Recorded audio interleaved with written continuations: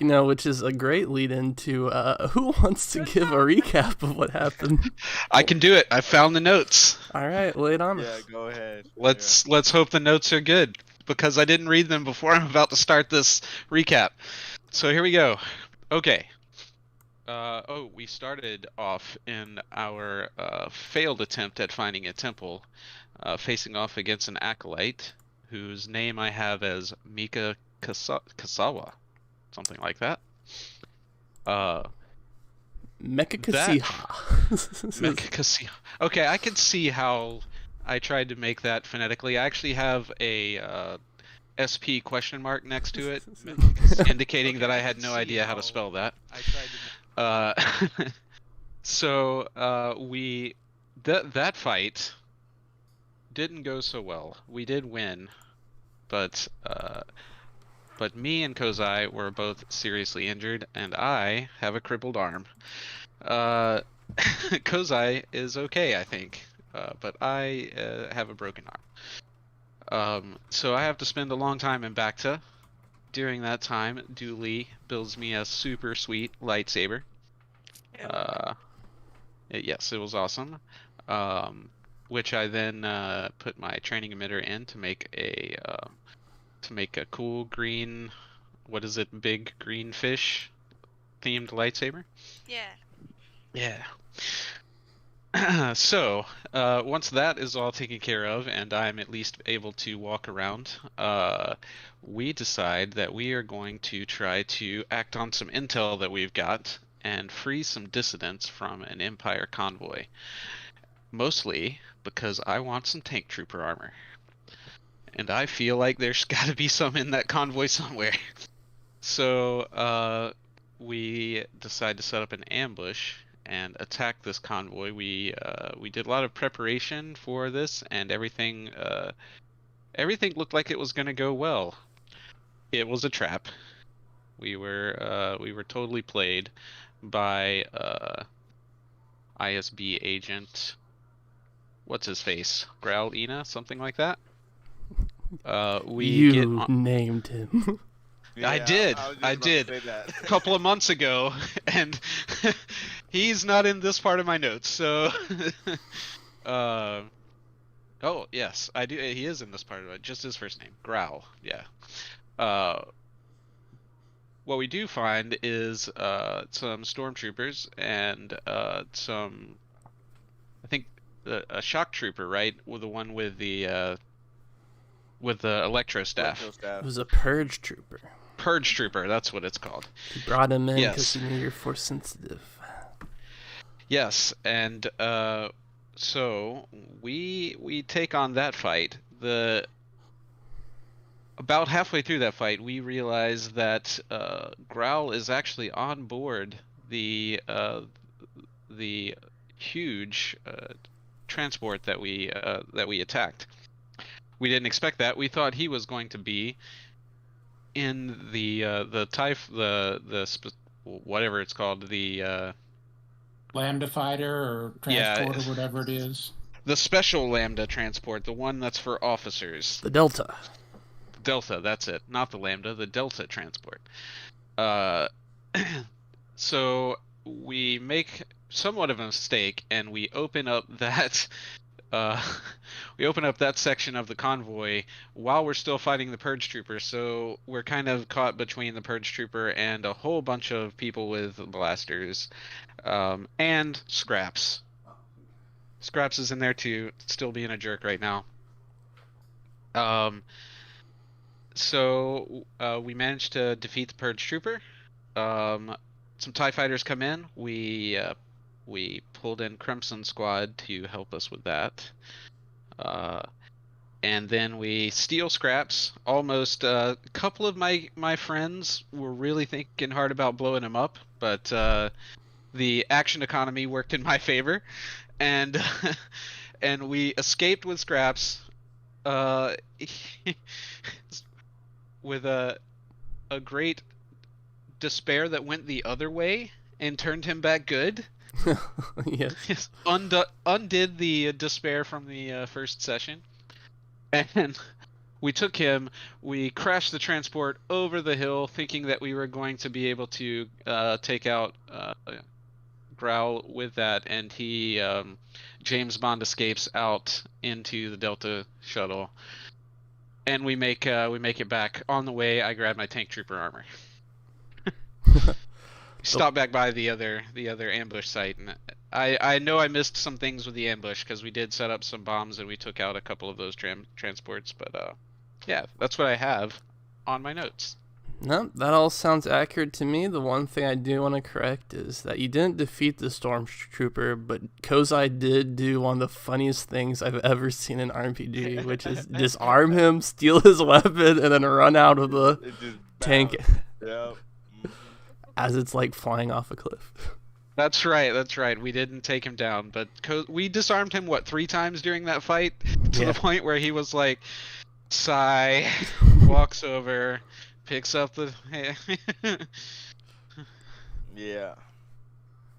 I think the reason why that kept on happening is because I was so confused. Like, I still don't understand all of my abilities. So I was just trying to do other stuff. So I was just like, I keep disarming him until I can be able to do what I want to do. And I just wasn't able to do it. So I was just like, okay, I'm disarming him. Yeah, it's like there's an ability to disarm, but there's also, like, specifically, you can also just use advantage to disarm. And in that ability, you also have to use advantage to disarm. So it's kind of like, what is the benefit of using the ability? But I think it's an action type thing, right? Where you were able to grab the weapon during the same turn, so he couldn't take it back. Yeah. And then, so when we fled, it was just like he wasn't going to chase us. He couldn't. So, but if he was able to chase us, he probably was going to get his weapon back. But yeah, he fell off a cliff, so now I got to worry about him. Hopefully. Yeah, we didn't see him, James Bond, out of there. Yeah. Also, Dooley rolled a triumph on her coordination, so she like hidden tiger. Crouching Tiger, Hidden Dragon, like whooshooed her way up the side of the tank. Yeah. In addition to that, you guys reached contribution rank 1. Oh, shoot. I totally forgot about that. So you've had 2 weeks to really contemplate what you're going to spend that on. Which we definitely did. Yeah, what did we come up with, guys? I think we were leaning towards the home base kind of thing. Mm-hmm. Yeah, a lot of the things that were on the list of things that you can get are things that we finagled out of the rebellion by, like, pirating a bunch of ships and bringing them. Mm-hmm. Yeah, like one of them is get a ship, and it's like we already got 3 of them for you guys. So you know. At last, you can correct your mistake, get the YT freighter, get rid of your stupid pill-shaped spaceship. Yeah, so Yeah. I think it's gonna be the base. However, we're gonna be able to do that. I actually don't know how much we could get for the base. I didn't really look that up yet, to be honest. So the way the equipment works is that each of you can get a piece of equipment. Oh, I have to scroll past the lightsaber hand. That's for if you're each deciding that you don't want to get the base and you guys want to get like, I don't know, an attachment for your gun. That's what they mean by equipment. Yeah. Like, if you want to get a base is just that's for everybody. No, there's an item that's like this compartment, this part of a base. And so combine the 4 of you could get the 4 parts of the compartment. Let me bring that up. Yeah.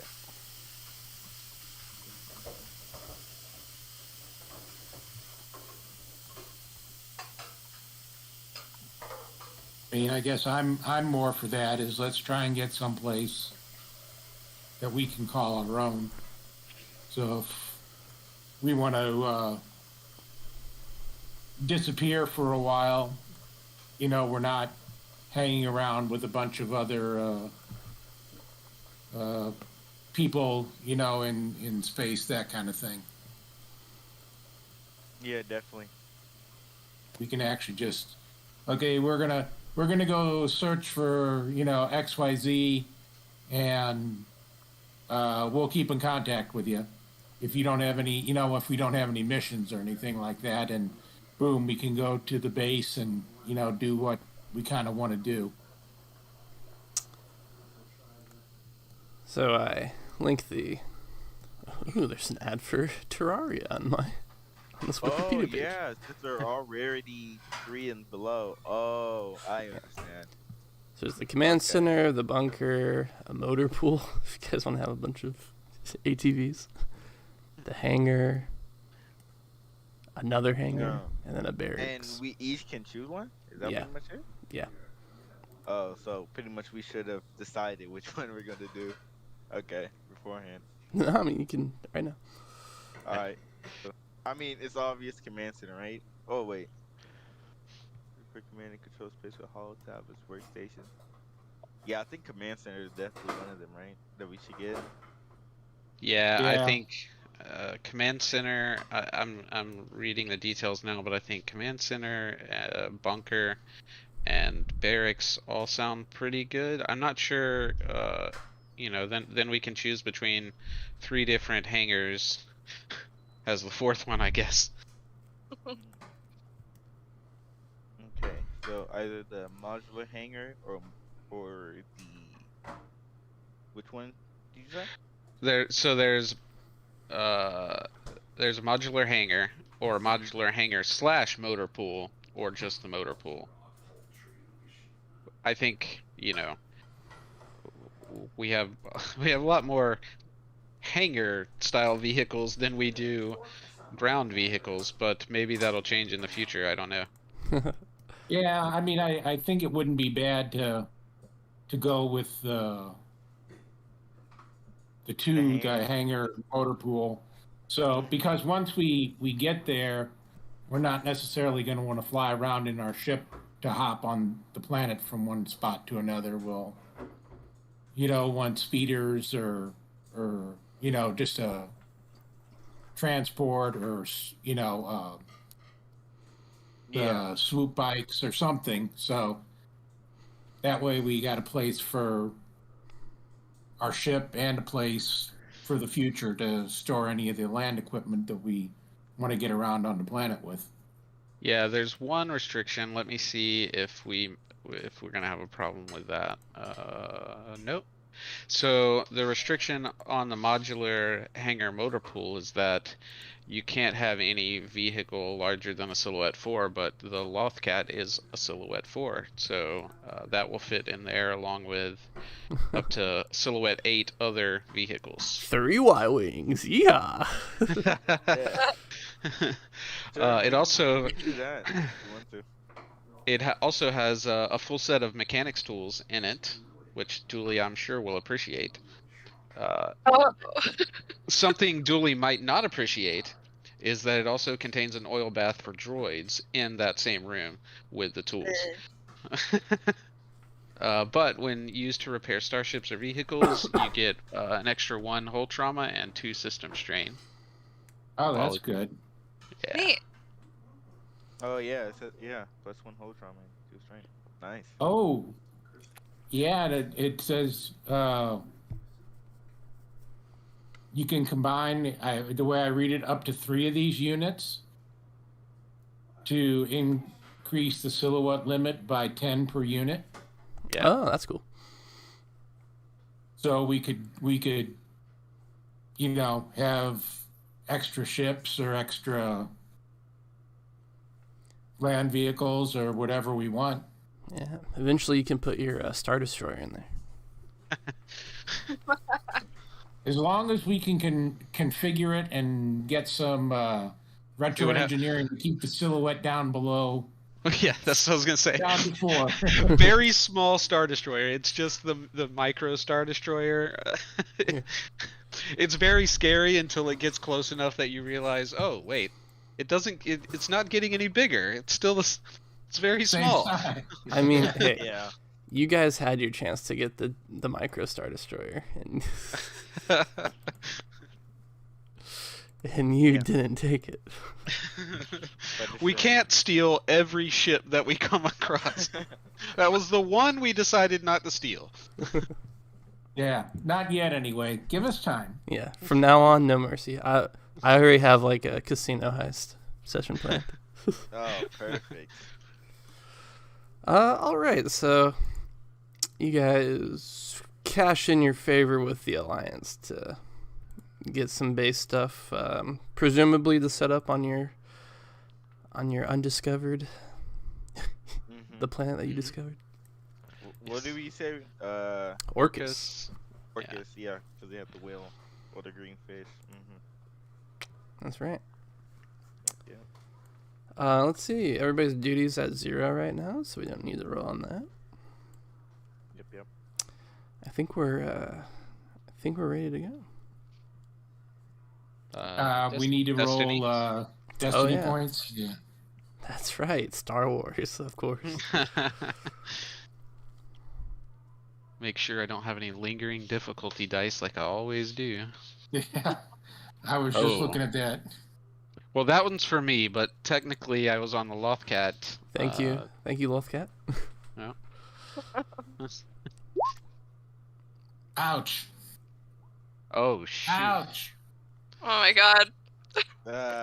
And It's 2. all up to Kozai. Finish it off Kozai. with 2. Not even opening. Hold on, I gotta refresh. See if it. Oh my gosh. Oh, there you go. Alright. The tension. Yeah. Oh, Yeah. No. I win, Okay, eh? 0 to 4. At least none of them were doubles. Yeah. Oh, man. Oh wait, Okay. 0-4. I do have one final thing to catch up on.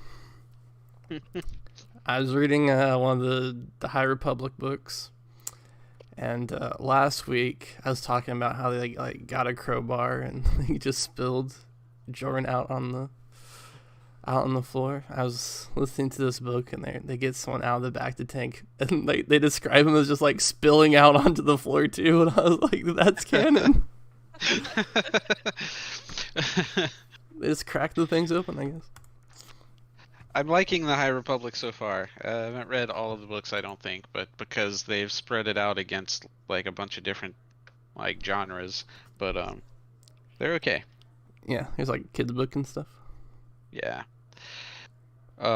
This is weird. I just grabbed a scrap piece of paper to track the Destiny points on, and it was one that I had previously used to track the Destiny points on, and it was already set to 0 and 4. So at some point we ended a session at that, and it's already ready to go. It was last session. I'm pretty sure it was last session that we had 0 and 4. Great. So yeah. Perfect. All right. Amazing. We begin our session. Hours after the events. Get rid of this. Whoop. Hours after the events of our last session, you guys and Crimson Viper Squadron and Crimson Squadron are both at the hollow chessboard with Ambassador Drago. And Ambassador Drago pounds his fist on the table and he says, "It was a trap." He shakes his head disappointedly in the situation. Well, we did manage to secure one new recruit, or old recruit, who's now back a new recruit, and gestures towards Scraps. He needs a new paint job. He's they painted him Imperial colors while they had him. Yeah, fix that. I feel like the whole room is just quiet when you say that, and just look at the droid. Like, it has like the Empire like colors on. It's just like, Yeah, the entire room's giving Scraps the side eye. And Drago shakes his head and he's like, "We just jeopardized our entire operation in the sector for an astromech droid?" And he When you put it like that. he was like, "They know where we are, or they know what planet we're on now, and now we're here." To begin with, He shakes his head and he's like, "You all have quite impressive track records so far. However, now that I put it against the greater operations of the galaxy, I see that your jobs thus far have mainly been smash and grabs, where you haven't had to deal with the fallout of the situations." And he says, "I'm to blame. I didn't properly vet this mission when you brought it to me, and that's my fault." But he says, "But for the time being, despite the promotion that you all somehow got after this debacle, but until then, I'm going to have to put the 4 of you on the back bench." He's like, "You're just going to be regulated to smaller jobs for the next little while the heat dies down this operation."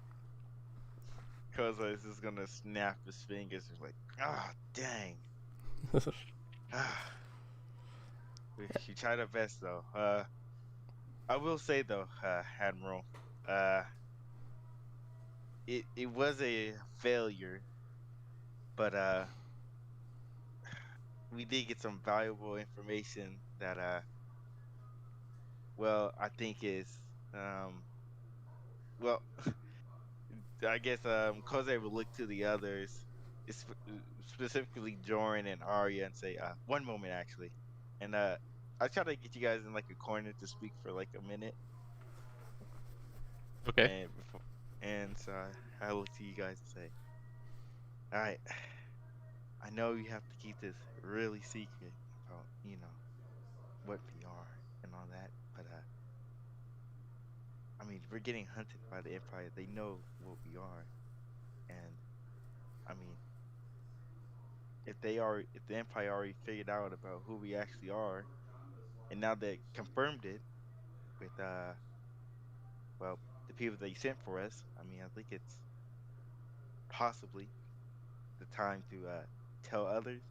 Maybe get benefits. Maybe we can find stuff that maybe we aren't going to be able to by ourselves.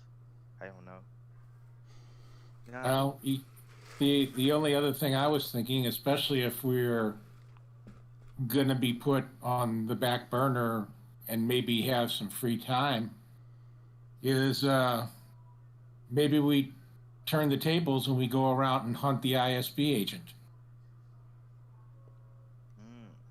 And get him off of all our backs, but certainly he seems to have a real thing for Jorn. Maybe if depending upon what the ambassador says, we can do some of the lesser jobs, but have that as being something that we can work on in our own time and try and take care of him. But I agree. I think if we don't want to do that, then we definitely need to bring at least the ambassador in on it. Maybe not everybody else here on the base, but certainly the ambassador at least. I just think, and I don't know. I mean, the acolyte. The acolyte came by himself. Like, he wasn't with no other reinforcement. So I don't think we are just gotta worry about the ISB agents. I think we have some other people that's chasing us as well. So Probably. we're not just facing the we're just not facing ISB agents anymore.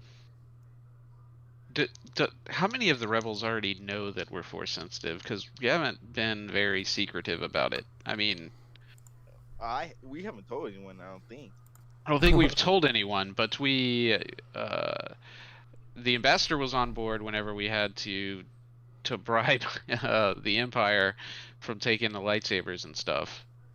And a couple of us have just been kind of carrying them around. We don't carry them openly, at least we try to hide them on our clothes and stuff, but... Oh, I've read it. It may be different, but what I've read is training lightsabers ain't illegal, and some people would still use them, even though they're not force sensitive. Like, it's not a restricted item. That it might be restricted now. I don't know, GM, if you if you can confirm that, but it's not a restricted item from what I read. Yeah, I've played a lot of the Old Republic, and in that, just like everybody's carrying around like a sword. So. Yeah. Yeah. Also, you guys have like been pretty insular, and haven't really interacted with any other rebels other than Drago. Yeah, I think the only one that might have guessed something was Drago, but I don't think we even used force powers with Drago.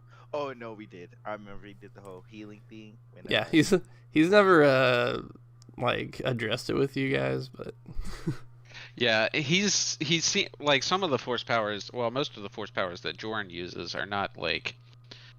I mean, he's not using move, but he's doing things that probably shouldn't be able to be done whenever he's using enhance and stuff like that. So, I mean, if he's paying attention, you at something least weird's have an going on. inkling. Yeah. Yeah. Well, yeah, maybe we tell Drago because Drago was always cool,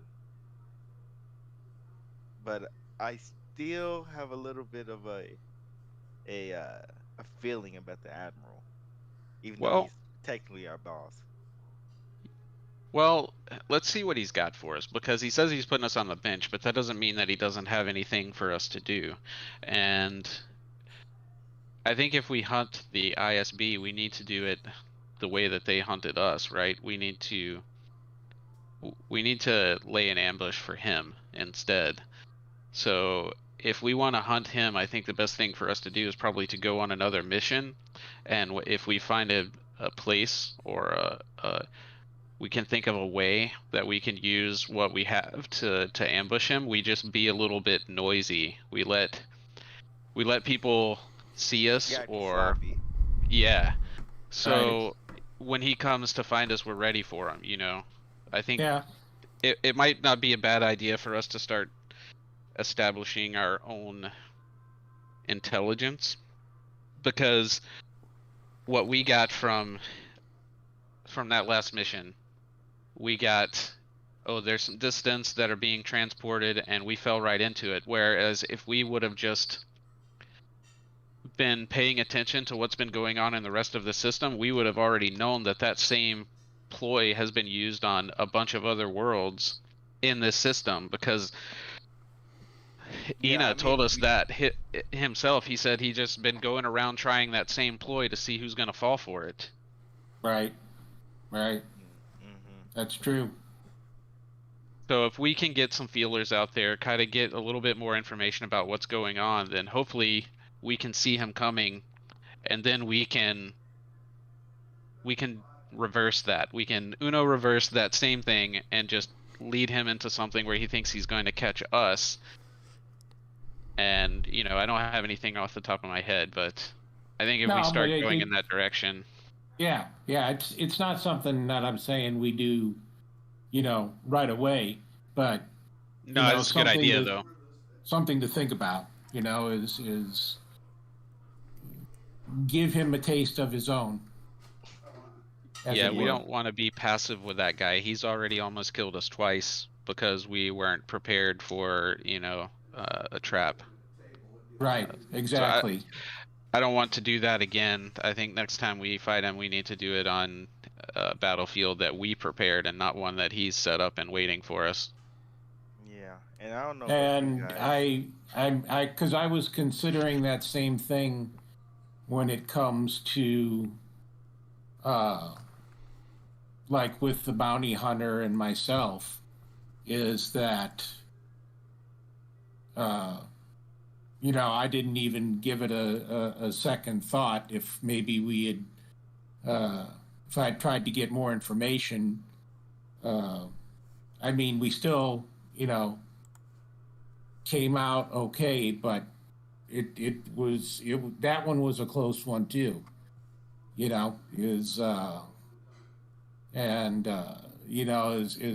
I like your ideas. Let's start trying to develop our own set of contacts and own information system. And not to say that if it's something, super important to the rebellion that we don't pass it along, but, kind of out of character. Every good cop has his own informants. Yeah, and that gives us another point of verification too. Like, so if Absolutely. we have our own contacts and something comes up that sounds, you know, like something that we want to take on, we can go to the rebellion and ask them what they've heard about it and see if it matches, and make sure that somebody hasn't gotten a hold of one of our contacts and fed us information that's going to lead us into another trap. Right. Right. You know, Alright. once bitten, twice shy. Yep. And then after that, we're going to start working on counterintelligence. We're going to start feeding them the crap that we want them to hear and not the stuff that is actually true. I agree. Definitely. You okay with So- that, Dooley?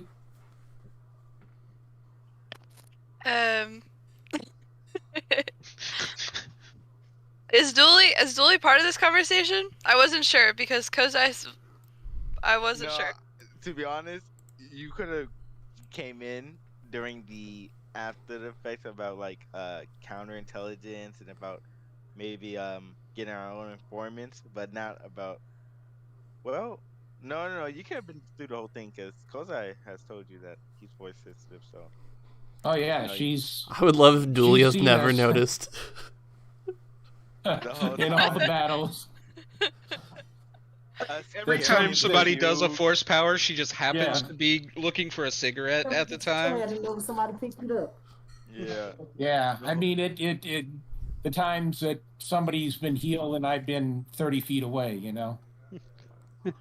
Yeah, the floating holocron when we all meditated on it, it was just, Right, exactly. Well, Dooley knows because Chalnak is force sensitive. Mhm. Yeah. Right. So Right. he's Right. explained that in great detail to her, like what it is. Yeah, so you could have been through the whole conversation. So if you Yeah, have I mean, I because was- anything else that's to say.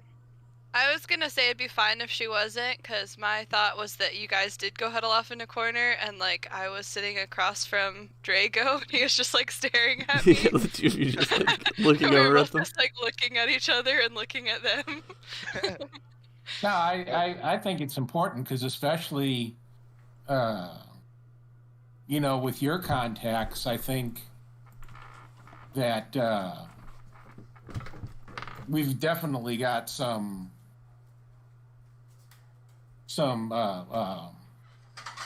advantages and some options when it comes to the people that you know, and especially after the deal with the hut and the whole Sabat game of I know the initial contact when you were playing against the guy wasn't it you, Kozai, who originally struck up the friendship or the Yeah, Ruroc. Mm-hmm. yeah. And now, Dooley has some FaceTime with him as well. So, I think that's absolutely a good direction. For our first contact. Yeah. Well, as it just as between Chalnak and that whole thing is definitely I would want Dooley in on that so that she can start to think about that and who she knows and may have come in contact with, and because we all have our individual people that we feel comfortable with, so that we can put out those kind of feelers. Mm-hmm. Dooley's gonna become like an underworld queen, so Oh Yeah. man, I hope so. That's amazing. You get married that Yes. hut, yeah. take over his empire. Yep. I don't know, but that sounds like something she'd do. Okay, yeah. So Dooley kind of I don't know. She has excellent hearing, so maybe she has been like sitting there with Drago and has just been like Oh yeah. tuning in. But Yeah. yeah. So I think we have a little plan. I think just to be sure that you know we might not know that Delia was hearing everything, so because they'd be like, Delia, come over here and just group up a little bit and say, all right. So are we deciding to? So who are we deciding to tell?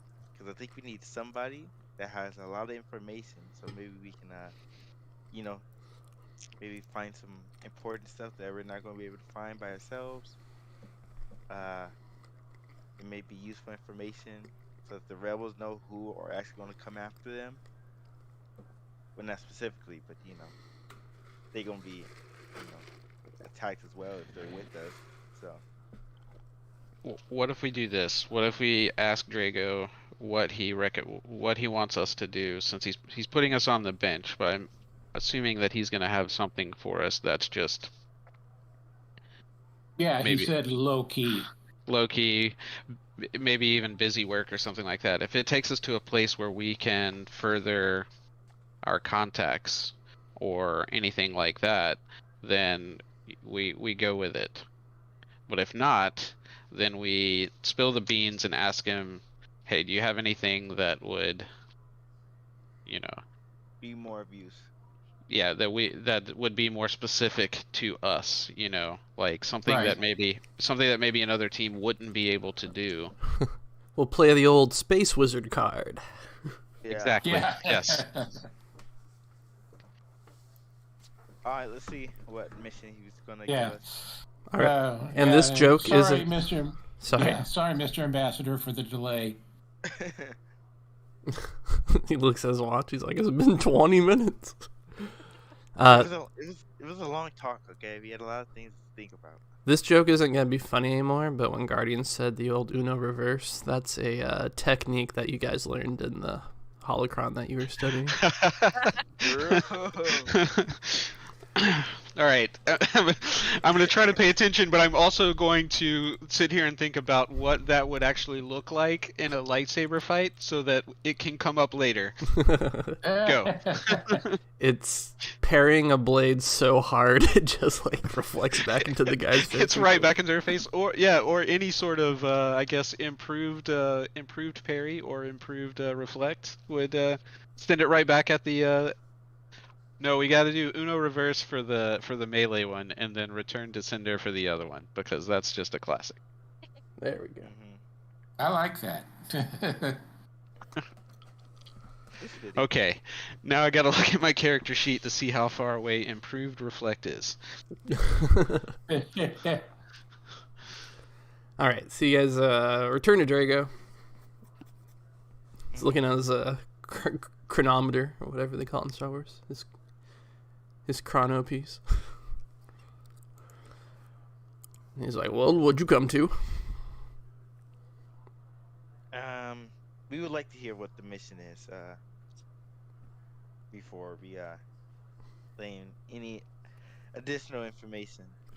I'm going to put you in charge of resource allocation? And making money.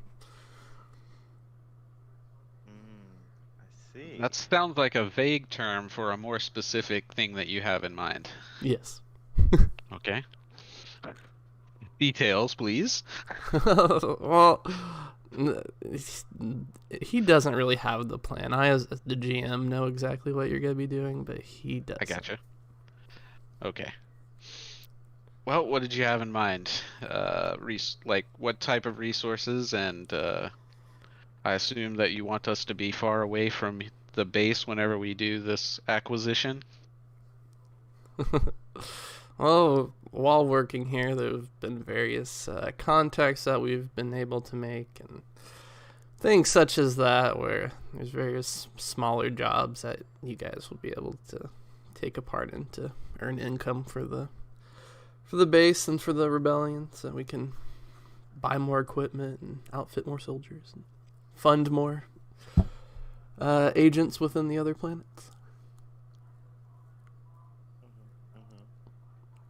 Okay. What are the names of these sorts of these contacts so that we can see what they've got?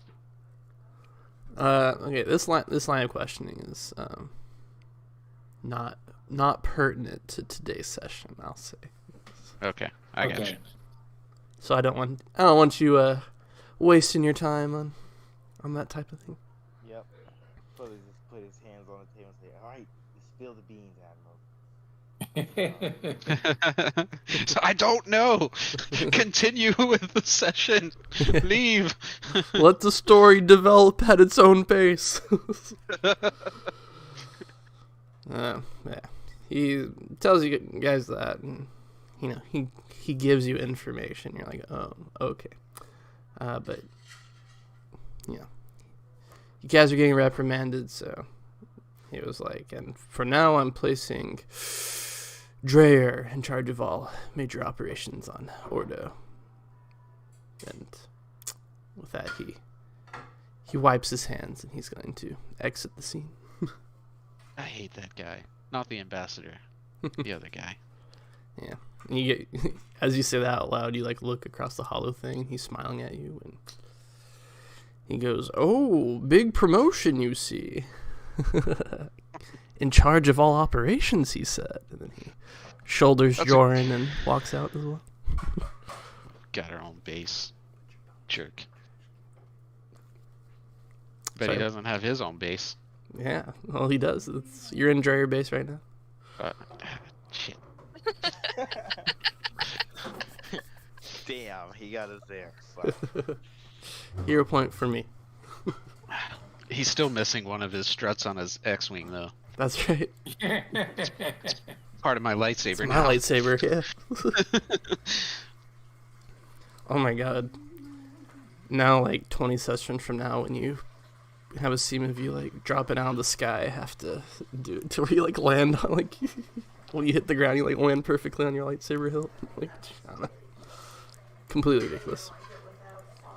Anyway, so you guys get reprimanded and you kind of head back to where your crew hangs out, and you see Chalnak and Hassian are talking with the Joywire. Through the mic, hitting Cassian on the shoulder and like knocking him to the ground. Oh, Hassian.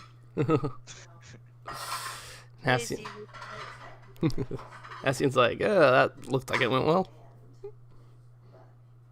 Yeah, it as expected, I guess.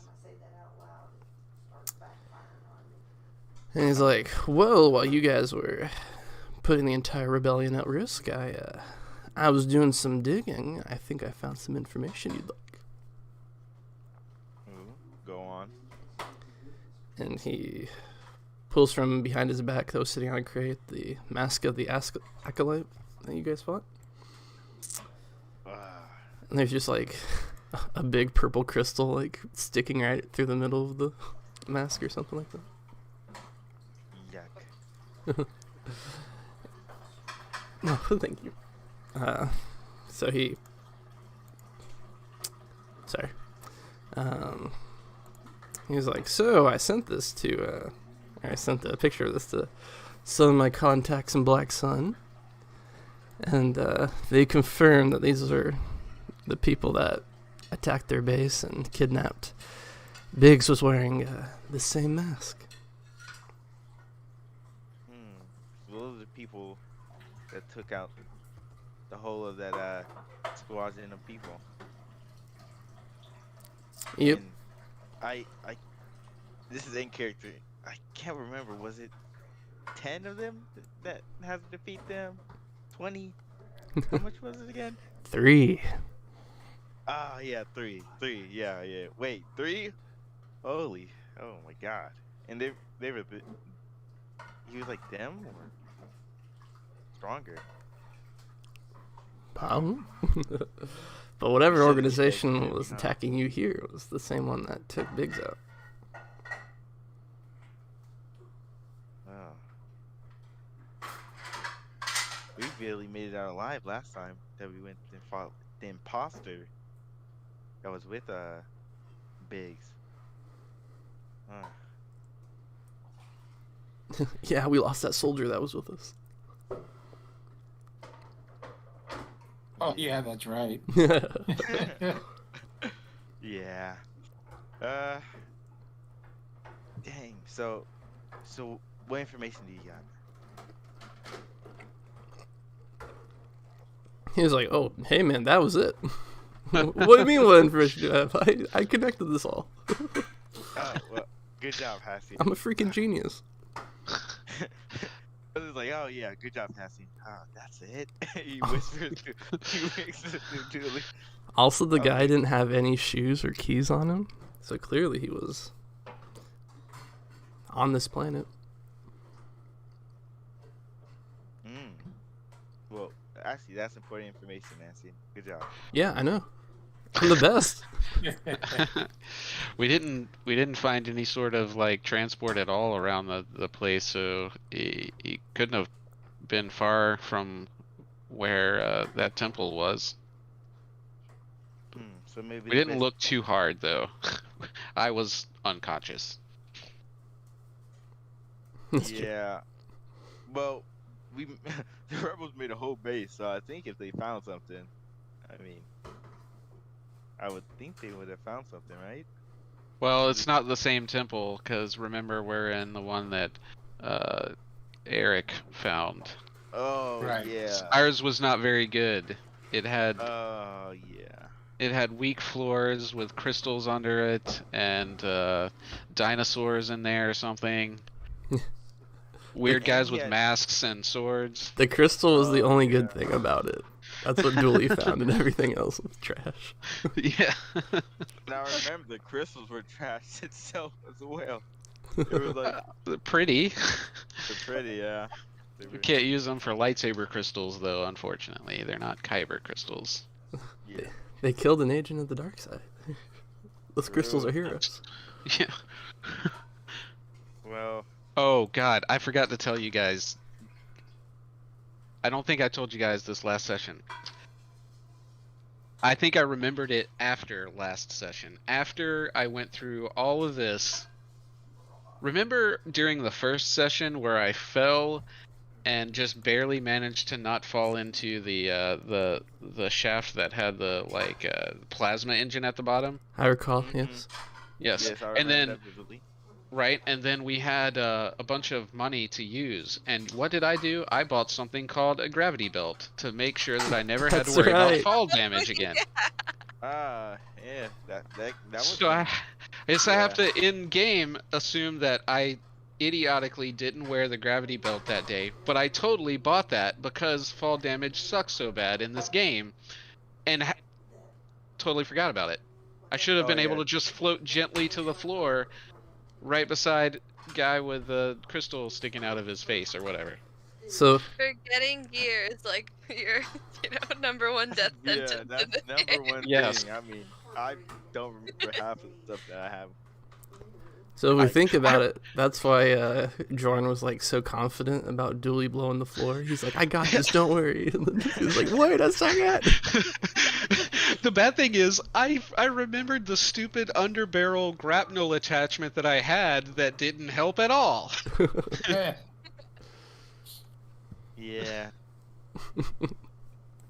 Classic stuff. Such a So, So notes for future in battle. Do you have gravity belt? Do you have ascension launcher? yeah. There'll be a flow chart for fall damage. All right. So with asking and telling you that, guys, you're like, and then we get into the session proper. 1 hour later. So this session takes place over the course of a month. It is 4 miniature sessions. Each session is a pairing of 2 PCs taking on a different mission for the rebellion. What else? Oh yeah, as we start, let's go ahead and get those rolls to try to recover. At long last, you guys are able to recover from your fight with the dark side user. Okay, so that's like a resilience check, difficulty based on the crit, right? That's and right. then maybe a medicine check if that doesn't work. Yes. Okay. Well, Yeah, mine my is a really difficulty 3. Is it? Yeah, mine's. I think mine's 3 as well. Hold on, let me look my. Yep, mine's 3. I forgot I have a crit too. That's right. We got destroyed last fight, but it's okay. We made Heartbreaking. it out alive. Wait, you said it's a resilience check? Mm-hmm. You had to And then recover you- naturally, and then a medicine check, if not. Boy. Well. Ooh. Yep, as expected. Without the force powers, of course. Mine was with the force powers. It just didn't matter. Dooley, dooley, dooley, dooley, dooley. Oh my god. Oh, forgot the difficulty. Oh, what was the difficulty? I'm sorry. It's based on the crit if you have one. Did you have a crit too? No, I did not have a crit. Then you're good.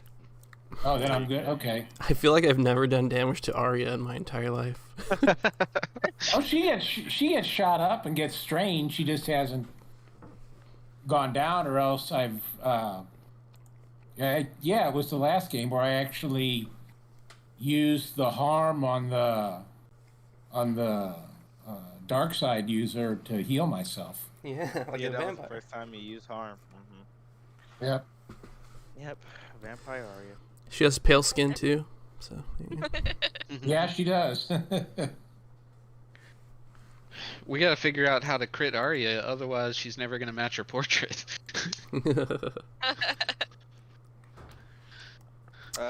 Yeah, I think I need a medicine check because I ain't healing it without it. Okay. It's gonna be a Uh, difficulty 3 for 3. Arya. Don't forget the equipment that you bought that gives you like an upgrade or something, or maybe a downgrade to the difficulty. Can't remember. Yes, I have Medical to. backpack. Yep. Let me.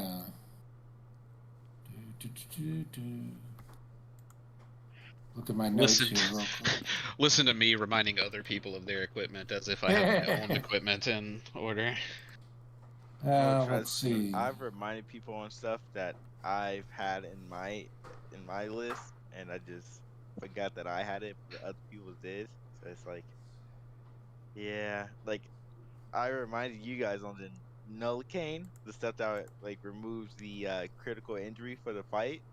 And Right. the whole time I'm hurting myself with strain and stuff. The whole time. Yeah. But yeah, that whole fight, I totally forgot about it, to be honest. Okay, yeah, so it decreases the difficulty of any medicine checks to heal critical injuries by 1. I get a boost to all medicine checks and allows characters to attempt to heal others without penalty.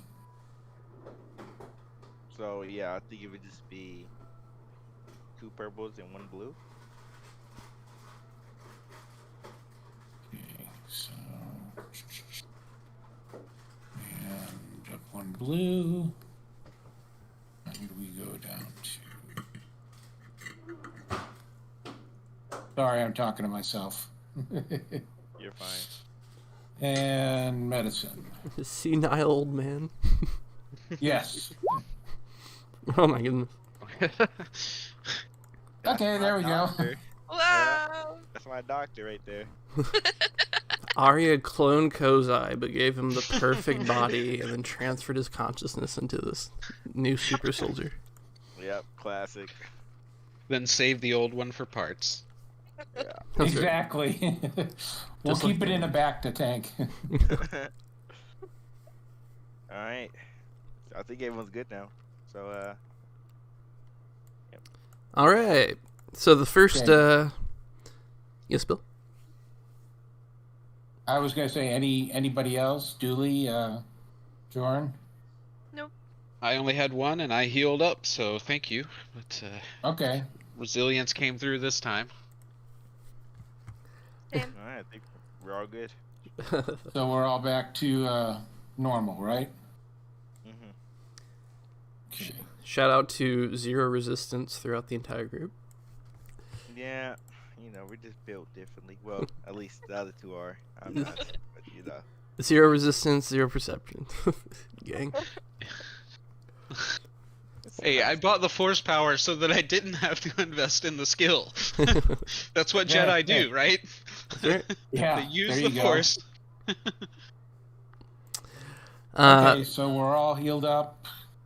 Yeah, Our ship is okay, isn't it? Isn't the Lothcat okay as well? Didn't we? yeah.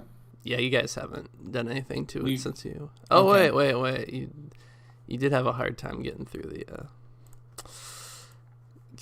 that nebula. Maybe it is damaged. Oh, yeah. Do we need to do some repairs on that?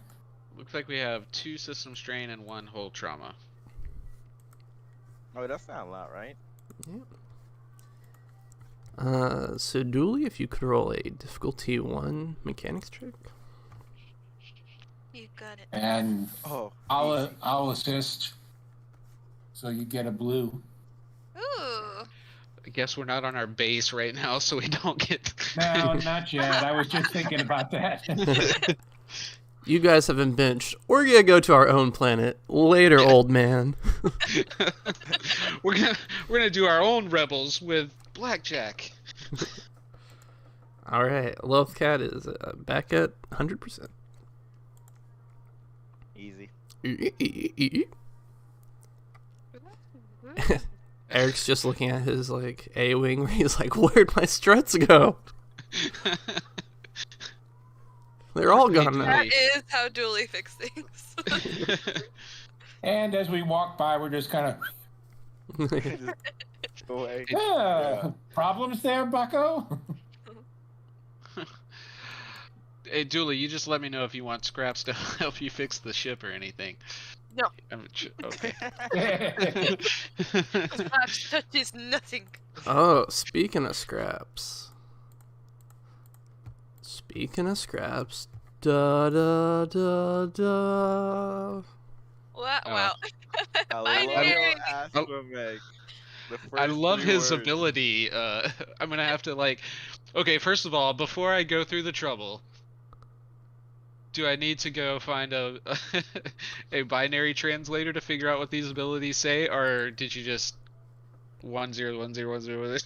I mean, that's for you to decide if it's worth Okay, the I'm investment. gonna do it. I'm gonna do it then.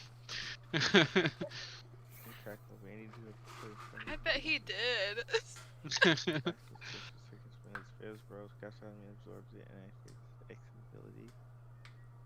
Was I translating for us? Yeah, I'm just speaking out loud. Yeah, 01101. Yeah. Oh man, look at that. His active ability is providing assistance with 2 blue die for mechanics, computers, astrogation. That could really help you out, Dooley. Yeah, Dooley. Yeah. I have the Wookiee. That's true. Yeah, just stop worrying about role play and just, go all out. Yeah, These are that is great. good. All of these are classic R2 things, and I love it. Yeah. Yeah, it's pretty cool. His passive is my favorite, but that's all. I like Yeah. it here.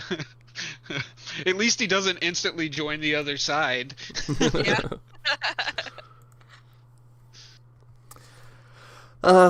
Okay, so the first of these little mini things are Dooley and Joran go out to Ordo-Dantium, the capital of Ordo.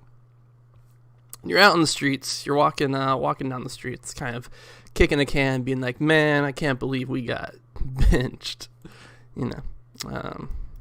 Walking around Ordantium, just as a reminder, all of the buildings are wrapped beautifully in flat sculpts. So all of them have like stuccos and just like sculptures wrapping all the buildings that tell stories and detail history. And the big one amongst them is the broadcasting building, which is like a 70 story tall skyscraper that's got like the entire building, like from toe to tip, is wrapped up in like the history of broadcasting and on the planet, and I don't know, very cool. Look at it as you're like looking at it, you're like, you can like feel the history in the air. So you guys are walking down the street, kind of, I don't know, thinking about how you're gonna get money for the rebellion, or just eating corn dogs. I don't know. Roll a perception roll for me, please, with a difficulty of 2. Oh man. You guys got it. It's fine. I can feel the success. We're in my bones. notoriously good at this. There you go. Hey, Okay. I'm gonna boost. I wanna boost Doolies with that advantage. Okay. Okay. Oh yeah. Joran gestures broadly with his corn dog, drawing Dooley's attention. Free tacos. Oh, Ah, yes. As Dang expected it. of this team. I just want you guys to know you've been like judiciously avoiding like this plot point for like the last few sessions. So pretty funny. Well, mission over. All right, let's get back. These tacos are good. You noticed nothing and you went home. Yeah. When I was running the My Hero Academia game, there was a plot point where the players were doing an investigation, and one of the students was like a traitor, and they were trying to find out who it was, and they like failed every single investigation roll, and also just like made bad judgments as human beings. So they ended up like giving the evidence to the traitor, like, and the traitor like disposed of it in front of their eyes, and they were like convinced that it was a good thing, and it was, I don't know, it was hilarious. Ah, classic players. Yeah. But yeah, you guys don't know, don't know those things. You're just too up in your heads, you know. Could have died. Who knows? There's a crazy scrap lord out there looking for your friend. Yeah, you got a lot to worry about. When we we hear some music coming out from a nearby building. Oh, much too loud. Goodness. We can't hear it. I can't hear anything yet. No. That's all right. It's not important. And some teenagers come out from the. Oh wait, not yet. I'm so sorry. One more bit of flavor for the street today.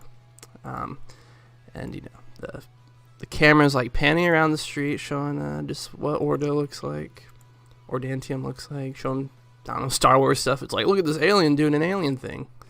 Isn't that weird, human being on Earth? But then the camera also pans up, and we see that there's now a Star Destroyer in orbit over Ordo, or Ordantium. And there previously had not been, but now they know the rebellion's on the planet. They got cracked down, so that's floating there. Yikes. Yeah. So you guys hear some, you guys don't hear some music. That's what the perception test was, to see if you could hear music. You guys don't hear music coming out from a nearby building, but some kids, they run out to meet you. Are you ready to meet the coolest looking kids in Star Wars? Yeah. Alright. This kid, Yeah. this kid, who looks like he's from there's enough pictures of him where I'm like, oh, he's a character from an anime, but I don't know what it is. So.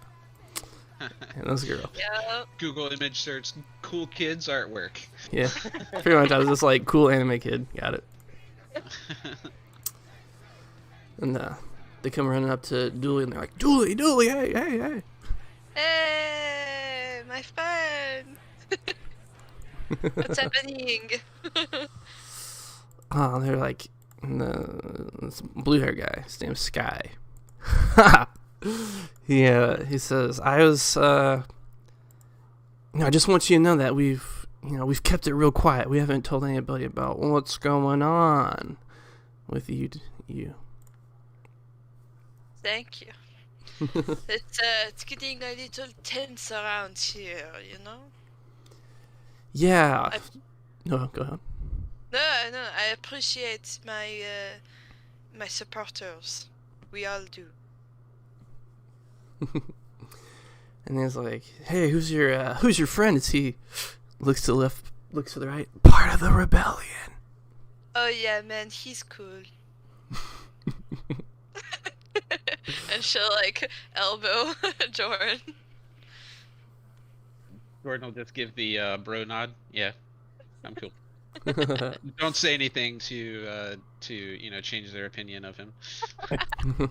One of the sup. So Sky's like, "Well, listen, we were talking with each other, and we want to do something to help the rebellion out." Oh. Alright. Do you have ideas or? He's like, "Yeah," and he holds up pulls it out of his pocket a poster, and you're like, "What's that? Where's the hologram?" And it's a poster for like the Ordantium Grand Prix, like I don't know, some sort of like land speeder race going on. Oh. So is there what? Are you going to race for money or? Oh, not me. My Lance here. He points towards Lance, a cool brooding guy in the back. And he's like, "This guy is the best pilot on Ordantium, and the grand prize is 30,000 credits. So I don't know. He's gonna race. And we're gonna donate it all to the rebellion." Oh, wow. 30,000 credits? Mm-hmm. Whoa. The best pilot, you say? Yeah. No question. But we heard, you're saying that you're an engineer for the rebellion. Of course. We were wondering if you You could. Good. No. We were wondering if you could take a look at our speeder and see if there's anything you can do to improve it. Snoop it up, give it the old pimp my ride, you know? Yeah, exactly. Yeah. Not ready for that? Classic Star Wars television show. Yes. Yeah. Hut my ride. Hunt my ride, yes! Oh, you get another hero point, Jim. Yeah. So that's 6 dark side points and no No. light side points. We said hero, not villain. Wow, yeah. Of course. Lead the way. Like, all right, so they take you to the back of their little club where there's a fence, like fenced out area. You see a tarp, and of course it's Star Wars, so like this vehicle's deactivated, but it's still like floating somehow Oh, yep. magically. Anti-gravity stuff. What's up? They live in like a post-scarcity society, but anyways, I was just like magnets, right? Magnets would do that. I guess. You can suspend things midair with that magnets. Anyway, if we start talking physics, we'll be here forever.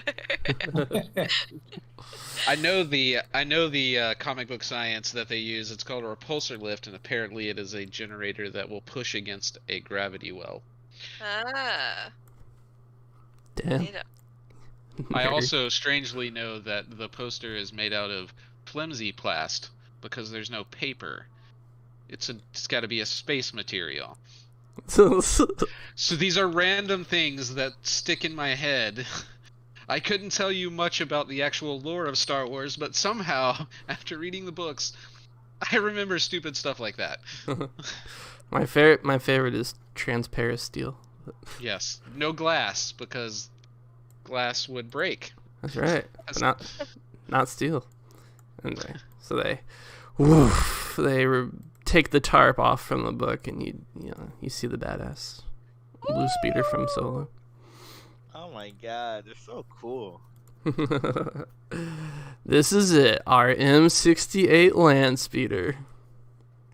Lily like jumps back and then immediately starts like running her finger along the side of it.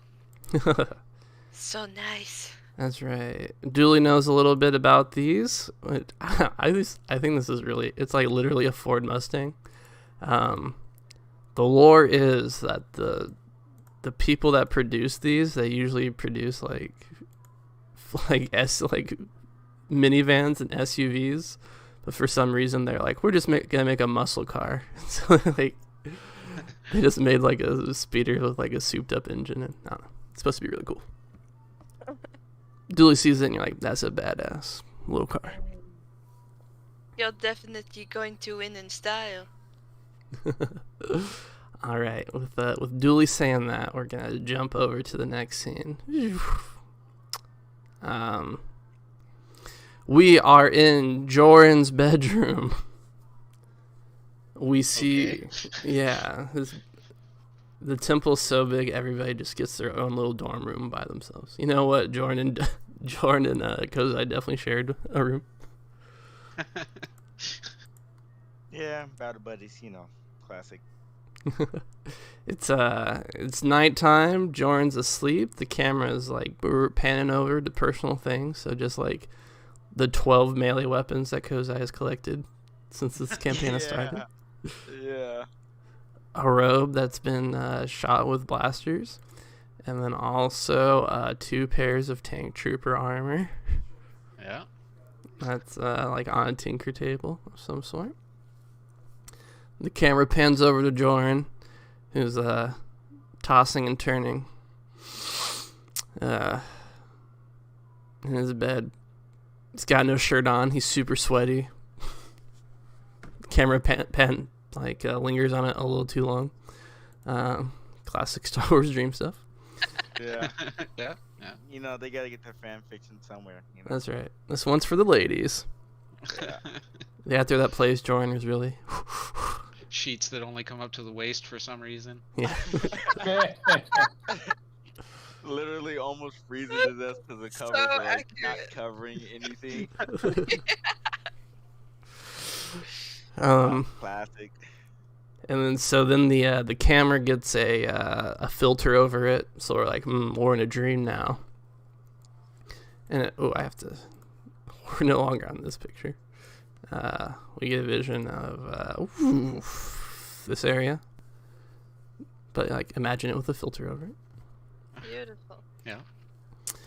Super pretty. Uh-huh. Seems like a good dream, actually. Yeah, like honestly, the Reddit afterwards is gonna be like, why was he like tossing and so sweaty? It really wasn't that intense. And then we're here. Jordan's we see Jordan with the backpack on, walking through this area, and then we rush a second time, and we see this. Ooh, Star Wars: The Old Republic. Yep, yeah. Wait, I know that place. I know that place too. Yeah. We get this look as we see Jordan walking up the steps, and we a third time, and we see Jordan standing before a set of tank trooper armor, but like there appears to be a person inside of it. So he like walks through the temple, and he like he slowly takes the helmet off of the tank trooper's armor, and we see the face of his old master. Cardian, what's Jordan's old master look like? He's also a Moralian, and I have a picture, but it's on my laptop. Hold on, just a second. Oh man, we get When I was pulling all my notes over, I was like, I'll just grab the things that I need, just my notes, and my character sheet. Surely that's all I will need today. I'm so glad you're not like, he's a Yoder. He's 3 feet tall. Tank trooper armor. Here we go.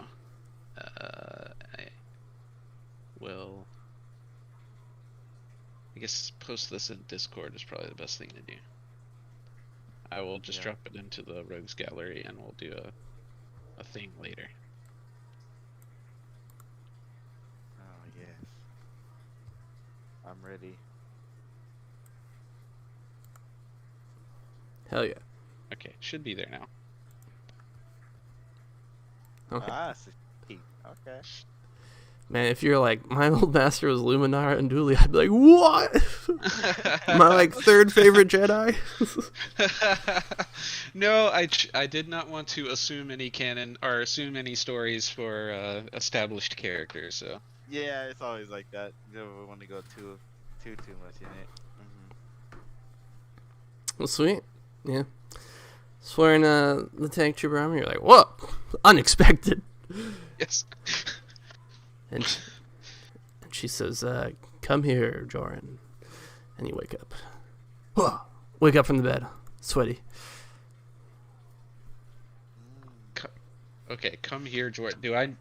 Okay, so I feel like I recognize this as a place on Tython, but does Joran recognize where we were? Joran feels drawn to a location on Ordo. On Ordo. Okay. So Typhon will come later. You're not... sounds awesome. All right, so Jordan will get up, look for a towel to wipe the profuse amount of sweat he somehow accumulated off, and then start. Would Jordan just go by himself? Or would he wake people up? This story is Joran's and Kozai's adventure for new armor that you both requested last session. Gotcha. Okay. So that makes sense. So, I'll start like shaking Kozai and waking him up immediately. We're not, he's not gonna wait until morning. You know how dreams are. I'll forget it. We'll have another dream about a burrito or something, and that's the one he'll remember. Yeah. So, cause I was just thinking about, I don't know, maybe thinking about the Acolyte, I guess, because this is his first time actually being faced by another Force user attacking him, right? Mm-hmm. So he might be having a little, like, thinking about, oh, what could I did better? I got knocked out, like, in the first round. And, as he wakes up, he kind of reaches for his chain saber and sees Joran. He's like, oh, what's up, Joran? It's so late. What is... I felt something. There's something drawing me to a place on the planet. Get dressed. We're gonna get our stuff. We gotta take this tank trooper armor. There's something to do with that. I don't know what it is. We gotta go. We're gonna go right now. He starts getting dressed. Joran, cause I was like, I don't even know if I want to, use. Oh, okay. He'll take the tank trooper armor, and he gets dressed. I guess it's like, where are we going? I mean, it's like a temple or something like that. It's another one of these, but it's not one that we've been to before. But I can feel that we're supposed to go there. I see. All right then, follow you, I guess. Okay. And with that, we go to our third vignette of, not a great place to leave off when Kozai's like, let's go. We pick up with Kozai and Arya chilling out in the base. Yeah. Jordan's like, where the hell did he go?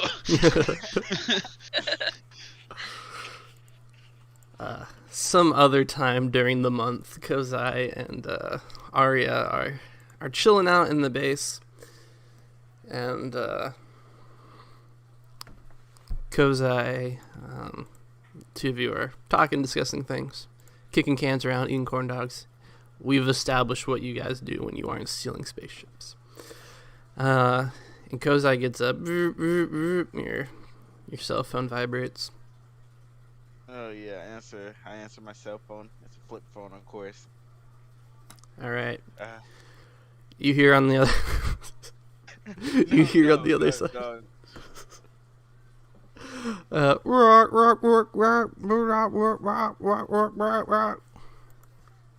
And then there's a droid voice. A droid just comes onto the hologram, and he's like, the mighty Ruwak the Wook wishes to inform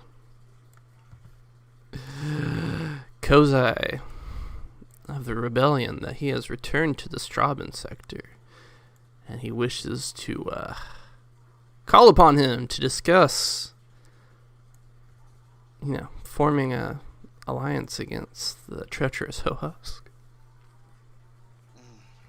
Oh, I was waiting for this call. Because it looks at Arya that's the closest to him and say, I think we had some things to talk about, I guess. Do I just answer here, or do you want to meet up somewhere, or do you want to do it like I don't know. Speak on I don't know. Rah, rah, rah, rah. It's like Ruwak the Wook wishes to inform Kozai of the Rebellion that all matters must be discussed in person on his ship, and it sends you a location within the Strabon sector. See. And I guess Arya just me and you. I mean, this should be just a quick meeting, right? And I don't think he wants to see too many people around. Yeah, Julie and Jordan are off like drag racing or something. Yeah, they're like they just went off by themselves and stuff. So I guess it's just me and you. I mean, I guess I could think of no one better, right? Definitely ain't taking Hassian with me, so let's go. So I guess me and Arya will go, and if she wants to come with me to meet up with Woo-Walk. All right, sweet. Are you good taking a Y-wing, I suppose? Yeah, I'm not gonna take the full ship, I guess. All right, now here's the trick. Neither of you are good pilots, if I recall. Yeah. So which one of you wants the job? Let me see here.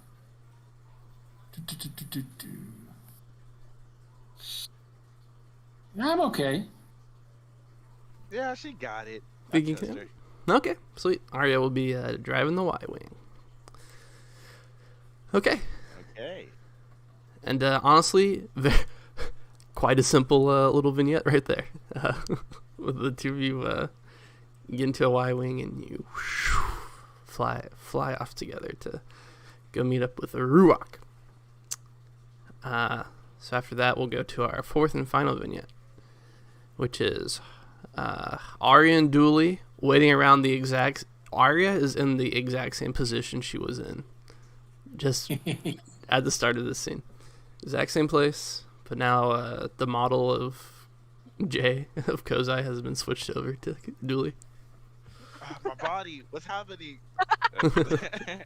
Yeah, it's just a terrifying scene of him like growing fur and shrinking. Okay. Don't feed don't give your Kozai food after.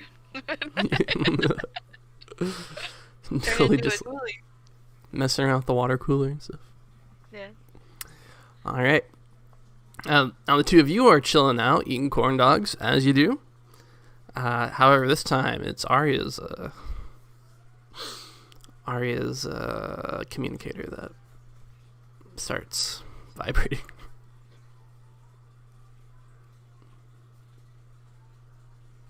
Yellow.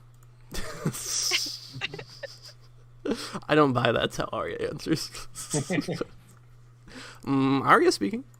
So up on the holo projector is the haunting face of a Celestin. He's like, Arya, it's Tinian? Yeah, I can say that. Tinian. Arya, it's Tinian. Are you there? Hello? Hello? Yes. Oh, sorry. How are you, Tinian?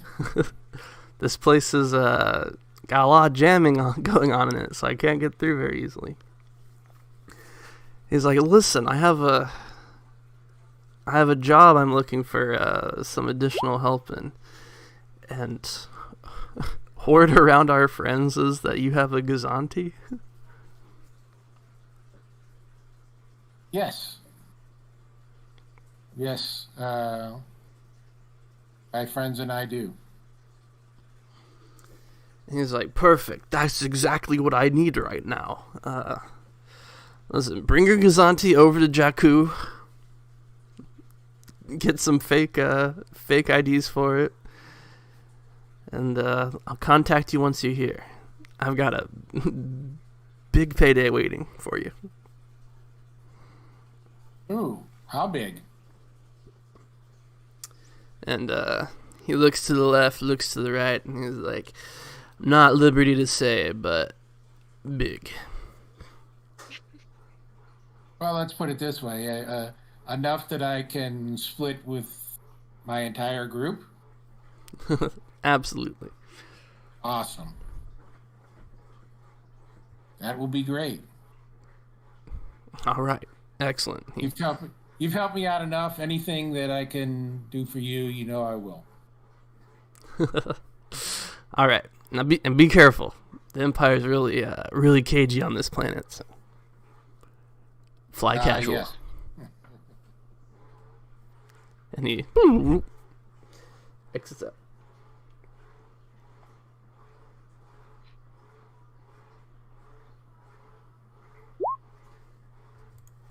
So. So, Dooley, you up for a little payday? You cannot resist a payday. Okay, well, let's get ready to head to Jakku. Woohoo! All right. Now this starting vignette is gonna be harder than the other ones because you're gonna have to convince Drago to loan you the Gazanti.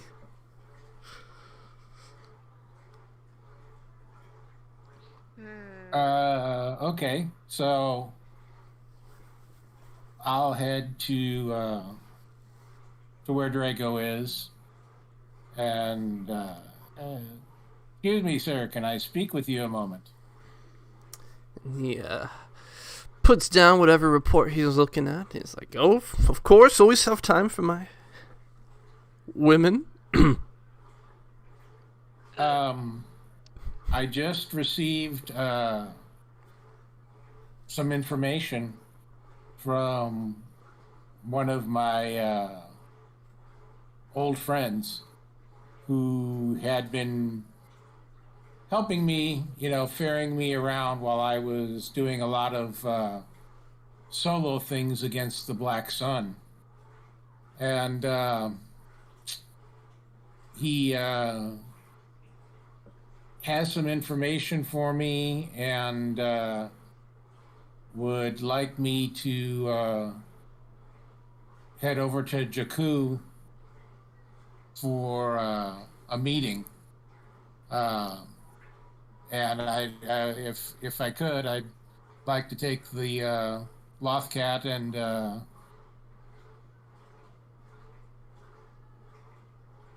oh no, because the Lothcat isn't the Gazanti, is it? It's the Paragon. Now the Gazanti has no name as of yet. I guess you guys should fix that. Oh, okay. It's just a straight up Gazanti. Oh, okay.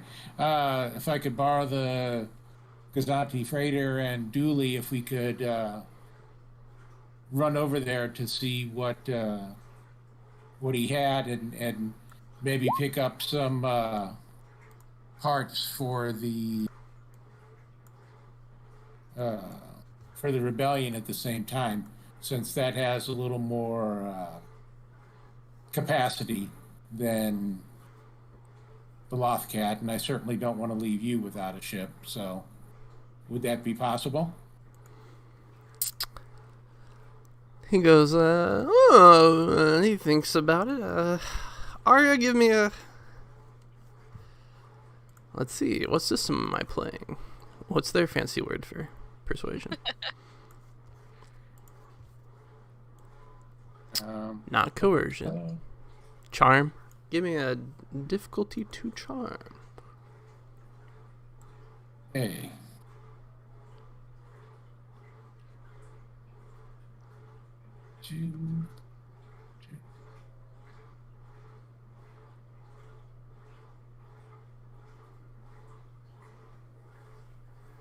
Oh my god.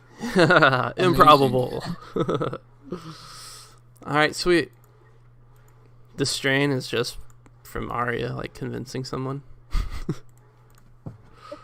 Yeah. So Drago nods his head and he's like, okay, you lot may be benched, but I don't want to bar you from resources altogether. Just make sure you get it back in one piece, okay? Getting it back in one piece it is. Got it. And he's like, all right, I'll inform Captain blah, blah, blah, that he'll be escorting you guys to Jakku. Okay. So the new crew of the Gazanti with their fake Imperial outfits.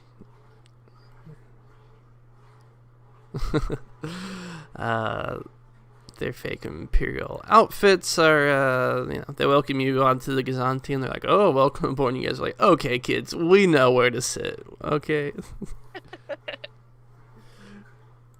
This is our ship. You're just living on it.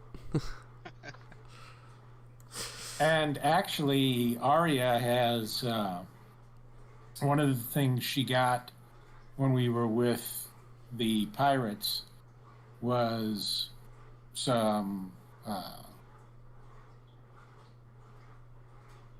fake commendations and ranks that she puts on her uniform, so it'll be a little bit more impressive.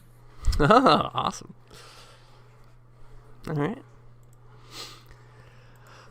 Yeah, and we see the Gazanti lifting up out of space.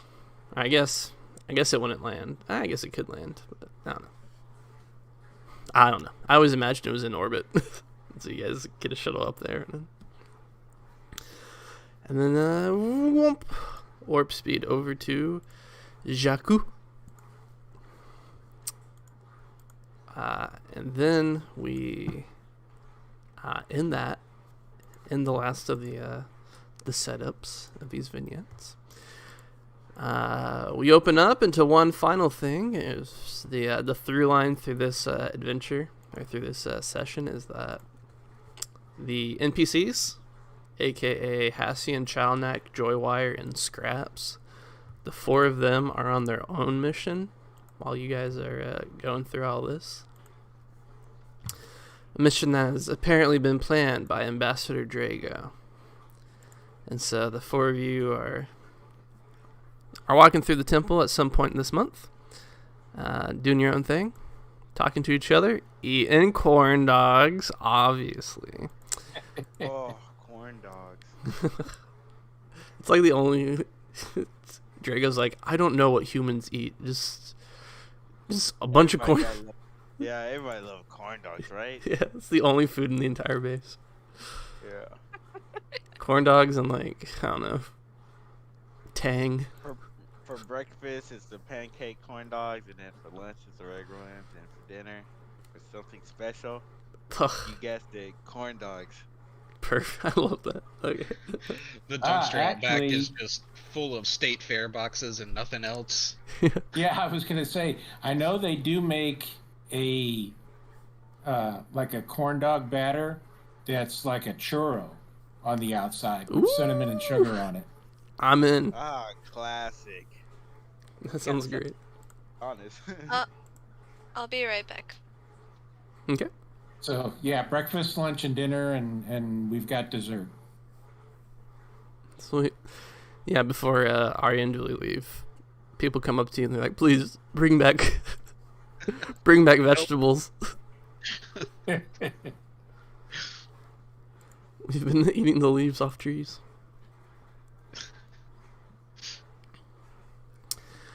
So the four of them are sitting around planning whatever they're doing. So you guys are walking. You see Hassian is doing his quick draw thing, taking his pistols in and out. And he's like, okay, I walk 10 meters north, and then I hook a left in the main server rooms. Third door to the left, right? Joywire goes, yep, that's right. And Hassian pulls his gun out, puts it back in, pulls it back out. And they see you, and Hassian's like, oh, hey y'all. Did you hear Drago asked the four of us to do a mission just for him? Yeah. Jealous?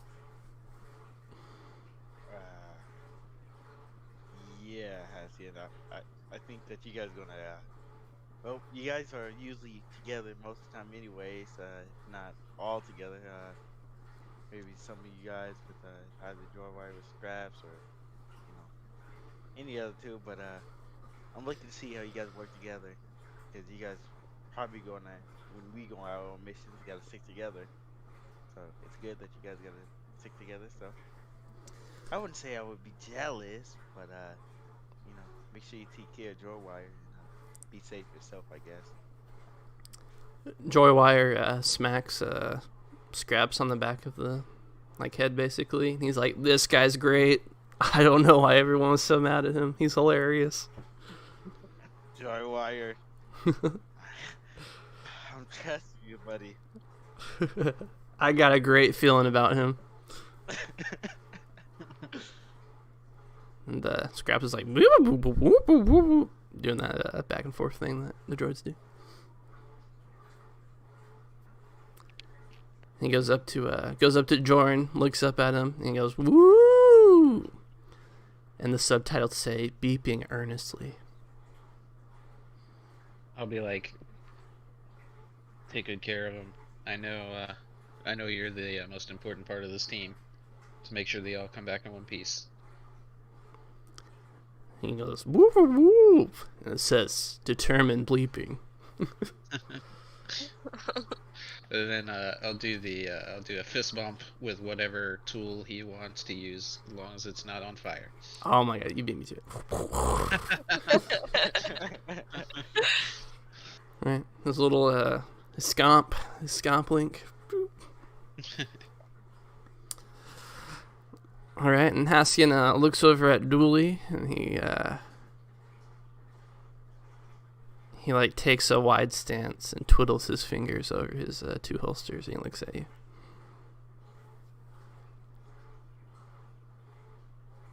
Yes? Not understanding the situation. And he's How like, can I help you? I saw the other day that you were busting out the two pistol look. That is my specialty. Well, one of them. And he's like, well, show me how fast you are on the draw. And he gets out, show me how, and she whips him out. Yeah, he smiles. He's like, not bad, not bad. And he looks over at Arya and he's like, what about you? Got a few pistols on you? Yeah.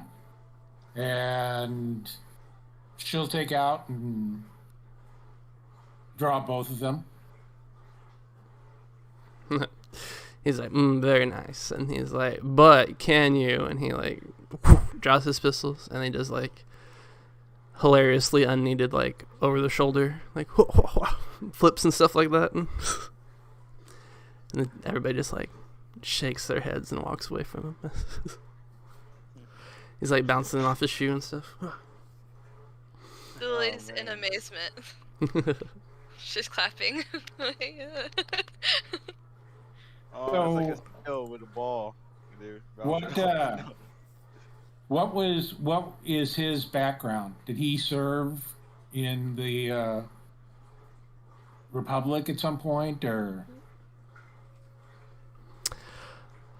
Oh no, he was enslaved on Nalhutta, and then his mom managed to work to get freedom for him, and so he basically went Okay. to Nar Shaddaa and got in with Crimson Dawn, and he's just working for gangs his whole life. Okay. All right. You came into Just contact with them wondering. because they're like in a Right. turf war against Black Sun. So Right. Right. uh, Just wondering, since because I'm wearing my dress uniform with all the Republican insignia on it, and I have 10 patches total. So I was just wondering if he would, if he was part of that. It's supposed to give you like 2 blue die as a gotcha. boost whenever you deal with anybody who recognizes them. I see. Gotcha. Nope, he's clueless. Okay. I'm a citizen of Yeah. Hut Space. I Okay, have 2 green perception dice. I don't see anything. that's right. He's like, I'm just like the rest of you. I have no perception. Okay, we'll go into the second phase of these, but before we do, I'm going to take a minute to use the restroom, so I'll be back in 5. Oh, same. Okay. Yep, me as well.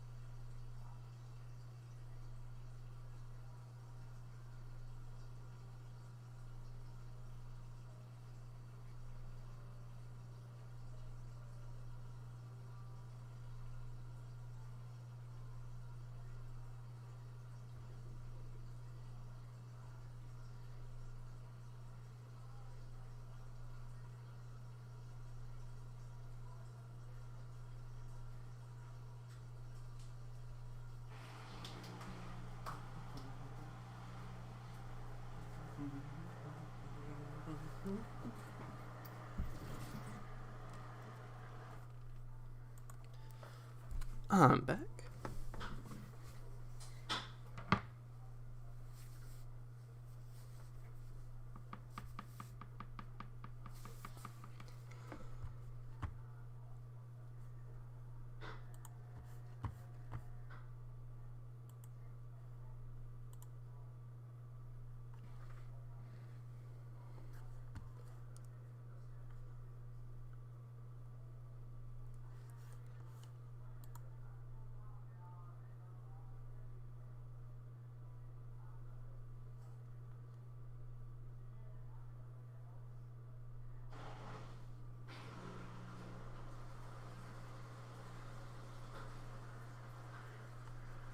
Heck. Welcome back.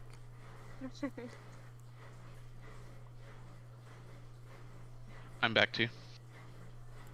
Yep, I'm here.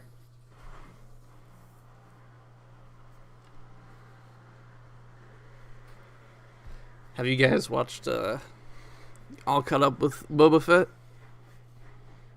Yeah. Not Yep. yet. Okay. Then I'll keep my big mouth shut. No, you can go ahead. I'm gonna wait till all the episodes are out, and I'm just gonna binge watch it. Gotcha. Alright, so in the last episode, there was like a Wookiee bounty hunter that was revealed. Oh my god. And he had black fur and like yellow eyes, and I was like, he's the opposite of Chalnak. I was just sitting there going, "Oh my god, that costume is amazing for that guy." That was one of my favorite parts of the episode. Is his costume. It was really great. Yeah. I was like, oh my god, this guy's cool. He's apparently a character from the Star Wars comics, so he's already got like a lot of media out there about him. Oh, so he's that guy? I can't remember his name, but yeah, he's a former gladiator or something like that. right. That's funny because when I saw him, I was like, oh yeah, I thought of that character, but I didn't think it was him. They did say his name. I didn't recognize the name, and then I saw like a article about it, like, here's all you need to know about the Wookiee from the last Boba Fett. I'm like, oh, there's already information about him. That's right, Black Chrysanthemum is his name. Yep. I heard they brought the two friends of Luke into canon as well. You mean Biggs Darklighter? Oh. No, his two friends. Remember when he From the deleted scene, you mean? Yes. From when he whines to Uncle Owen about going into town for some power converters, and it's really just to hang out with his friends. The deleted scene, so it wasn't canon, but that Boba Fett apparently intercedes and does something with one of the swoop gangs and Oh, either yeah, sees them or- yeah. And the two people he saves, they're the two friends. Oh, I did not realize that. Yeah, I did not realize that. I have seen now that they- deleted scene, and he totally was wasting time with his friends. So Yeah. Uncle Owen was totally right. Yeah. So, but now they're official canon in the Star Wars universe since they were on Boba Fett's show. one of my Crazy enough, Go ahead. Biggs is in that deleted scene. Like, it's like at the end of the deleted scene, he like walks outside of the Tashi Station or whatever, and Biggs is there like, "Hey man, I joined the rebellion.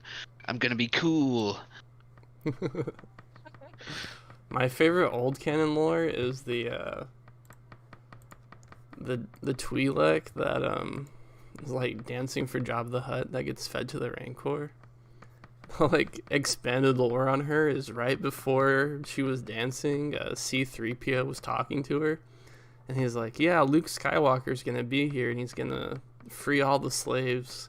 And so she was so excited for that, she like put her entire heart into the dance, and that's what like caused Jabba. no. Like, so it's completely C-3PO's fault that she like died. That's horrible. She was so excited. He gave her hope. Then she actually. Oh, that's got something. I know whoever wrote that was just like, I'm a jerk. They're like, all we need is to introduce the Rancor so that you are the pit trap, so that it'll be scary later on. But let's don't just stop there. Let's make it so sad and so horrible. Let's be cruel as well as. And Lucas has to come back and say the thing that he always says: "This is for kids." Yeah. These are movies for kids. All right. Well, now we're all back. We're gonna go back to Jordan Dooley. So the second phase of vignettes, it's really for these two characters to get a moment alone with each other and to establish like what the dynamic between the two of them is. You know? So we're in the garage that these kids, I don't know, chill out at, I guess. They're greasers. It's not just these three. There's like a whole herd of kids, but these are the mouthpieces for the for the gang.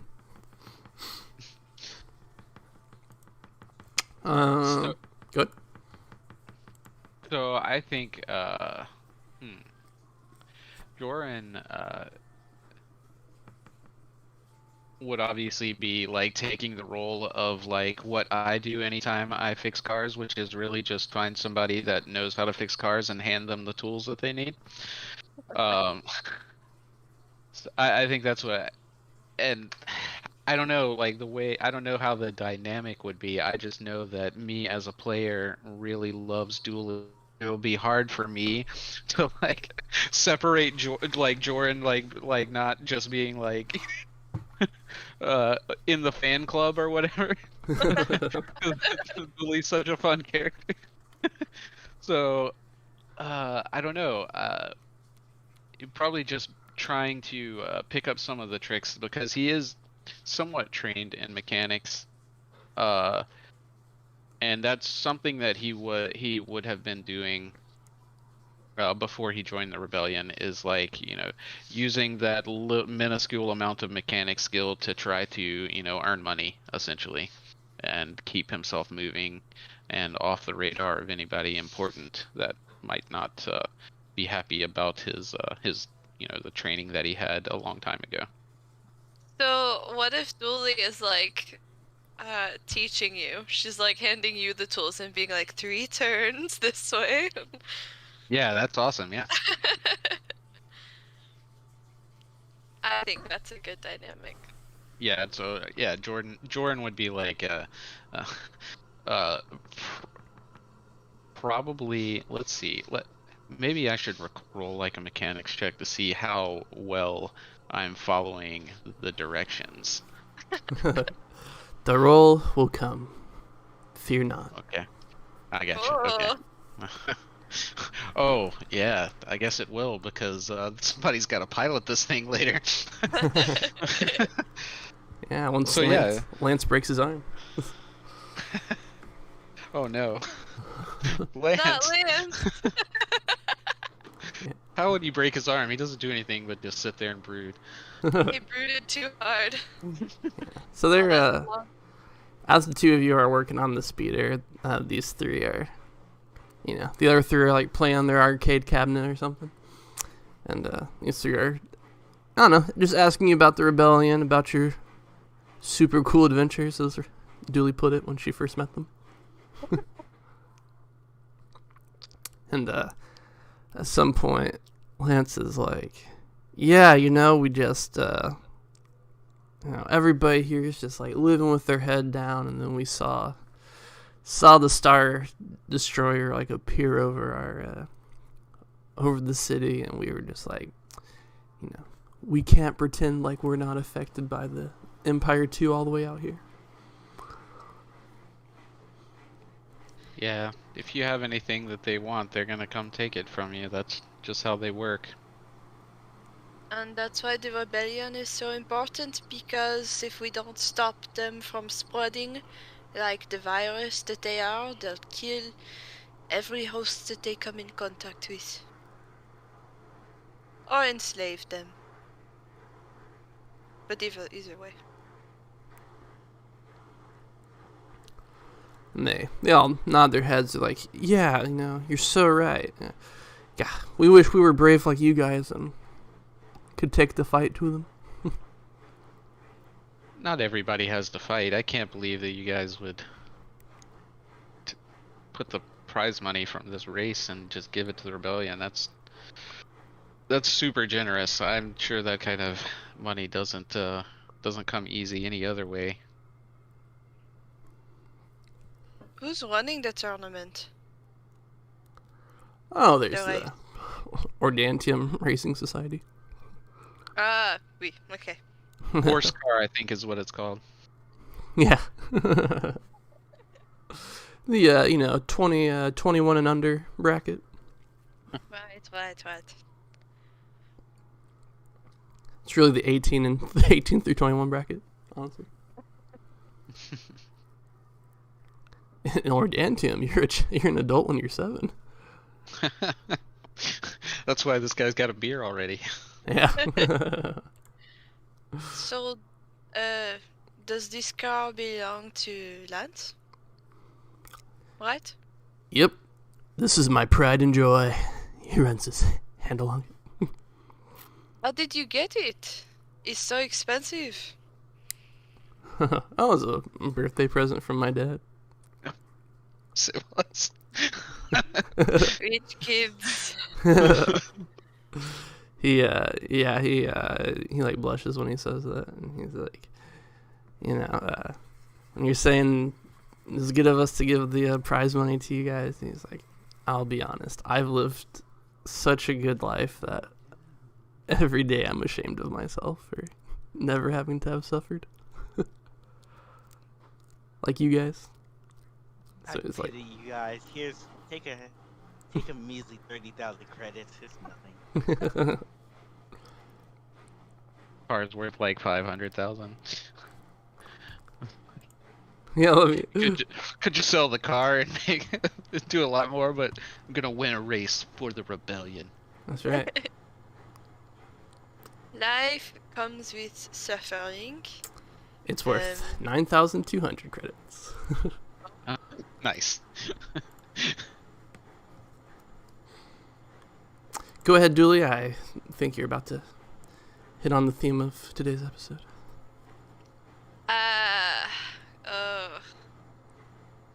Okay, let me get back into it. make sure it's something positive, because he said it was today's theme of the episode. So whatever you say next is where it goes. I want to give him another bullet point. Choose wisely, okay? I know. Choose. Okay. A life comes with suffering, and everyone suffers in their own way. So where we have suffered, you may have not suffered, but perhaps we haven't seen it from your perspective either. So, Lance, I'm sure you've gotten your fair share of ribbing, but you're a good kid for supporting the rebellion, for recognizing where you stand morally at such a young age, and she'll take her. You know how people take their knuckles and kind of brush them against somebody's chin. Yes. You're a bright kid, and you're a good kid, and it's an honor to be your friend. He reluctantly smiles at that, tries to hide it. Jordan. Jordan, to modify a vehicle, it is a difficulty 3 mechanics check. Okay. You're getting skilled assistance from Dooley. Yes. All right. So I'm assuming I'm going to be using both your mechanics and your intelligence. So what does that look like? Because mine is a 2 and a 1. Well, 1 and a 2. One rank in mechanics and a 2 intelligence. So. Okay, my intelligence is 4, and I have 3 ranks in mechanics. Yeah, way better than mine. And it's a 3 difficulty, you said? Yep. I'm going to flip a dark side point to upgrade it. All right. Just so Lance has the chance to explode on the final lap. Of course. Oh no, he's gonna do the ending. He's about to make it to the finish line, and then the Empire comes and blows up. The classic. Oh my God! Look at I'm gonna $1 million baby the hell out of Lance. Look at that. Wow. that. Are you? Holy hell! Okay, That's the wrong. roll is wrong. That's what it is. I was Yeah. like, this is impossible. This is impossible. Okay, re-roll. Oh. Man, I don't want to re-roll because those yellows are so great. And but here it goes. Here it Y'all goes. empty now. Oh You got no. triumph, Uh, but no success. I mean, he might not blow up, possibly, maybe. That's 2 out of 3. Yeah, that blows my mind. A triumph, but not a success. What's that even mean for this? Let me pull up this crafting thing.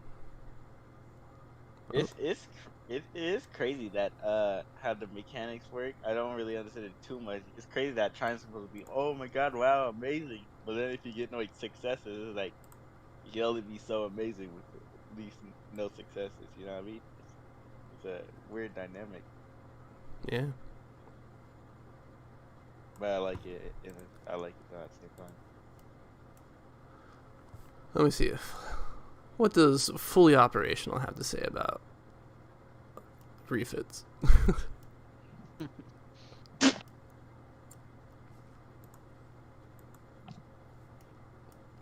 I don't know. If also, if the team wants to suggest anything, perfectly okay with that as well.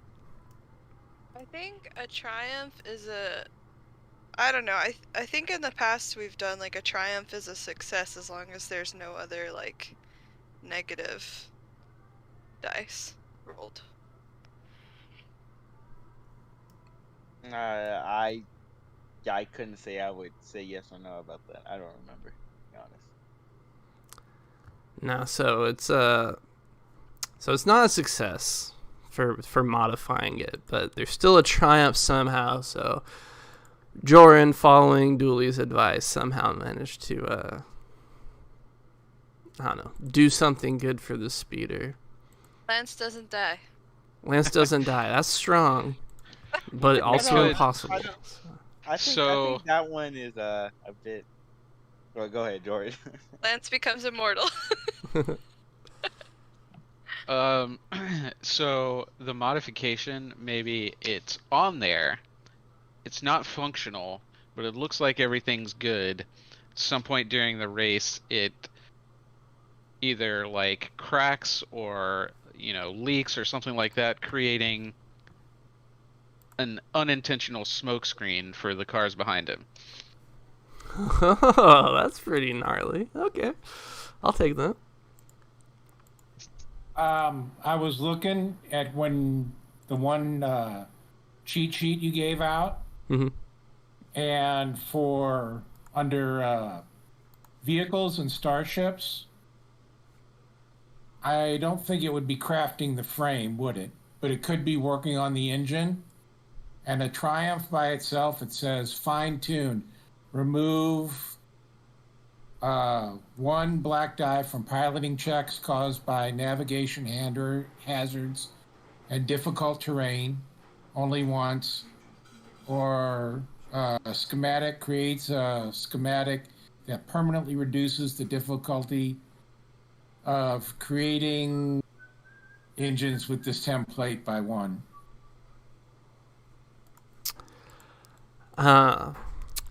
Yeah, that's it'd have to be a success in order for them to like spin the things on that chart, I believe.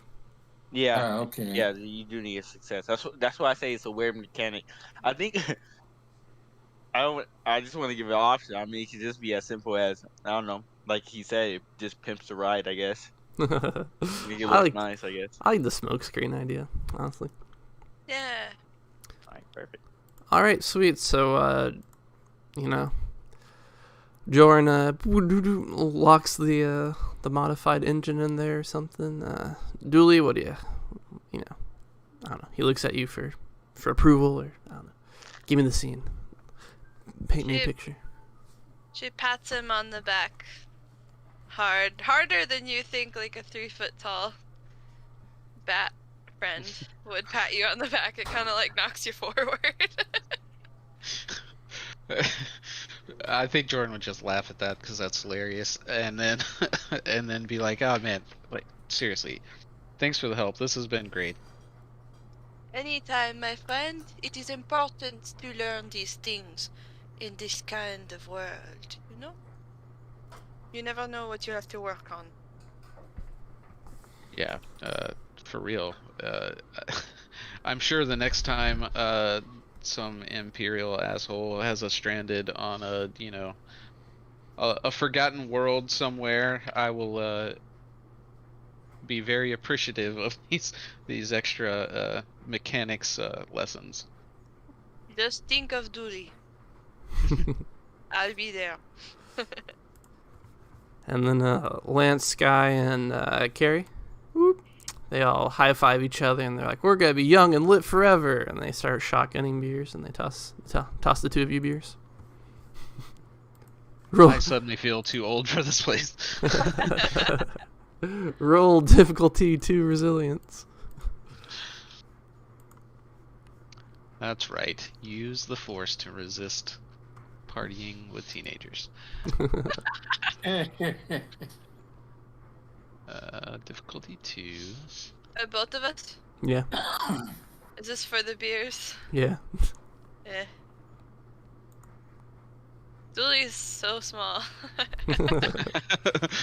She like takes a sip and she's.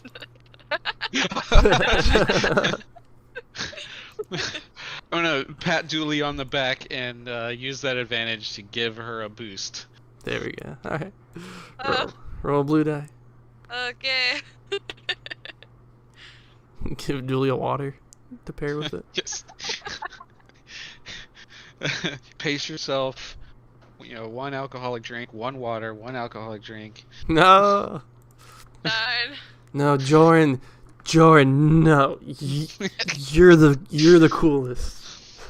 She has a fear of water, so you like hand her the water, she like screeches and like knocks it out of your hand. My Are you bad. trying to kid me? Nope, no, I'm so sorry. I will remember this for the future.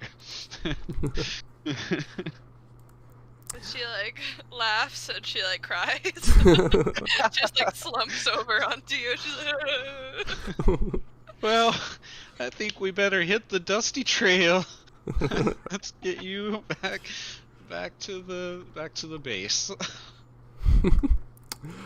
Alrighty. With that, speaking of the dusty trail, we go to Kozai and Joran off in the dusty trail.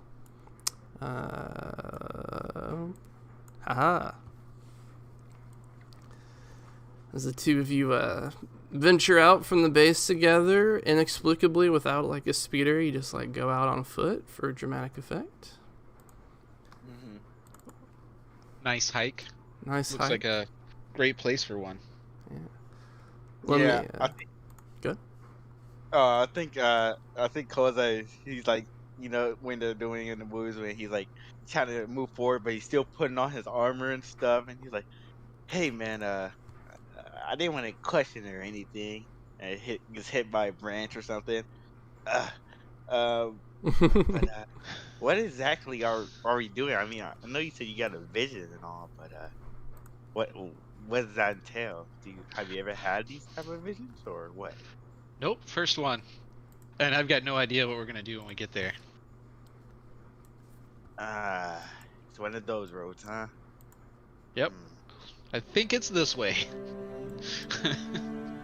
Okay.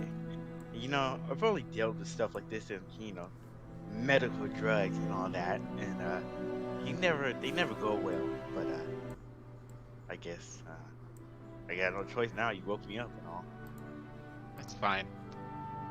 I'm Yeah. sure that it wouldn't lead me to a place that I'm not supposed to be, and you're supposed to be there too. It's gonna be fine. Yeah, surely. So part of the dynamic between these two characters that I find interesting is that Joran was a Padawan, so he is steeped in the Jedi lore and stuff like that, but Kozai wasn't. And so, expand on that for me. Talk about that. Yeah. So, cause I actually cause I say this in character, I guess cause I'd be like, um, well, we never really spoke on this. I know Dooley. She has her grenade stuff and blasters from being an engineer and all that, and you know, Arya was in the military, and how exactly did you, or how were you able to, well, face off with the Empire with us? Like, how were you trained for it? I mean, for me, I was into, uh, I was into some criminal stuff, bodyguarding for the right price and all that. But you never really spoke on what you did. I was a refugee from from the wars. I was living in a refugee camp, and one day someone found me and just took an interest in me.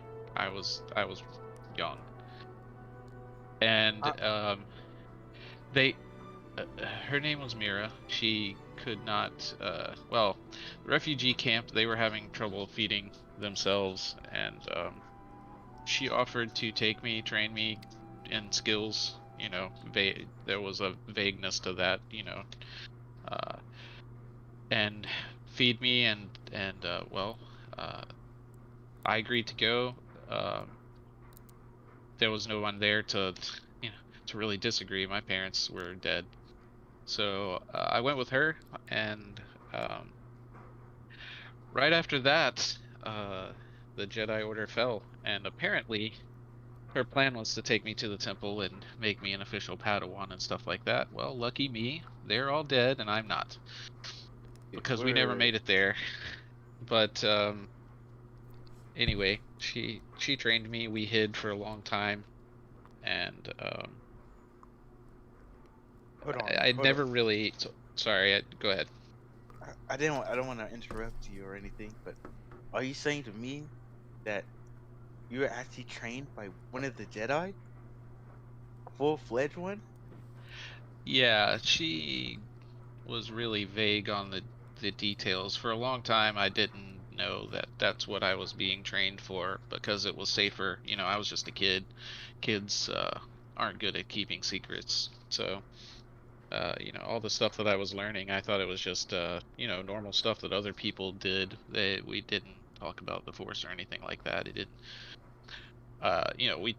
we meditated, but lots of people meditate. Not everybody can do something with that, other than feel better. Um, but eventually, when I got old enough that she thought she could trust me, um, she explained what everything was, and or what she was and what she was hoping for me, and well, that went on for a while. Um, but then one day, she sent me. Well, we were on planet.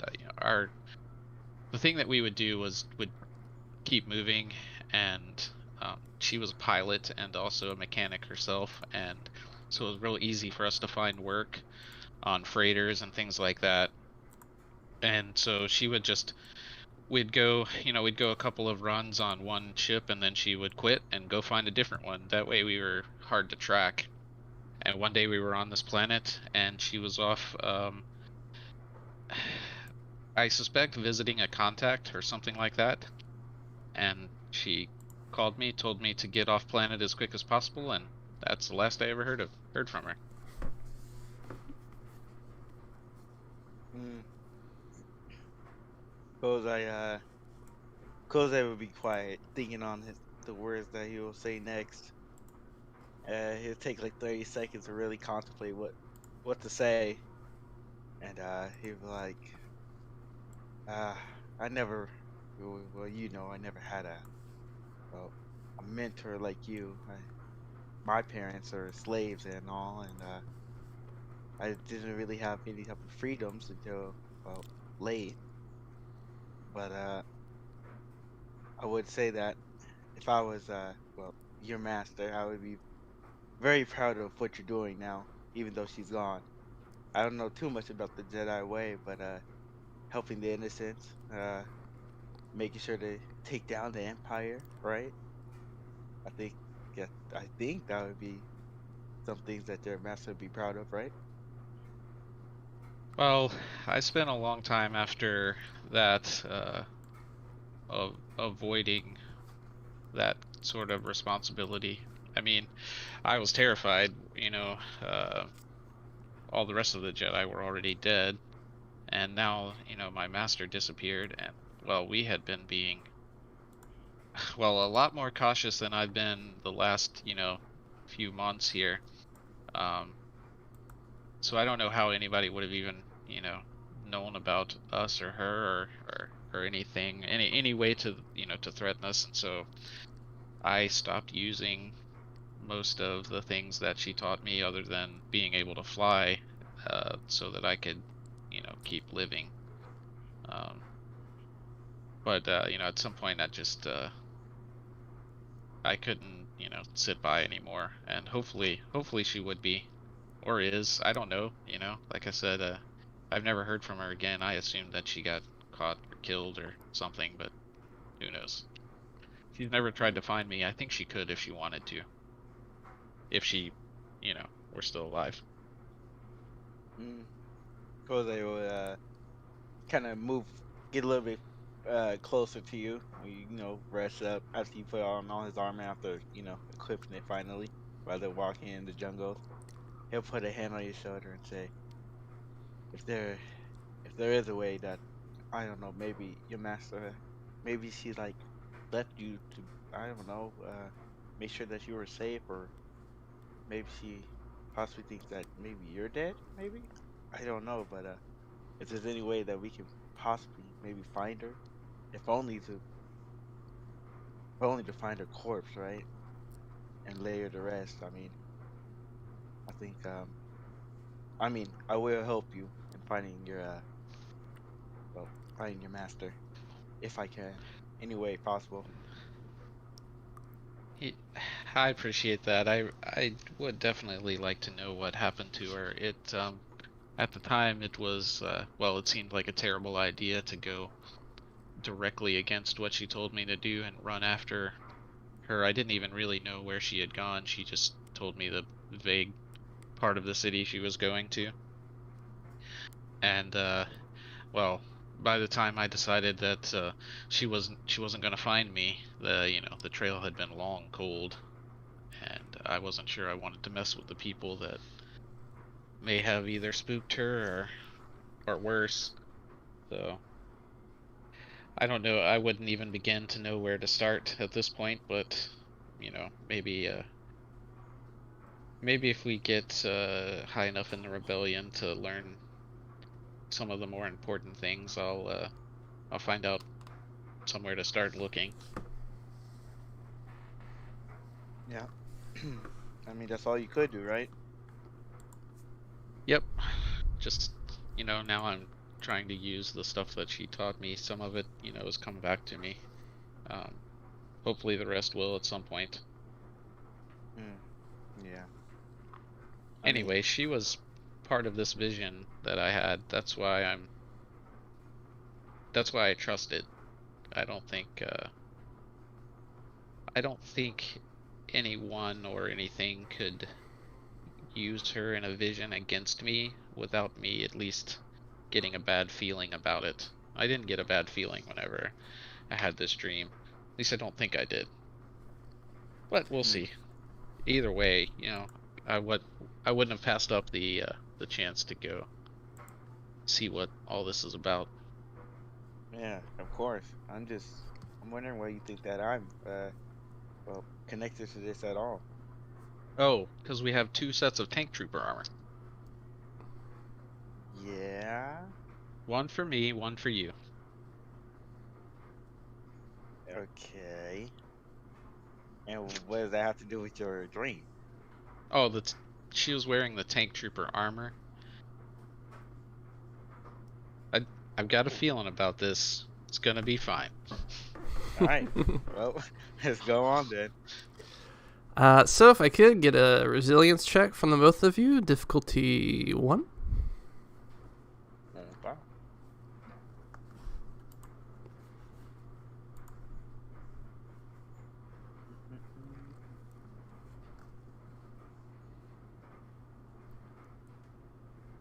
There you are.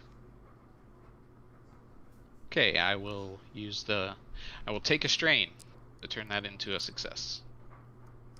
Okay. And I will fail with 1 advantage. Okay, so after the first day of travel, Kozai is haggard. He'll be taking a setback die to the rest of his rolls for the remainder of this journey. Okay. Your optimism is keeping Joran going. It's gonna be fine! Come on! Yeah. Yeah, Kola is just like, man, I thought this was gonna be, I don't know, an hour walk, maybe? Hey, I'm with you, buddy. Now can I get a resilience of a difficulty of 2? Jorn can upgrade this for those 3 advantages, and Kozai can add a blue die to this. So Kozai's adding 1 blue, 1 black. 1 blue and 1 black. Yes. And 1 purple, right? So 1 blue, 1 black, 1 purple? It's 2 purple on this one. Oh, okay. And 1 Can black I, as well. Can I give him another boost with my advantages? Yes. Grabbing him Okay. by the shoulder, pulling him along. Come on! So it's just two blue dice, 2 purples, and 1 black? Or no black dice? Yeah, 2 blue, 2 purple, 1 black. Okay. Okay, I feel confident about this one, okay? Oh. Ouch. Those blue dice showed up, but they just weren't enough. Yeah. All right. Kozai will get another black die to all rolls for the remainder of this journey.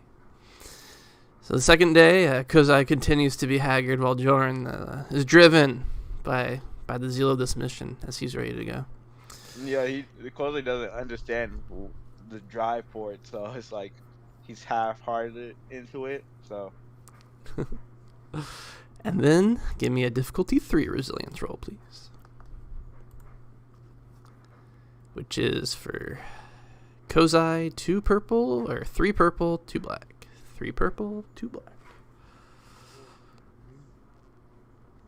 We'll cancel those threats. all right. And these were no advantages, right? Because there was no Yeah, I you didn't. didn't have any advantages. Correct. Yeah, no, I already gave you the boost from the last one, and I didn't have any left over this time. All right. There's a possible way I can do this. You want me to carry your backpack? Oh God, it's a flat roll though. All right. Kozai will be getting 3 black dice, continuing on with this journey. Amazing. This is not your. After 3 days, you are now as sweaty as Jorn was during his nightmare. During his vision. Are you carrying both armors? Why didn't you give me?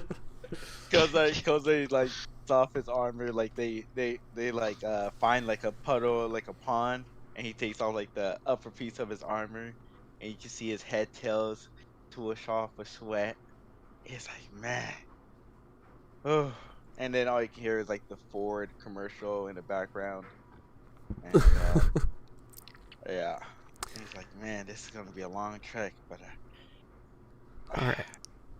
At the end of the 3rd day, you guys come face to face with the mountain that Jorn can, this is where your vision has led you. And Kozai, roll a perception for me, please. Difficulty 3 with your 3 purple, your 3 black dice. so 3 purples, 3 blacks. Yeah. Good luck, buddy. What the? Alright. Yeah. Yeah. That's it. As expected. Predictably, yeah. All right, yeah. You think Jordan's crazy. You like reach out with the force, and you actually have like force sense, Mm-hmm. so you don't detect anything up here. Hey, buddy, I don't want to downplay what you were saying, but I don't sense anything. But so, to be honest, I think you might be losing it, buddy. It's all right. Just catch your breath. You sit there. I'll check it out. I'll call you up in a minute. Yeah. We're gonna have to institute a base-wide like morning jog or something. I do just want to say, even if you had no black dice, still would have failed that. Yeah. Classic. All right. Now to scale the mountain, will be at a difficulty 3 athletics check. Okay. What? Expect me to get up this mountain. I don't know what to tell you, buddy. I'm staying down here. You try to, I don't know, throw a rope down for me. What do we get for? I assume both of us have some climbing gear of some sort, the grapnel launcher at least. Right. Hold on. I think I have a the armorist. What's his name? Hold on. No, I don't have one. I think I just have regular survival kit. Okay. That's all I have. Do you have like the what's ascension pistol or anything like that? No, I just have a regular. I don't know. It just says survival kit. I don't know Okay. if that's just basic. I don't know what that entails. I guess. All right. I'll lend Kozai my my modified pistol because it has an underbarrel ascension pistol to give him whatever help I can. Okay. And then I'll try to go up first. See what I can do here. Oh yeah. Doing fine. I guess we'll make that 5 advantages and I'll pass a couple of boosts to or a boost and an upgrade. I think I can do 2 a boost for 2 advantage and an upgrade for 3, right? Yeah. There you go. Okay. Good So I luck, have buddy. 3 blacks, 3 purples, or how many purples for this pro? 3. 3, right? Yeah. And 3 blues. Yeah. You can add another blue for having the tool, the grapnel launcher. And an upgrade from me. So 1 boost and 1 upgrade. Okay. So Like the equivalent of a rank in the athletics. Oh, okay, got you. So 1 boost, 1 upgrade. So that would be how many blues then? Just how many blues 2 I per- think. Unless 2. you have something else. Nope, I don't have anything else. So 2 blues, 1 upgrade, and 1 boost. The blues are the boost. So Okay. 2 blues, 1 upgrade, 3 purple, 3 black. Alright, sounds good.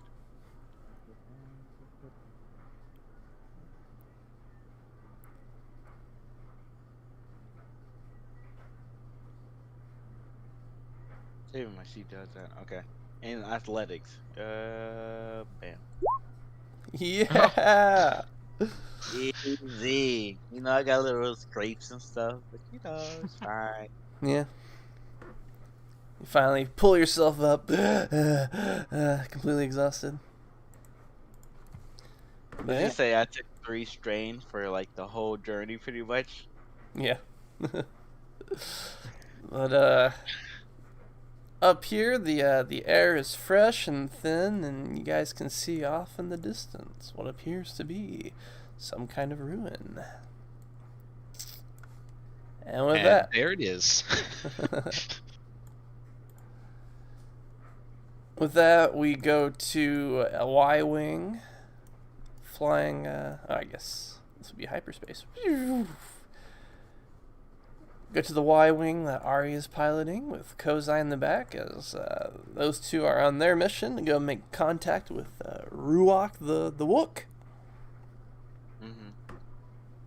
I guess while we're going through hyperspace and all that, I guess cause it's gonna be talking to Arya and say some things you want to know about Uwark. He's a simple Wookiee. Okay, he likes battle, thieving, and more battle. Okay, Okay.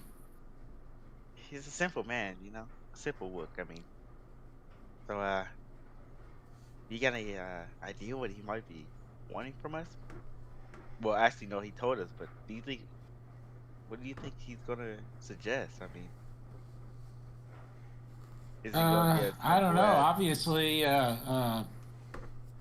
you know, you must have made a good impression on him. Yeah, he was a good training pal. I mean, I definitely think that we have a lot of things in common. I like fighting. He likes fighting. So I think we had a good relationship. But Yeah, I mean, I after what all went down with the whole pirate meeting, as it were, to actually come out of there with some, I don't know if I'd call them friends, but at least some positive acquaintances, uh, is a really good thing. I mean, that's it could have been, it could have gone the other way, where anytime we'd see him, he'd want to take our head off. yeah, definitely. I think with a few words and a little bit of fighting, I think everyone could be way much happier than when they started their interaction. In most cases. But how you dealing with everything that's going on, Arya? I know you were in the military and all, but how you doing? Uh, okay. I mean, I'm glad. You know, I feel real. Uh, I guess more comfortable now than I have in a long time, just because I've got other people around me. You know, um, Yeah. it's tough when you know you're trying to do as many things as I was, uh, against the Black Sun, uh, and have a chance to feel.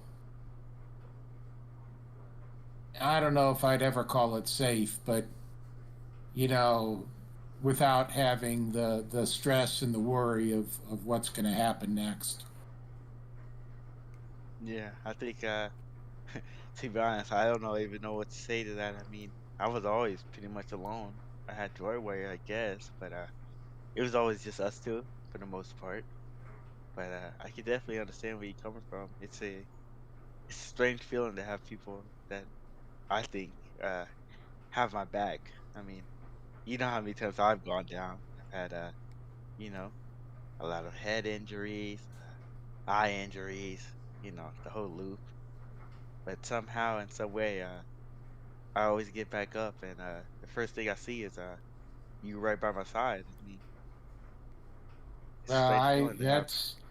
that's one thing from the military. I don't leave anybody behind, and uh,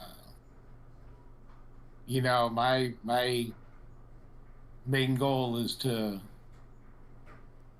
make sure that as our team is that you know I'm gonna take care of them as best I can. Yep. You know, I'm going to do everything in my power to make sure that everybody comes back alive, and that, uh, you know, we succeed in what we're trying to do. Mm. Yeah, of course. I mean, and I'll make sure that the best I can that you don't have to. Well, I'll be your shield, I guess. Take all the blows that possible I can for you, and all I gotta do is have you and Dooley and Jordan by my side. I mean, the Empire got a lot of things coming for them, and I think we're a great team together. I do too. This is, uh, in some ways, even better than when I was in the military, as far as how I feel about everybody around me. I mean, there it was the same way too, because you depended upon each other for, your life. Is you can't have, you can't watch your back 24/7. Is you got to rest. You got to, uh, you don't have eyes in the back of your head. You got to have downtime and to know that you can feel at least comfortable enough to try and you know get some rest when you need it, and to know that there's somebody else looking out for you. I mean, I like I said, I haven't felt that since I was in the military, and I feel that with this crew. You know, I feel we really got each other's back. Hmm. And Cousin would just smile and say, "Well, I mean, yeah, it's a strange feeling. I don't know if to be happy or sad. I mean, I was always on difficult assignments when I was just by myself in Joywire, and I always was fearful that someone might come for Joywire. I don't know, for revenge on me, or I don't know if Big Mama might come and take us away from each other or something like that. And it's just a scary thing to know that people that I trust might be taken away from us from either the Empire, these acolytes, or any other I don't know, scoundrels, pirates, or anything of the sort. It's a scary feeling to have people you care about. Believe me, I understand that. I've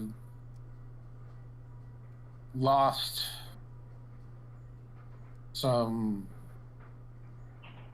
fine comrades in battle, and there's times when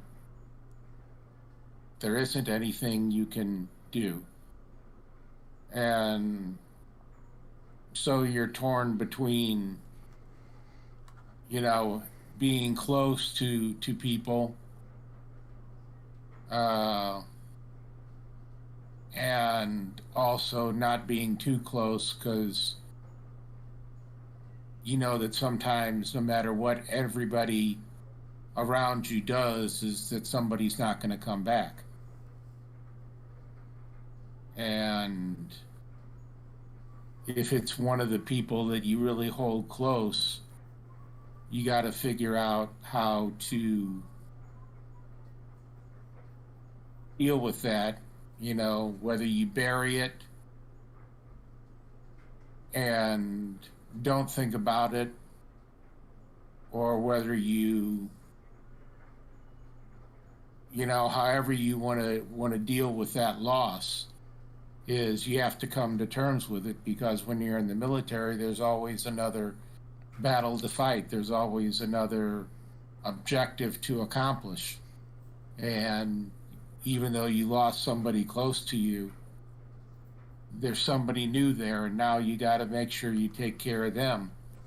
But it's really hard to do when you've lost somebody close, and that's why a lot of times after the original group that you kind of start out with, you don't tend to get real close to anybody else, because you don't want to have to go through that pain all the time when somebody is lost. Yeah.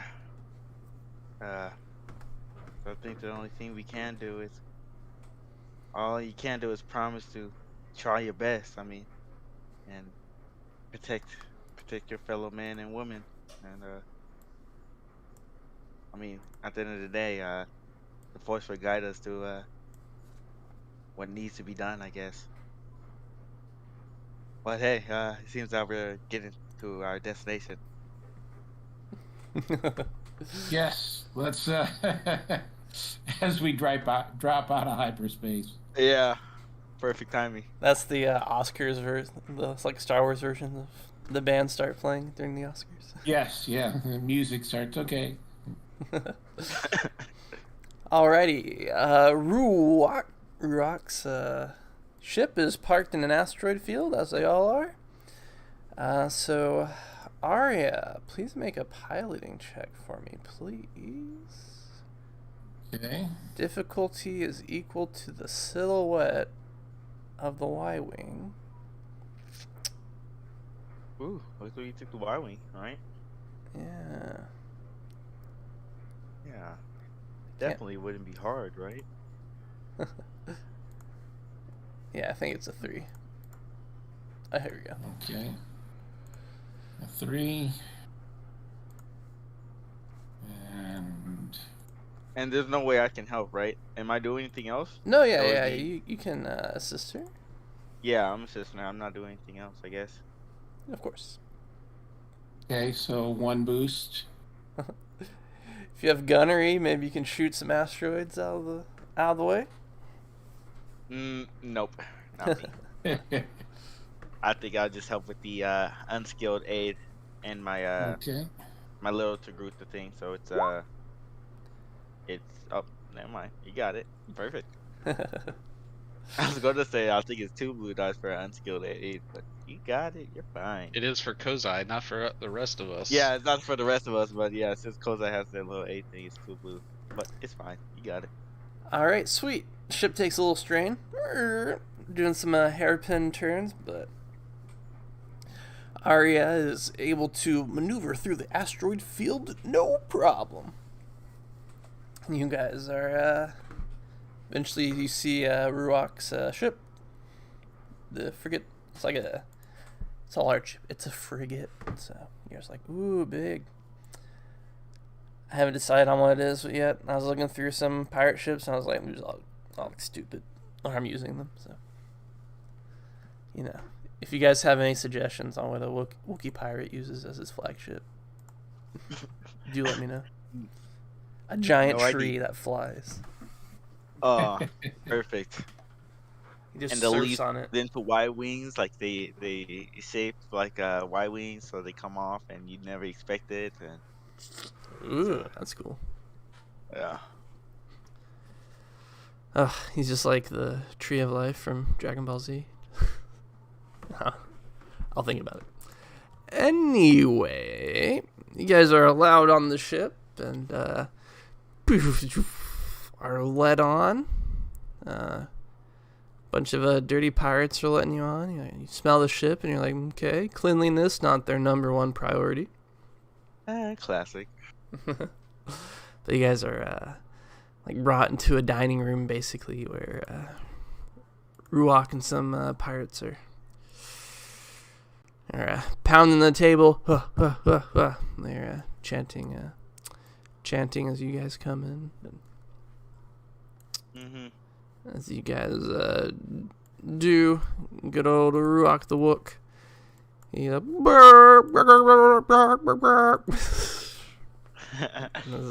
cause like, woo work, my battle buddy, and is this like a big table or what's the scenario? Is he still sitting down? yeah, he's standing up. It seats 50. Oh, okay, nice. Oh wow! Nice. Yeah. So I So guess the whole clan is there. Yeah. the whole clan, I guess. Yeah. I guess cause I would have a little bit of a smile. He's still a little bit cautious, and you can see it on his face. He like looks around and stuff, like for exits, and even Ulrich probably could see that he's always cautious. He knows these type of people, and he's like, man, to be honest, I was honestly waiting for your call. I knew it was gonna happen, and I pretty much know what's gonna happen. But hey, how's it going? I mean, I know it can't be too easy. It's like, oh, Ruak, the Wook. wishes to propose an alliance between the Pirates of Clan Esbar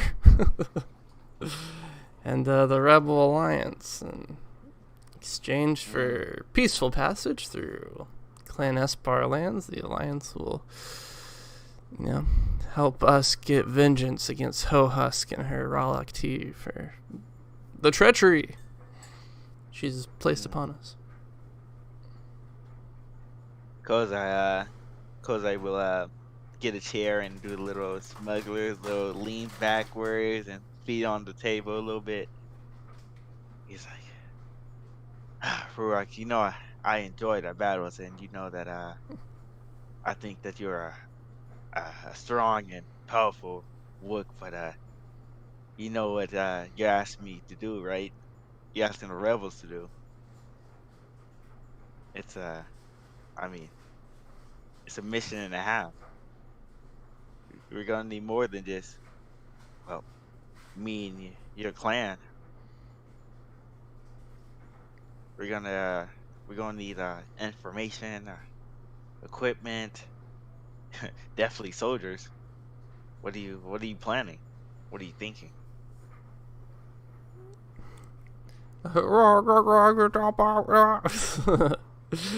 He was like, we have to join up. We have to make the remnants of that dead guy, Captain Tycho's clan, join us. And then join our forces, and then together with the rebels, we'll be strong enough to stand against Hohusk and the other two. Her two sycophants. Because they would nod his head and say, and you think, now, what I'm doing here, what is your plan after? Are you planning to still do that, that group of people, or you thinking of, I don't know, taking the lead for yourself? Ooh. What's the idea? He leans back and smiles and rubs his Wookiee chin with his robot arm. He's like, that sounds pretty good to him. Cause it does a little grin and say, you know a lot about people when you in battle with each other, and our little sparring sessions made me realize a lot about you already.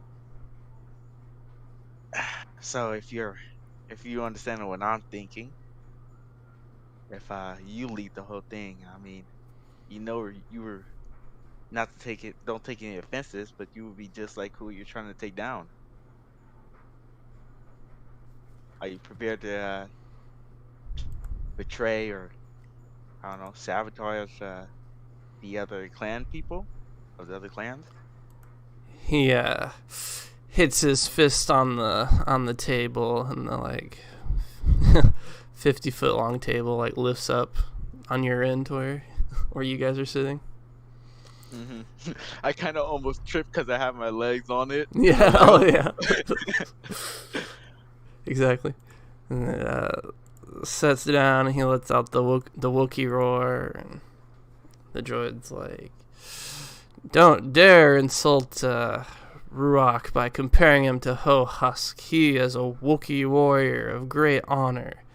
That is why he's the only one who can rule the Ralak T justly, for he keeps to his codes, while Hohusk only hoards power. Because they would smile even a little bit higher and say, that was just what I wanted to hear. Well, I have to speak to other people, of course, but Arya, what do you think of this? I mean, do you think just having free roaming of the sector is good enough?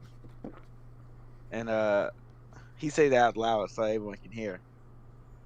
And I was like, Arya, do you think that's good enough? I mean, we will be swapping one leader for another. I mean, just having free roam, it doesn't seem seems that we need more than that. Yes, I mean, if we're going to put the alliance that we have in jeopardy to bring upon a more true leader, that is, yes, very advantageous, but at the same time, somehow we have to be certain that we're not just trading back and forth, where this kind of thing will continue to go on. We want stability in the region with your organization, And so that of course, it currency. doesn't, yeah, so that it's not an ongoing battle back and forth that one you win, that somebody doesn't decide to try and usurp you with maybe getting the empire, or heaven forbid even someone like the Sith involved. We have got to make sure that this is not a continuing fight. Yep. She took it right out of my mouth. He So gi- if you oh, go ahead. he gives a roar and he says, "Well, if sounds like what you're talking about is ensuring my power." He says, "So, if you help my alliance overthrow Hohusk, then I will give you a great treasure." He leans forward and he says, "The location of Rala." And there's like some musical note that plays at the mention of the mystical hidden planet within the Starbin sector. Dun, dun, dun. Yeah, exactly. Because I would like to Arya and kind of whispered to her, "Nah, I know he said it. Nah, I mean I know a little bit, but like, what else is there to gain for that? I mean, I lost planet. I mean, it's pretty cool, I guess, but what else do you think?" Well, and one of the things, certainly, we would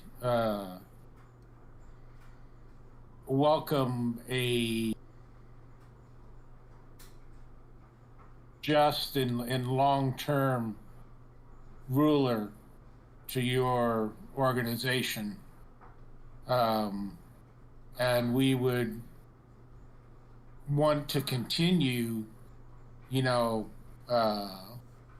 helping you, I'm sure, financially. Perhaps maybe a little lessening of what the payment would be for the various ships that would travel through your space. And at the same time, if your folks would agree with, ours as well, obviously we would have to take this back to Ambassador Draco and present it to him, that perhaps we could even consider you as part of the alliance and help you with supplies or medical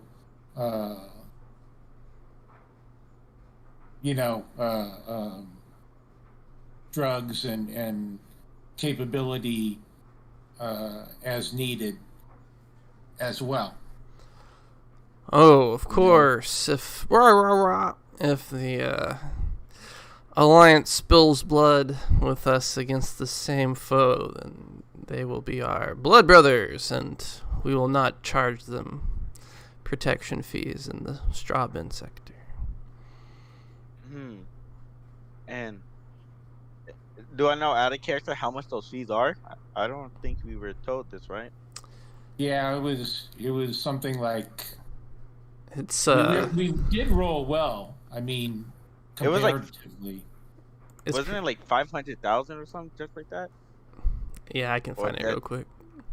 Yeah, I I mean, just, but to lower it and you know, I think both Kozai and I would agree that having an honorable uh, leader to your organization would be much more, would be highly preferable to having one that we already know uh, lies and betrays even her own people.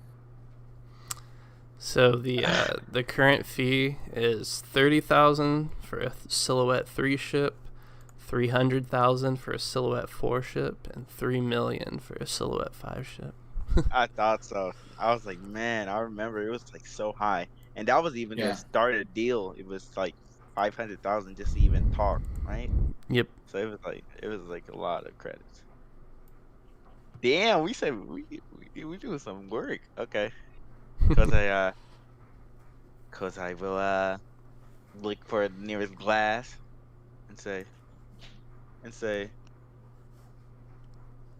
and be like, I mean, for me it sounds like a great deal, and he will go for the nearest glass, and even if it was somebody else's, would drink it and slam it on the table. If it was glass, breaking it. If it was a mug, whatever it is, and say, I think we got a deal. And Ruak stands to his feet, puts his hand on his roars, puts his hand on his bandolier and rips it off. And the protocol droid says, before any deal can be made, you of course know, Kozai, that you must prove your strength to Ruak the Pirate King in single combat. Yeah, because I would do a sigh and say, well, I guess it's about that time. And with that, we jump out of hyperspace over the desert planet of Jakku. Everybody kind of squints their eyes, and they're like, haven't we been here already? And you guys are like, no, it's another desert planet. Nod your head, and you're like, okay. So I learned something from this from the sheet. Jakku is in the inner rim. I didn't know that. So it's like, I don't know. It's one of the urban planets. Who knew? Oh, yeah. Western reaches of the galaxy's inner rim. It has no government. Very good.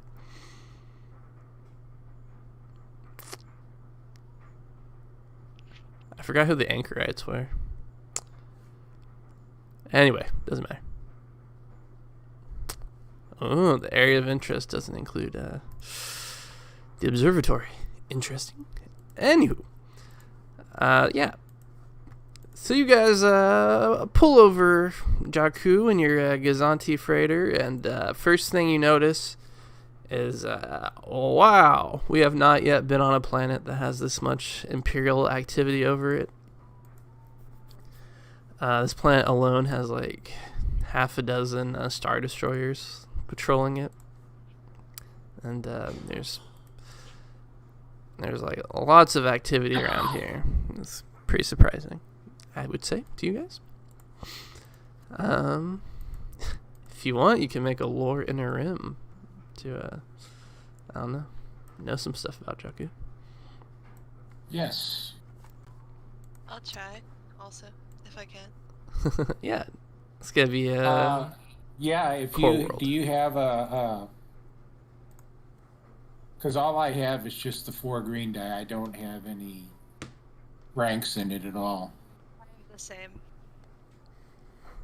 Okay, well, go ahead, and then if we're the same, I'll assist you to give you a boost. Okay. It'll be a I'll do. difficult. I'll do the opposite. I'll boost you. This is Arya's. That's true. Yeah. So I'll boost. I'll okay. boost you. All right. It'll Okay. be difficulty 3. Okay, so difficulty 3 and 1 boost. Okay.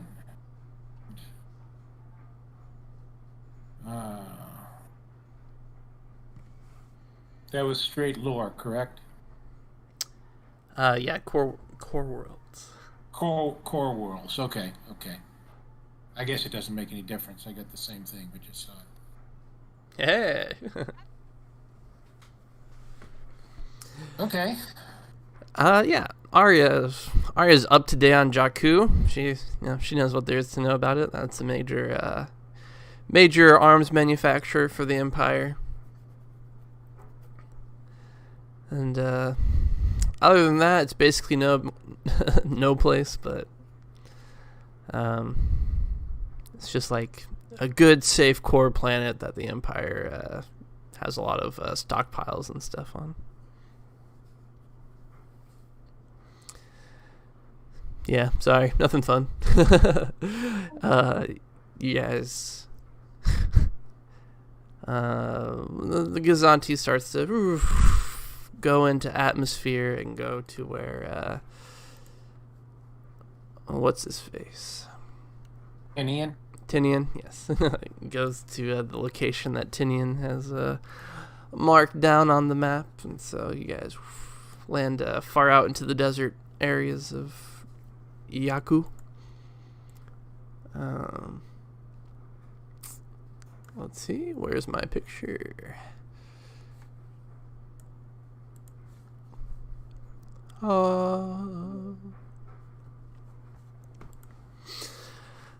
Yeah, you go out and you find Tinian. He's on his he's got like a tiny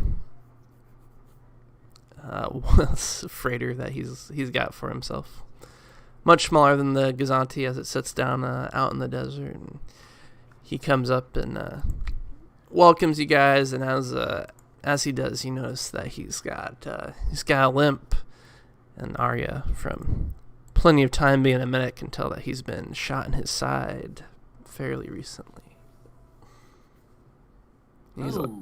He's like, "Hey, welcome to Jakku." He gives a really wide gesture as Sen flies behind him.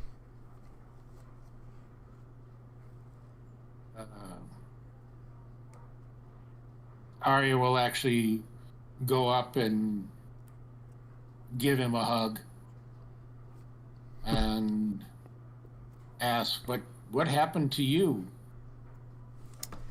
He spits on the ground, and he's like, "There's something wrong with this planet, Arya. It drives people crazy.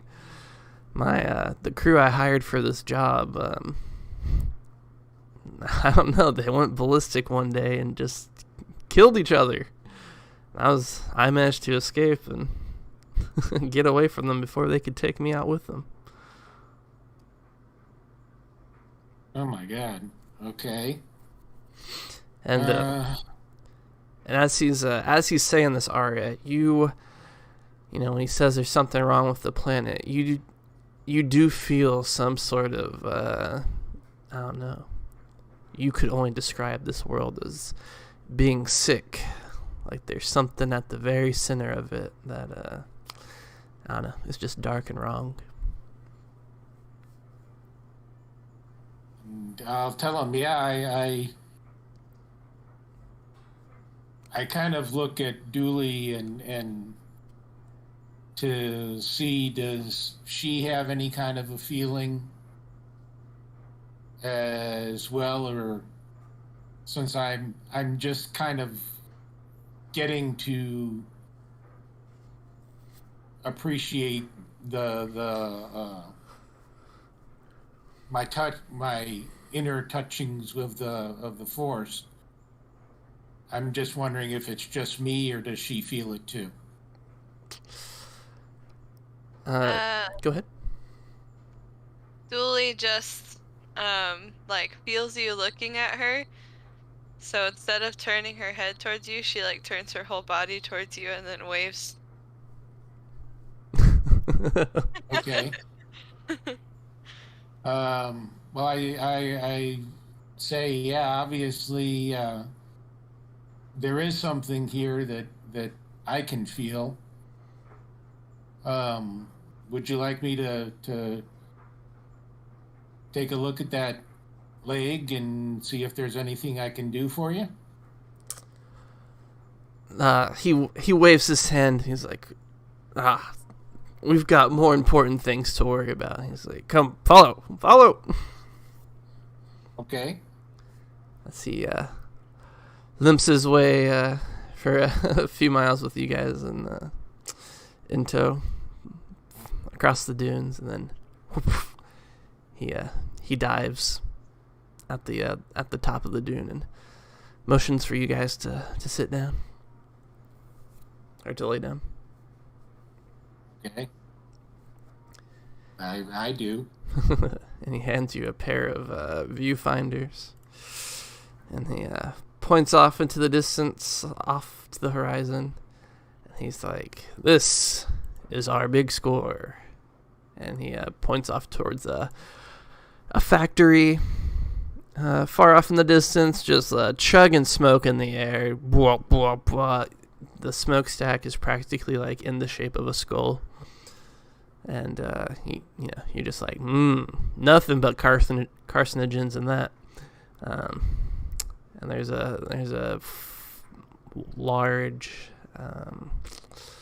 storage yard, I guess, and you see Gazanti freighters lowering down onto the storage yard, and then coming back up with da-da-da-da-da-da.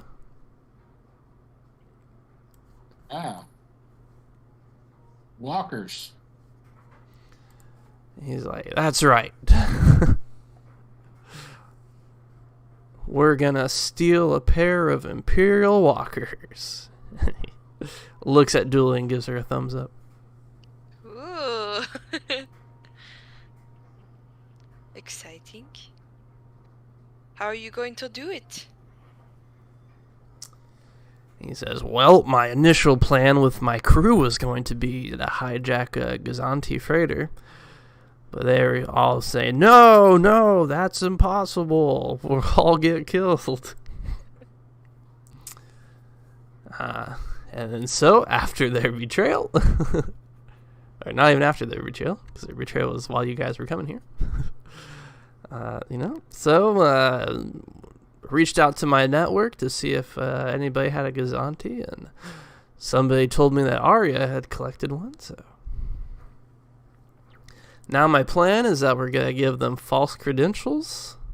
Tomorrow morning, we're going to swoop in, hook 2 of those bad boys up to your Gazanti, and fly on out of here. I've already got buyers on a rebellion, and he gives some random location. It's like, I've already got buyers lined up. Okay.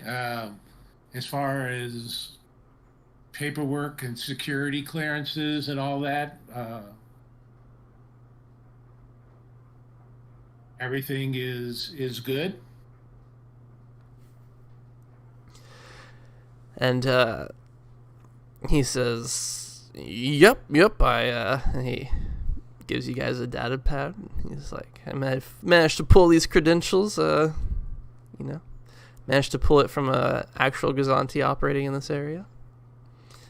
So we just have to get here early in the morning and make sure we beat that.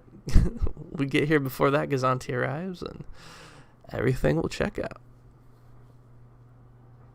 Okay. I mean, do they have scheduled times for pickup so that if we show up early, it's not going to create any suspicions or raise any questions? He says, well, they're all in a queue basically, and so they arrive in bulk. So we'll just swim in with the swarm and make sure that we're at the head of the column, and it shouldn't be a problem. Okay. All right. Now, just out of question, I mean, it's not just Dooley and I that flew the thing here. I mean, there's other. Yeah, you've got a crew. Yeah, thank you. I couldn't, for some reason, I couldn't think of the word crew. All right. Minions. Yeah. So I look over at Dooley, and what do you think? I think we can do it. With your brains and my plan B. Okay. Well, because I know Dooley has some piloting skill, so I mean, besides her mechanical wizardry, that if things come down to it, I want to make sure you feel comfortable in if you have to jump behind the controls, because I'm not quite sure how good our pilot necessarily is. We flash back to you guys just like scraping along some asteroid. Exactly. Just like him with his feet up on the control panel, like drinking a Slurpee, reading a magazine. These things fly themselves. Yeah. Okay. So let's go ahead and brief the crew on what's going to go on. And so now that you're not on an open channel, what's the payoff here? And he eyes you up and he's like, well, to be honest, this is actually an audition. And he squints at you and he says, I have to make sure that your crew is good enough for the big job. Okay. But listen, I have to come back with something. Okay. For the rebellion. I can't just show up with a bunch of scrap that we pick up from here. I either need credits or something of value that I can present back to our ambassador for letting me have the ship. He'll lean forward and he'll say, I understand. And he says, how does 30 million credits suit you? So, Arya, I'm sure trying to play poker face, tries not to act too surprised, but I'm sure her eyes open up a little bit. And is that our cut, or do we pay you commission off of that? Or is your cut even bigger? He says, that's your cut of the deal. And again, I'll look over at Dooley and say, well, That sure would buy a lot of boom booms. Dooley's like fainted. Dooley's mouth is like on the ground. Her jaw is like, whoa. And she's just like glistening in her eyes, and she says, boom booms. Yeah, I mean, we certainly would, you know, give the majority of it to Drago, but I mean, I would want to take some for us, for our base, for you, for equipment.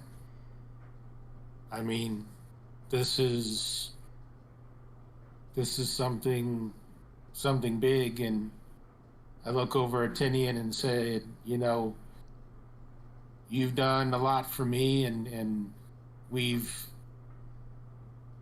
you know, gotten some lucrative transactions together, but nothing this big.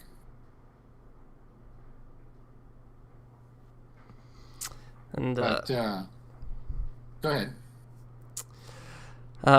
yeah, he's like, yep, I've been working on this angle for a long time. It's my white whale. And he's like, once I deliver the walkers to the rebellion, they'll give me the final piece that I need to be, you know, ready to recover this treasure. Okay. So, I guess we would just sit down and go over, you know, the fine details of exactly what time the Gazanti Armada is due in, so that we can, you know, kind of be in what, if he knows what direction they're coming from, so that we can be in that general area of space, so we kind of all blend in. Right. You guys are like in a cloud as they go in atmosphere and like sweet, yeah. And you guys begin to make your plans for tomorrow. With that, we return to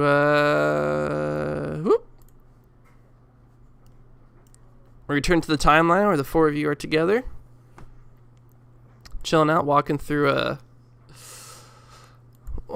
the temple. You see a C team of Hassian, Chalnak, Joywire, and Scraps are all together. You see Chalnak has like one of those tailor's measuring tapes around his neck. He's got one of those pincushion things on his wrist, and he's sewing a seam on an Imperial outfit, on an Imperial uniform that Hassian's wearing. And Hassian sees you guys come, and he waves Chalnak off, and him and Scraps come pulling up towards you guys, and Hassian is like, "Hey, Arya, what do you think of a man in uniform?" He displays himself. Yeah, very nice. He's like, "Hey, thanks," and he looks at Dooley and he wiggles his fingers over his holster. Dooley does the same in response. Narrows her eyes. All right, give me a thing. give me money. What is it? Discipline. Give me a discipline. No, wait, a cool. It's a cool. Give me a cool. Okay.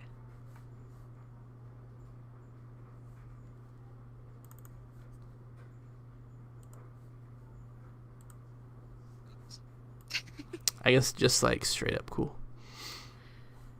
Straight up. Oops, that's wrong.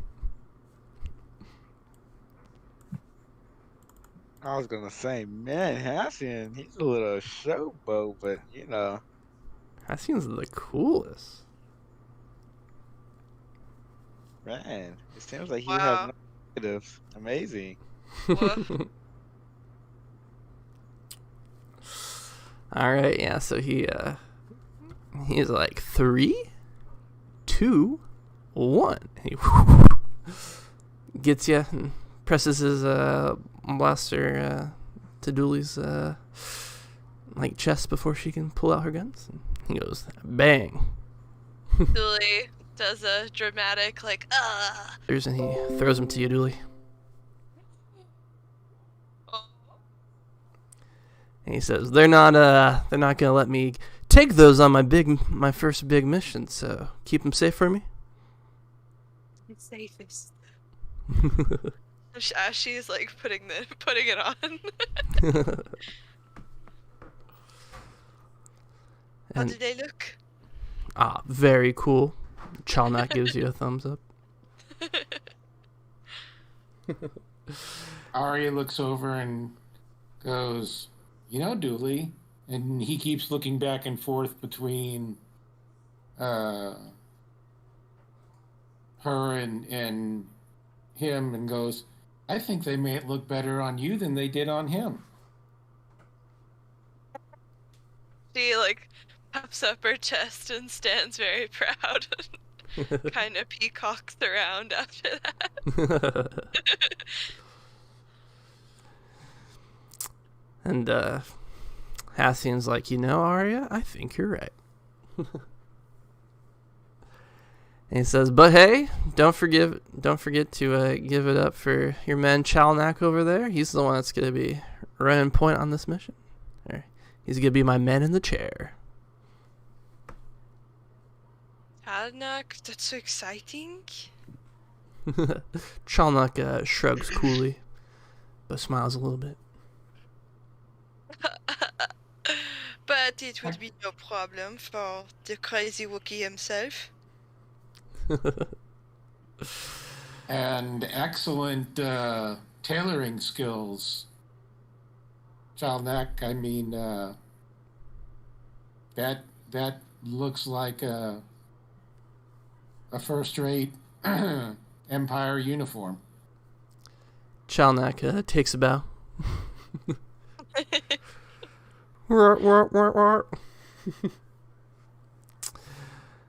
And Hassian looks over at Jordan. He's like, "And Jordan, thanks for letting me borrow your droid." Oh, well, somebody's got to keep you safe while you're out there. That's right. I'll make sure to return him in one piece. Yeah, just don't let him get hit in the right here in the back. That seems to switch him to a bad guy. Be careful. He will try to kill you. Yeah.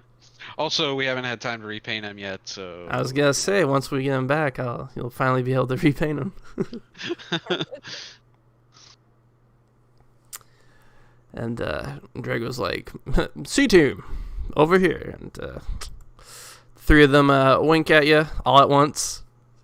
Scraps only has one eye, but he makes it work. And you're like, "Oh man, they've got like Ginyu Force poses already and everything." I actually just checked back over them to make sure that they weren't like more balanced than we were. Because I was gonna be upset if like they had a better party cohesion than us. Like, oh, we have a good healer though, so we win that. That's right. Let's see. They have a gunslinger, a force user, a slicer, and kind of like another mechanic. slicer. So mechanic, yeah. No, we're definitely take them out. No question. Oh my god, I'm gonna make like your ally cards for them. So when they call us in. Yeah, exactly. And now on Fridays at 6 p.m. my time, it'll be Chalnak and the droids playing with us as the support cast. Yeah, makes. I mean, it's not a bad idea for a one-shot. I will have to get a soundboard that makes beat boops. Yeah, it'll be unlistenable too. It'll just be a Wookiee and like Hassian and Joywire would be the only ones you could hear. I can't do Wookiee either, so it'd just be horrendous. That would be fun, though. Yeah, definitely. I can pull it off. Tomorrow we're doing session 0 for B team, so you guys will soon have another group joining the rebellion. Yeah, I heard. That's gonna be cool. Yeah. Exciting. I love what you did with the last thing, the last session, the last game I was in with you guys. Oh, with the That was- Pokemon. Yeah, that was definitely cool. Yeah, I wish I had been able to keep up with that, but Pokemon is it takes a lot of behind the scenes work as a GM. Yeah. Well, it was fun either way. Yeah. I love that. I love the ideas of what you do with crossovers and stuff. Yeah. Thanks. Mm-hmm. Okay, we are welcome, ladies and gentlemen, to the 38th annual Ordantium Speeder Race, brought to you by Zerka Corporation. It's still legal for us to do slavery. That's true. That's true about Zerka. That's crazy. Star Wars is messed up. Anyway. So our young crew, Sky and Carrie, are with you guys as they're Carrie's like, oh my god, I'm gonna throw up. This is so nerve-wracking. And It'll be okay. You've probably had too much beer. I would know. The nerves, it's the hangover. oh man, maybe I shouldn't drink every night. Kelly, we love you. And we've all brought you here. I know it looks like a race, but this is really an intervention. Please have a seat. Your faces on the jumbotron.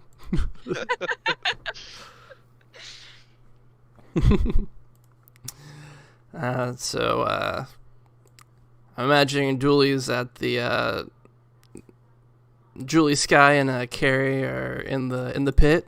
You're his pit crew. To I don't know, fill him up with coaxium or whatever he's got between laps. And Joran, you're his manager. You're the guy that gives wise advice as he's turning left. Oh, okay. I'm the headset guy. Yeah.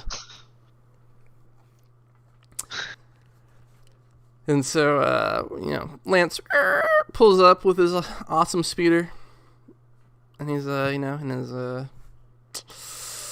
his jumpsuit, his racer jumpsuit. And he smiles at you guys, and he looks around, and he says, look at this competition. We got it made. Yeah. High fives his friends. Yeah. And he's like, I can tell with the modification Jordan put in, this baby's gonna right out. Gonna do something.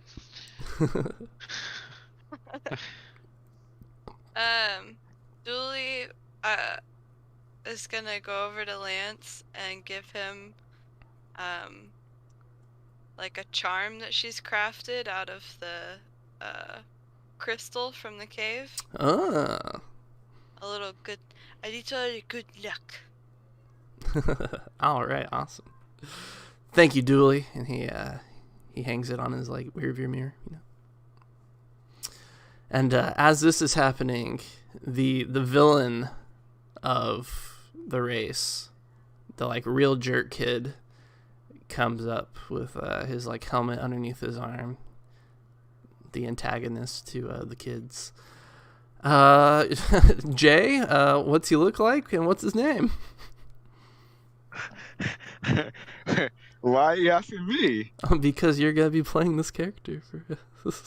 Oh, brother.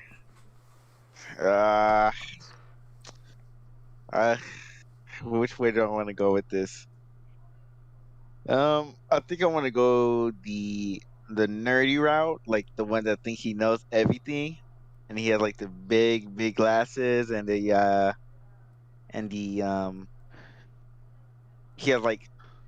he has all the gear that you should have to do the job, right? Mhm. Like he has all the gear, like things that you don't even think you will need for it, but he has it in his bag or something like that, right? Right. The most unstereotypical bully ever. Yeah. And he's gonna be walking by pretty much with his big glasses, and he's gonna put his fingers on his glasses and push them up, and he's gonna be like, "You guys are definitely going down after this one. Uh, Good luck to you, pal. You're going down, loser." And and like you can tell he just got done with the bathroom or something. He's gonna have like toilet around his legs, like he actually left some toilet paper under his shoe or something. Mhm. He was going to his speeder. It's a nice speeder too. It's looking like it's a real modified. Like he has some credits to his name, right?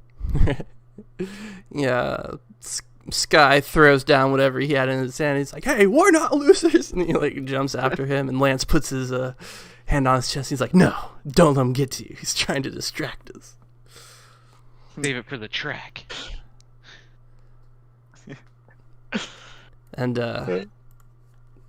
Carrie shakes her head and she's like, "Man, he's competing this year. I thought he went to a TIE Fighter Academy." Classic. All you can hear is him whispering, "In my calculations, if I do my trajectory right, it's gonna be a for sure victory." Yeah, and Lance Lance is like, "Damn, we don't stand a chance." They let him go on special leave just to compete today. You got this, kid. Just run your race. Don't worry about what he's doing. He nods his head and he's like, "You're right. Thanks, Joran." And he gets in the speeder and gives you guys a salute and goes over to the starting line with all the other cars. And there's some. Go ahead. Hey, Dooley, do you know what these two bolts go to? I just found them in my jumpsuit here. And I don't remember where they. Can't remember what. Yeah, here you go. I don't know. It probably doesn't matter. Oh no. Race is about to start. You've killed Lance. All right. So, some experts come in. It's like, "What do you think?" And they're like, "Oh, what's his face over here is a ace in the Imperial Navy. He flies a TIE Interceptor, so he's definitely the guy I compete with this year." And they're like, "Man, okay." Oh my God, let me see if... Dude, who's that kid from the Proud Family?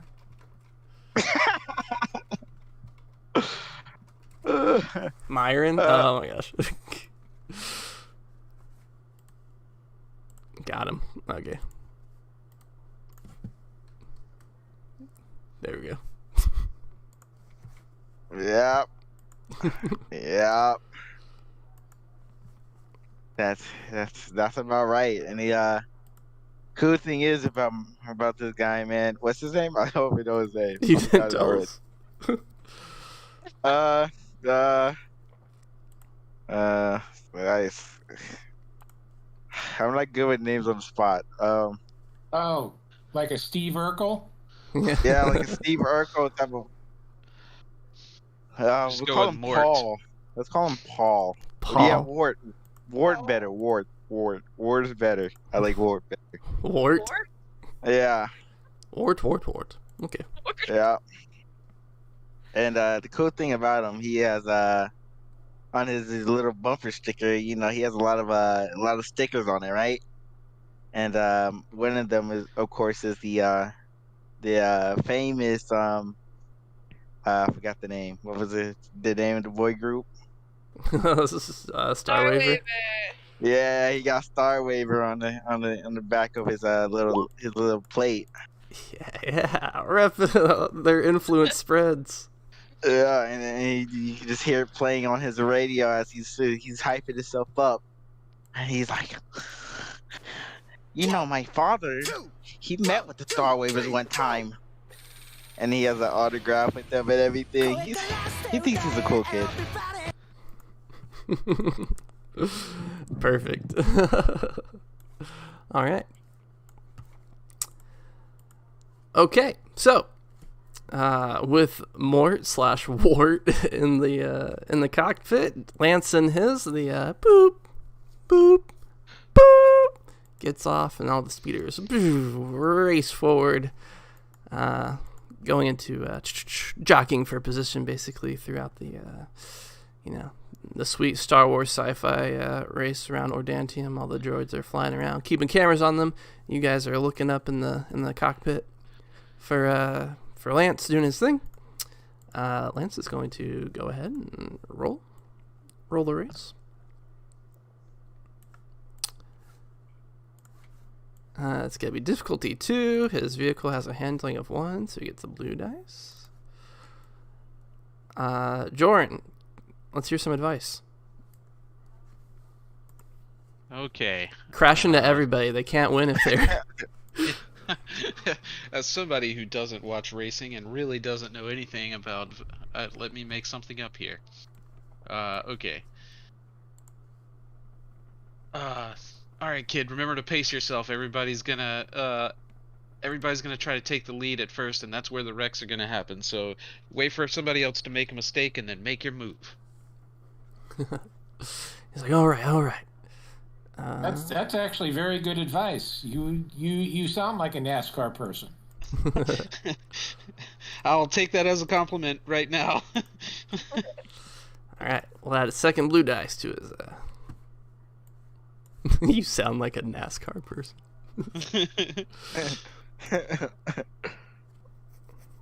Oh, nice. Lance. Yeah. True to Jordan's word, he lets everybody zoom past him as he keeps to the middle of the pack, and yeah, sure enough, up ahead, some 3 cars collide and then whirl out of control and take a whole bunch with them. He's able to see it all coming, swerve out of the way. He sees the opening, and he pushes it towards the front of the pack. I would love to think that it was Ward that, like, I don't know, got him behind them, and he used like the mirrors to, I don't know, put a glare in their eyes so they do the crash. Absolutely, yep. He's like, oh, just on my calculations. Amazing. And so, then Lance and Mort are neck and neck, really close together. So what's the dirty trick that Mort uses to put Lance's speeder out of commission? Oh, okay. I think Ward, he's going to try to just around in the lane, like going back and forth, and every time that, what's his name? Levi? Lance, that's his name. Lance. Oh, Lance. I love Lance. Every time Lance try to like take the lead, he'll like swerve into his lane and hit the top of the front of his bumper, almost knocking him over, right? Mm-hmm. And he'll I don't know, until one time maybe possibly he takes him out. All right, yeah, you knock his hover thingy loose, so he's like at a wobbly angle, so his speed like drastically decreases. So at that, he's forced to like pull into the pit stop for repair. As like I know at certain points like emergency vehicles come out and they're like, everybody slow down. You've got like this long to repair or something like that. I don't know. I don't watch NASCAR. Name any sport. I have no clue. I don't have no clue. Name any sport. I don't watch it. But yeah, you like pulls in and Lance hits the wheel and he's like, that guy, he totally wrecked. He's totally cheating. It's all ruined. And he hits the wheel and like leans back and he's like, oh man, this sucks. Don't worry, kid. We'll get it fixed up. Dooley's the best mechanic around, and I'm gonna hand her the wrenches because I've still got these 2 bolts that I don't know where they go. So There might be something wrong with this. So we have like Dooley, like he's like, oh, there's no way she can do it. Look how ruined this is, and like the entire like front bumper's like crumpled in. Yeah, there's a little bit of the Star Waiver sticker on it. Oh my god, that's so funny. Yeah, just got Jay's face like on him.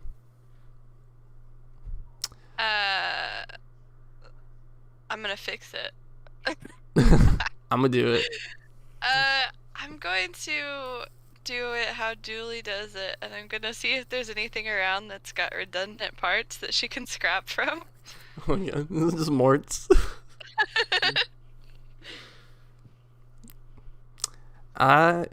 Yeah, sure. There's a droid that like comes over towards Lance, and it's like, Lance, how's it feel to be out of the race? And we just see Dooley like, yeah, Smash it over the head. Thanks. Thank you. I'll be taking just a few things. This won't hurt a bit. You see a little kid in the audience. Oh my god! Yeah, it just like goes black and white, and it just shows this droid like, no, like his limbs like flying everywhere.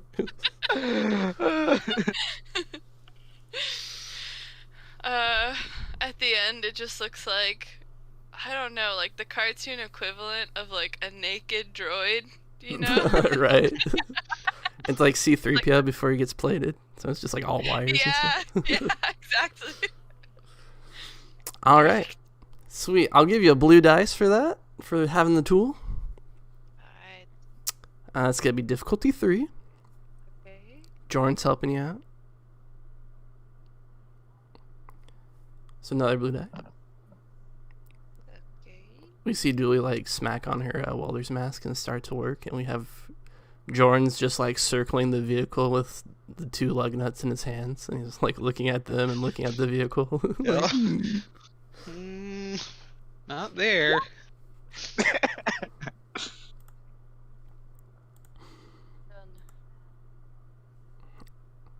all right, Dooley. Forgot to upgrade it. Oops. Oh well. I'll live. Yeah, Dooley, you managed to repair it. What's the accent? What do you add to this vehicle with that? We'll give Lance a boost to his next roll for it's better than ever. But what's it look like now? Now it's like half droid. Well, I was gonna say I like did it in, I don't know, I was able to like repair it in enough time that I had some time to like add a little paint. Oh, okay. So it just looks brand new. So it's a big like Star Waver mural. The entire car. Yeah. To show up Nerd Boy. All right. Sure. He'll get sponsorships and I know. I can't wait for you guys to invite Starwaver to Ordo to recruitment. I don't know. He'll be our Captain America. Yeah. I mean, I've got their NPC card ready to go. Just waiting for it. All right. Yeah. Lance is like, Dooley, this looks amazing. Thank you. And he Now go. slaps his helmet down and he's like, Mort, I'm coming for you. Voice this whistling like, that's just as I thought. Easy race. And then you just see the Star Waver big old memorial on the front of the car. He's like, wait, that's actually pretty cool. Yep. Hear Starwaver start blaring over the speakers of the car as it. He was like, well, this looks like Mort's pretty much got this race wrapped up. Everybody's miles behind. He's like, wait, what's this from behind? And we see Lance pushing the car. That's it. Swerving in and out of all the last place people, and he's really doing it. He's going great. And then he manages to get to second place. Everybody's biting their nails. Julie's biting Jordan's nails. And he's just about at the lead when all of a sudden there's an explosion from his, under his hood. And smoke begins to just like engulf the entire car. Dooley looks over at Jordan. Ah, crap. And just hear like Lance over the intercom. He's like, "Ah, what's happening?" We got to turn this to our favor. This was our triumph, not despair. We got to make this work for us. He's like, "Jordan, what do I do? I can't see anything." All right, you got to reroute the power. I'm making this up. I don't know. I'm Anakining this from the pod race. You got to reroute that power. You're gonna have to get the smoke out of your face. You can use it to your favor. All you gotta do is you gotta get ahead of him just for a minute. He's got no heart. Go. And he's like, "Okay." He just like pushes it. Like messing with the keyboard. He's like, "You know what? I can't see the road, so I should just focus on rerouting the powers." Alright, so he is going to go ahead and make this roll. Let's see here. It's gonna be, I'm gonna upgrade it. I'm gonna flip a dark side to like upgrade an NPC's roll. Let's see. 1 handling, 1 from Jordan advice, 1 from Dooley's thing. Okay. I think that's all. Whoop. A lot of advantage. Holy crap. 6 advantage? Alright, so he's trying to reroute the power, and he's like, "I don't understand how this helps." And then he's breathing in smoke, and he's like, "I can't breathe. I have to pull over. I can't do it." But then, a spark of light manages to reach through all the smoke, and it hits the crystal inside the thing, and he sees it, and he's like, the music just all of a sudden becomes like, and he like reaches out and he grabs the crystal, and he's like, I've got to do this for Dooley. And we'll use those six advantages to give him 2 upgrades, and we'll let him reroll for that triumph, I guess. Yeah. So yeah. Wow. He rushes forward ahead of Mort, and sure enough, the smoke gets in Mort's face. Jay, give it to us. Give us Mort crashing his car because of all the smoke. It's almost like hitting a banana shell in Mario Kart 8. He kind of like does a little turn. He's like, "Oh wow wow wow wow wow wow wow," and he just crashes into the wall and does a little flip. And he's like, "Oh no, this isn't good." And he just he just crashes. I don't know what else to say. His whole car just gets ripped to shreds. He's so dead. It's crazy. And all Ward can think about is his scholarship to his little school that he's going to. Right. And he's like, "Oh man, Dad's gonna be angry." Boom. Dad's gonna be angry. Beautiful. Okay. Yeah, with that, Lance off to the finish line, and with that triumph, we can see like the timer goes off or whatever, and the announcers are like, "Amazing! Lance is beating the all-time record. That's the fastest completion of, I don't know, 100 laps ever. The crowd goes wild, and he's like, yeah, and he pulls over into the winner's circle, and everybody comes down and throws a trophy at his face, and he catches it, and he's like, yeah. And, you know, his friends run over to him and hug him, and he's like, waves over at Jordan and Dooley. He's like, come on, come on. Billy rushes over. Faster don't- little feet can carry her. I don't know a lot about racing, but I know at this point somebody has to have some champagne to spray over everybody. Yeah. None of it ever makes it into a cup. It just goes everywhere. Beautiful. You guys get sprayed with glory. Woo! And you know, Lance is like, "Thank you too. I couldn't have done it without you." I'm just glad you didn't take a victory lap because I'm pretty sure the engine would have exploded if you would have driven any farther. And as you say that, there's just like in the background. I'm sure that'll buff out. Dooley will fix that. Yeah. Right away. All right. And so with that vignette complete, we go over to. Oh, I guess I should say we have reached the 4-hour mark. Do you want to continue or? I'm good for a little bit longer if everybody else is. Yeah, I just if everybody's not doing anything. Yeah, I'm okay. All right, sweet. Jordan and Kozai arrive at this temple, or ruin, I should say, that Jordan saw in his vision. He's like, wow, visions are real. All right. And you see sitting at the steps is a being. And this being is...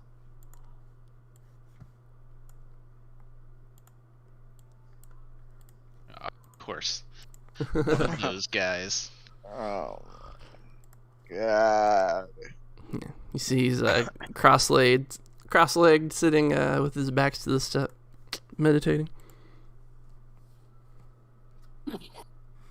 Oh no, cause and it looks exactly like the other acolyte, right? Yes. Or does it look different? No, same thing. Yep. Okay. Cause it looks to Jordan tired. Yeah, I thought you said you had a good feeling about this. It's all right, Kozai. Just trust in the Force. We've got this. Catch your breath. I'll distract him for a little bit. And so Jordan will just start walking forward. All right. As you approach him, he'll turn his head towards you. Unless you wanted to sneak up on him. No. Not only is Jordan not good at sneaking, I don't think that at this point that would be something he would do. Right. And yeah, he looks over at you, and this guy's like, ah, so you sensed it as well? I did. I sense that I'm supposed to be here. Likewise.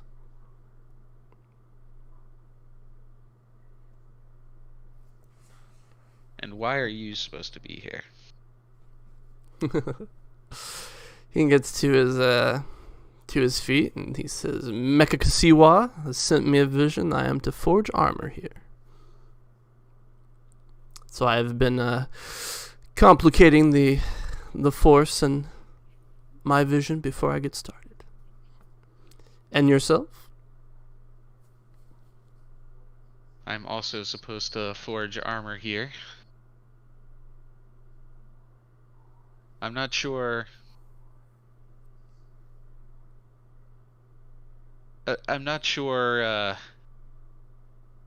how we're supposed to forge in the same place, though. We never heard Mecha Kasiwa's name, right? That's something that we know out of character. No, we've heard of the in character for the other Yeah, acolyte. the other guy that was Okay. attacking you was saying that he received visions from her to go to the other temple and kill you. Yeah, I think Okay. Kozai. The only thing Kozai would say was like he's breathing. He's like doing the little knuckles up, and he say, well, aren't we fighting? The last of your kind, ilk, order that we ran into. Well, let's just say they weren't very friendly. He says, "Well, with your first point of order, people accomplish the same task in the same location all the time. That's the point of a location." And so, to say that we both cannot forge our armor here is nonsensical. And he says, "Oh, so you are the ones that killed Tamarin. Well, then I suppose he was weak." This Kozai would speak up. This Makasawa guy. This god you talk about. What is his? What's the deal about him? And why did your parents or Terry or whatever you called him? Why did he come after us? It was like Mekasiwa was one of the dread masters under the Emperor of the Sith millennia ago, and her spirit. We are her cult, and we work to resurrect her into the world. So you're what? Are you one of the Sith, or are you just one of the acolytes of a Sith? I'm sorry. I don't. Jordan, you go ahead. I don't know what I'm talking about. Well, to my point earlier when I said I'm not sure how we're supposed to forge in the same place, it means that the last time I was in the same place as one of you,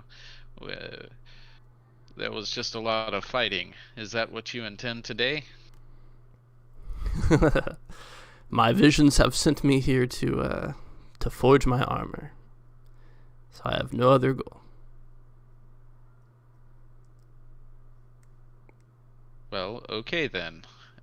And then Joran will take a few steps back to make sure there's plenty of distance between this person and he and Kozai, and he will also, now that he's in the right place, try to figure out what his next steps are going to be. So he will try to he'll try to meditate to see if he gets any more clues or information. Okay. And I don't think I have any specific force powers that do that. All right. I have Discipline? sense. I do have discipline, yes. The crazy thing is, Kozai is good with stuff like that, but like he doesn't know exactly what's going on.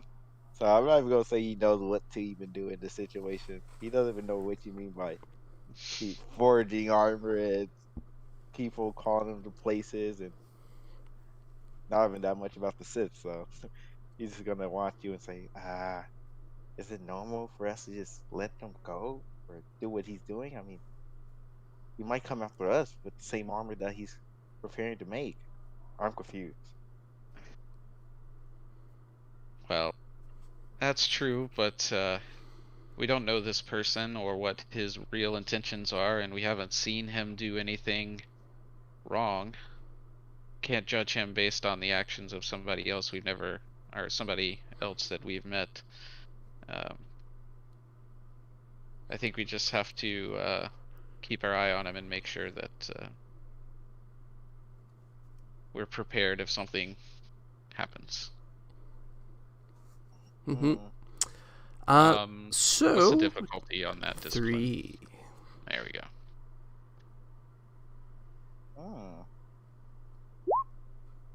Another one of these.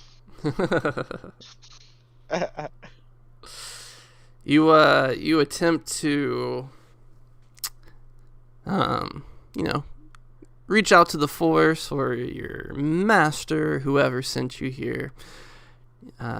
trying to connect with it, but this guy's bad mojo is kind of throwing you off. You can't really get into your zone. All that you know is that you came here to forge your armor. So how about we give you an upgrade to your, all you really feel is like solidified in your purpose that you came here to make yourself some armor. Okay. Well, I think we need to climb up and take a look at this forge, see what it looks like. All right. And this guy, is he like, does he know what he's doing? Like, is he going straight for the podium? Is he waiting for us to see what we do? What's going on here? Once Jordan makes it clear that he's ready to go up there, he stands aside from the stairs and he says, "Après-vous." I don't speak that, and I just keep going. I don't speak Chandrafan. Yeah. Because they say, "Oh, I know this one. 011011001." Right? That was the same language. Have you guys translated it yet? I haven't. I didn't want to do it in the middle of session, but Gotcha. yeah. All right. Sweet. Yeah, I go up there too. All right. So he follows you guys up. Woo, woo, woo. Draws a lightsaber, kills you both. You freaking fools. Oh, Nothing but traps. It's nothing but traps. You're going to get knocked out the first round again. That was rough. Hey, we've got gravity belts. I'm gonna test the floor in here. Stomp it real good. Yeah, it looks like solid rock to me. Yeah, surely. So he follows you guys up, and inside you see it looks pretty basic to you, honestly. You see like a place to anvil stuff, a forge, some slightly, I don't know, Star Warsy other additions to it because they're ancient ruins, but they're still like advanced technology, I guess. But yeah, nothing that like blows you away. You're like, Dooley probably wouldn't be blown away with what you see in this location. And the guy nods his head, and the acolyte nods his head. He goes, very good. And he What? I don't know. He holds out his hand and to the forge, and you see it, like the bellows start pumping or something like that, and you see a fire start to like warm up inside of there. And he's like, "You can sense it, can't you? The centuries of Force users before us, preparing their armor for battle." Of course I can. I've got the Force too. Cause yeah, of course I can feel it. Yeah. Do I have to make a check, or is Cause just lying to his keys? Yeah, make a perception check. Okay. Difficulty Perception? 3. Yeah. Okay. Difficulty 3. Do I still have all the black dice, right? Oh yeah, you do. Sucker. Yeah, of course. No, I'm gonna save it. I have a new talent, but I'm gonna save it because I can only do it once per session. I was gonna ask something too, but I'm not gonna use it yet. I have a plan. Perception. Yeah. I don't feel anything. Oh man, I so would take tired. Yeah. You don't feel anything, but regardless, the force within this area, it will help you forge your armor, Kozai. So you're gonna get an advantage, or blue dice to your thing. Mm-hmm. He looks at Kozai and he says, yeah, you feel it. Places like this, separated from the world and the galaxy, this proves that we Force users are above the trifles of the mortals with their republics and their empires. We are set aside for higher callings. You know, what would those callings be? To ponder the ponder the nature of the universe, the force, dark, light. To kill and be killed in the cosmic struggle for the very nature of the universe.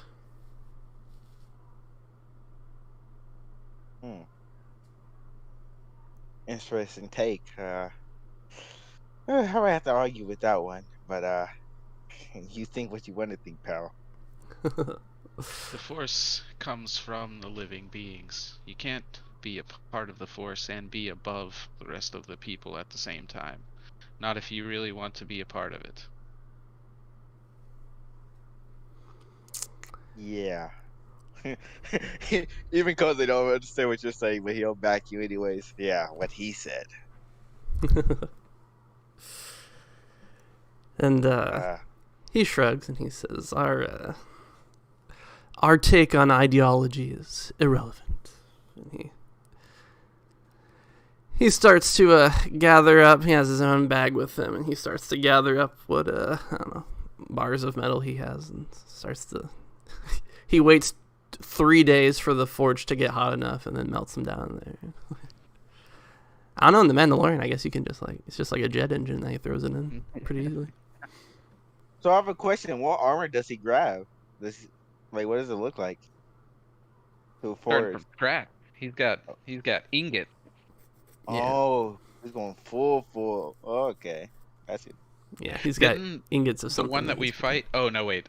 That's not right. I was thinking that the one that we fought had like resistance to our lightsabers, and I remembered everybody has resistance to our lightsabers because they're training sabers. Yeah, he was only taking stun damage. It was crazy. Yeah. So you guys begin to forge your armors. Tank trooper armor. How we handle this is going to be a little nebulous, so I'll throw it to you guys. Tank trooper armor is light armor, basically, but you guys are, I don't know. I would think that you guys would want it to be customizable, so you can like pimp it out later, you know? Yeah. Mm-hmm. Which are customizable armor is just a average 2 mechanics check. I had a little pizzazz, just so you guys know now. As everyone putting in whatever they're gonna put into this forge, he's gonna be like, I don't know if we have to use just metals, but I have this as well. I hope that Jay won't be mad for me using this. And he'll pull out his bag that he brought with him, and he pull out his Jay's robes that was in his locker. I have something prepared for that. Yeah, and he'll wrap it around with the armor and be like, I'll follow your lead, I guess. Jordan. Yeah, I guess I would have collected some scraps of cloth and stuff like that, because I have a vision for mine as well, so that doesn't end up just looking like, just tank armor. It's some customized Jedi armor, right? That's the goal. Yeah. Okay, so average mechanics check. That's and right. You said the forge gives us something? For being in the forge, it upgrades your mechanics check when making armor. Mm-hmm. And then you also get an upgrade from that triumph that you got. Cool. Alright. And Here we I'll flip a dark side just to be a butt. Dang it, I already rolled. So we'll roll again. Do I So, still have to use upgrade for 3 you. blacks and 3 purples? Oh, I'm gonna counter flip on this one. Jay, for this, I'll let you. The force is moving through you, so you overcome your exhaustion. Thank you. So it's just 2 purples? Yes. Ah, wait, that didn't work. Yeah. Counter flip did not work. Oh, I'm an idiot. I was rolling from the top and not rolling my mechanics skill. Jesus. Okay, last time. This should have your upgrade for your dark side, upgrade for the forge, upgrade for triumph, and then I counter flipped the light side. So now we got 1-3, right? Since you counter flipped. No, we should be back to 2-2 because he used 2 at first to get us to 2-2. Oh and yeah, then- okay, yeah, and then it would have been 3-2, right? Or 3-1, I mean, and then it went back to 2-2 because he flipped it back, right? Yes. Okay, so now it's 2-2. Gotcha. All right, I think I'm gonna use a point as well. I'll flip a light side point to get another upgrade, right? Right. Oh, I'm so Jordan. Also, I forgot. You guys already have the tank trooper armor, so go ahead and add a blue die as well for like having that material to start with. Okay. Just roll a blue die.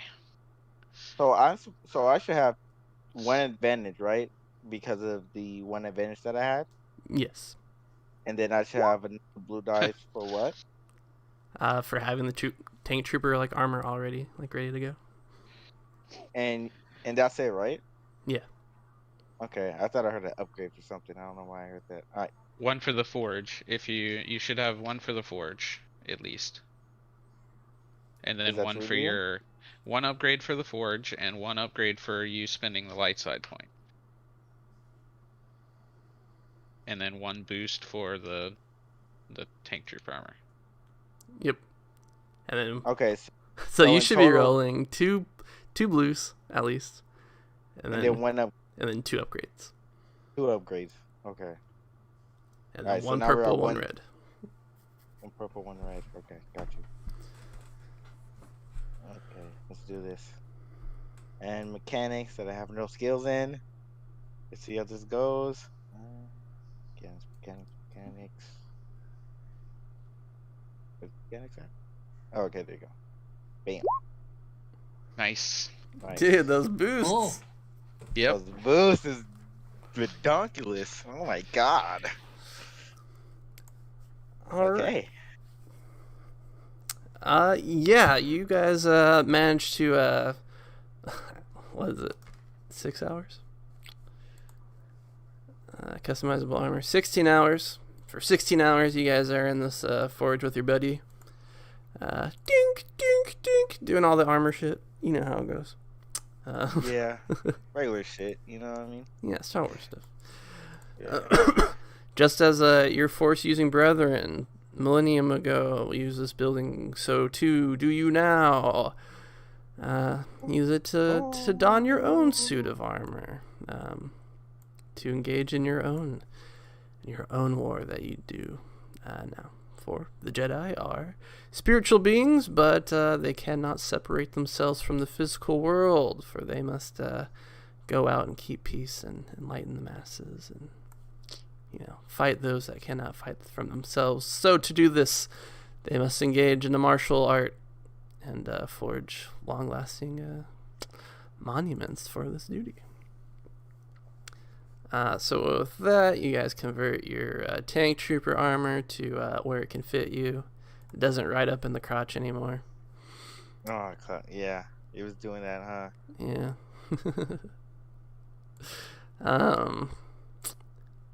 I guess it could be. I don't know. You guys can look at the armor and see what. It's honestly a downgrade from the flight suits that you have, but it's like try and give you boosts so you can make it better. It could be deflective armor. That's like the closest thing to what you have now. Yeah, definitely deflective armor would be the best one, right? Yeah. Oh, This has it less hard points. 4 hard points. Yeah, that's pretty good. Yeah, 4 hard points is pretty good. And what type of armor is it? That's what we're figuring out right now. So Yeah, that's in the crafting, right? Yeah. customizable armor. Okay, gotcha. Yeah, deflective gives it the 1 defense, but the 4 hard points is pretty cool. I don't know what I would use those hard points on, but you know. Yeah. Yeah, the it's also not super heavy. It's only 2 encumbrance. So You're looking at You the look at so the deflective armor is close to what we have, but it only has one hard point, which is pretty much the same as what we have. You can also spend your advantage. That's right, I was gonna get that. Sick. Oh, to do the +1 melee, where it has automatic check to charm, coercion, or.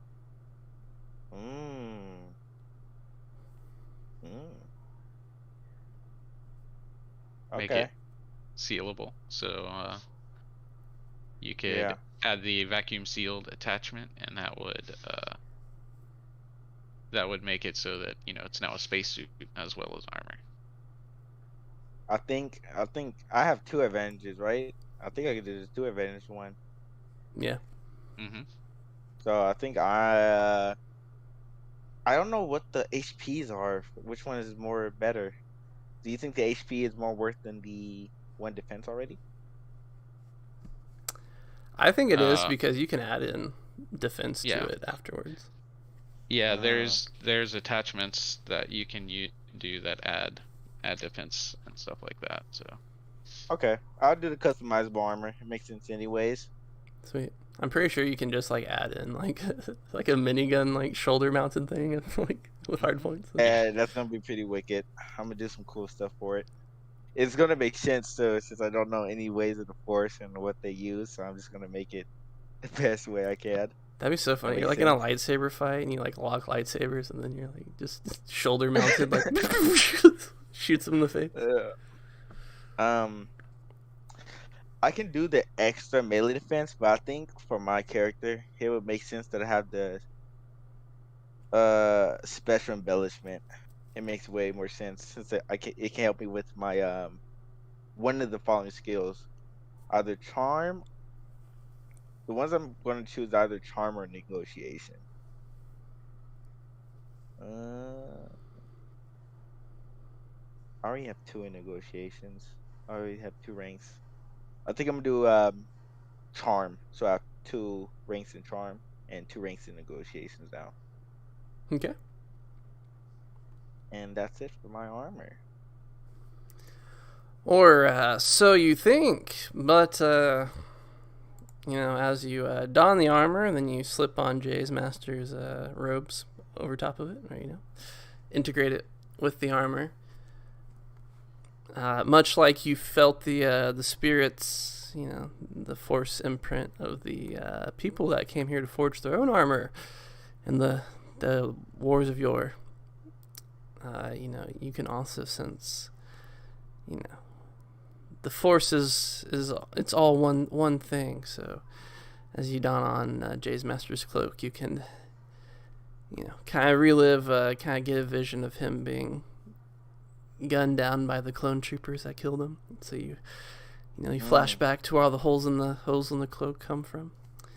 And so Kozai, you're drawing from these force memories of this master. Your armor grants you +1 ranged defense as you become better prepared to deal with the things that fell its former user. That is so cool. Nice. Yeah, I guess Kozai would just have a eureka moment. Well, not even a eureka moment. That's not the right word for it. He's just like, oh, what is this? I've only felt something like this when we touched that. And then I realized that he's around someone that you don't want to know about what he found, and he's like, never mind. Amazing. And what's the color to this armor? And that mine was made out of. I don't know. It's tank trooper, so it's like tan. Nice. I think it's up to you, really. You melted it down. You can recolor it whatever you want. Yeah, true. I think I would go a not a black, but a darkish brown. Oh, nice. It's kind of fancy because it's special embellishments. So it kind of like my character sheet. Because he's a little fancy guy, but still battle ready. Yeah. But yep, that's it for me. We flash back to you negotiating with Rock, and you get one extra advantage from talking to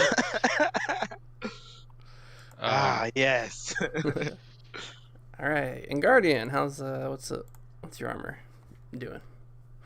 So yeah, I will also just do the customizable armor for now, and I will take my one advantage to do sealable. Yeah, we'll do sealable. So yeah, the main thing that he's going to do whenever he breaks puts the armor back together is obviously remove all of the Imperial insignia and everything that's on there, and he will add a couple of like taking some the classic stencil spray paint approach, and put a couple of um, like on just on the helmet, because I think he feels like he's only going to be wearing the helmet whenever he's actually going into battle. He's not going to be just wearing that around town or whatever. So he'll put like a Face tattoos. he'll put yeah. Well, yeah. I mean, he's a Moralian, right? He has to like mimic That's awesome. the history of his his life on there in That is pretty tattoo wicked. form. Definitely wicked. All right, sweet. And naturally the acolyte across the way, he's like got some like evil looking like engraved like chest plate that he's putting on. Well, he nods towards you guys and he says, well, fare thee well if you ever wish to leave your material life behind and concern yourself with problems of a grander nature. Do seek us out. And Yeah. if you ever wish to put aside the selfishness that you have been steeping yourself in, I feel like you could find me if you really wanted to, and we can have another conversation. We shall see. Fairly well. He jogs down the steps and makes his journey back to wherever he's going. Cause I would say, oh, wait. And he kind of step away from Jordan a little bit, and we'll go up to this acolyte. What was your name again, pal? Taryn? Yeah, Terry. Yeah. Not Terry. Taryn. Yeah. Okay, Paul. Taryn. Okay, yeah. What was I gonna say? Oh yeah. I mean, I don't know, Kuzi. What was it? Joke's on you. I never told you my name. It's true. GM. I guess he'll just a little bit of curiosity can't kill a cat, but because there's a cat, I guess. So he's gonna be like, with this idea of yours, does it actually give you any other strength, or is it just ideology, or what's the benefits of what you speak of? Power, clarity, freedom from attachments, both physical and mental and emotional. Yeah. But is there any actual items because I will whisper this? I've heard of a lost artifact, a holocron. All items of our order belong to Mekakasiwa and not ourselves.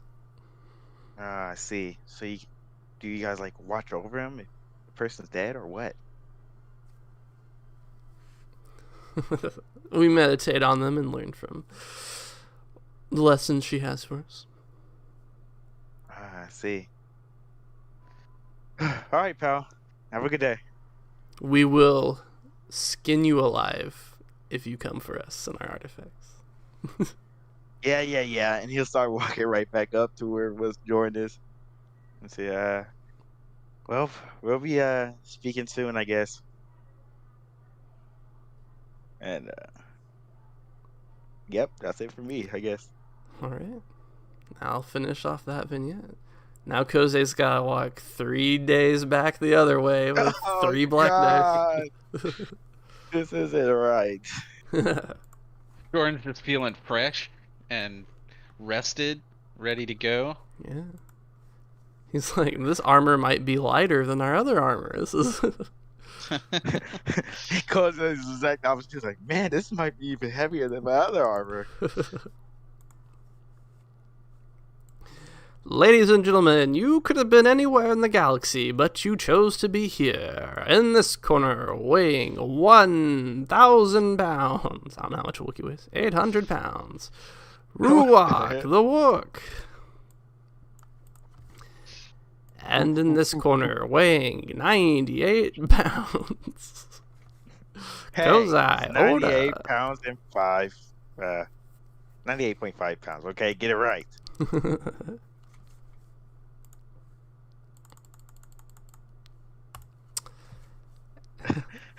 Cause I they're doing the little circle thing. He's revving himself up, and he's like, "Oh man, I haven't been so excited since the last time we fought.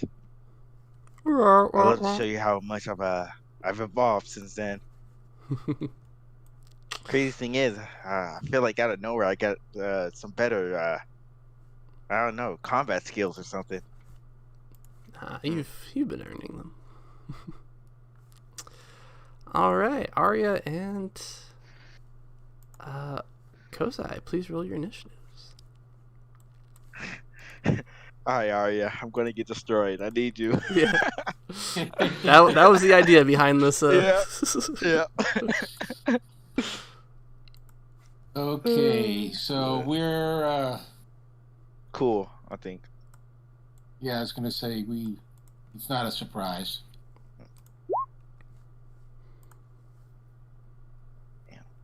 Oh, he rolled bad.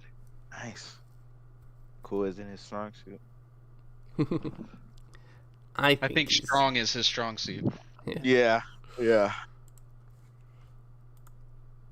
Oh, oops, didn't realize I had. Well, it's two. Yeah, luckily it didn't bother like anything that mattered. All right, it goes to NPC slot first. Right. Because I put out his train lightsaber, line it up, and he looks at his train lightsaber like, man, George is so cool. I gotta talk to someone about this. He's gonna walk up and he's gonna start it off, kind of remembering that last time we fought him, he didn't remember what his weapon was, but he had a really good strike. So he's gonna use a strain. He's gonna use a incidental strain move. It's called Improved Center of Being to raise the critical rating by 1. And then we'll use a maneuver to aim. Well, actually, no. He's going to use a maneuver to defend. What's the maneuver card to defend? Defensive stance for Defensive stance. melee. Yeah. Just Okay. remember it will also upgrade your attacks. So upgrade Oh the yeah. difficulty So of your yeah, I attacks. should attack first and then defensive stance. Yeah. So Yeah. I will attack first. And what's the defense? 2 for melee. I forgot. For defense, is it purple or black? Purple. Purple. Okay. And that's it. Well, the difficulty is 2, but Difficult if is he has T, defense, but defense. Yeah. if what's he has defense? defense, that would be black dice. That would be black. Okay, so 2 and 2. All right. And I have no accurate or anything, so I'm just rolling. Bam. Oh, Ooh, nice. well. Well. A little bit of Alright. everything. A little bit of something, a little bit of that, a little bit of this. All right, so that's gonna be 7 strain damage because I'm definitely doing 7 damage. So 7 strain damage. I'm gonna use one advantage to add a Oh, I'm so sorry, Kozai. He's an Go ahead and say adversary. it. Oh Yeah, no. he's an adversary, so you have to upgrade one of the purple die. Okay. That is fine. So just reroll the Oh, purple dang. with the 2 purples, and we'll let you keep your triumph. Okay, so what did I just roll? The 3 purples? Just roll a purple and a red. Purple and a red. Okay. Oh god. Sucks. That's a fail, yeah. Yeah. Yeah. Okay, so I just have a triumph and that's it. Okay. Mhm. All right. No, wait. You succeed. Why? No, wait, you don't, because the black one of the failures was on the black die, so you actually have 3 failures versus 3 success, so it's a wash, but you still get the triumph, and the advantage now cancels out, unfortunately. I'm No, going- the advantage doesn't cancel out. Yeah, okay. I'm going to Why do you have black dice? the defense of his armor, right? No, he doesn't have any defense. Oh, Oh. so Oh, that's a perfect. success then. Yeah, that's a success. Okay. How many though?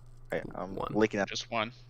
Okay, so yeah, still 7 damage. And it's going to be strain damage, like I said before. And I'm going to do a triumph, and the triumph is going to be.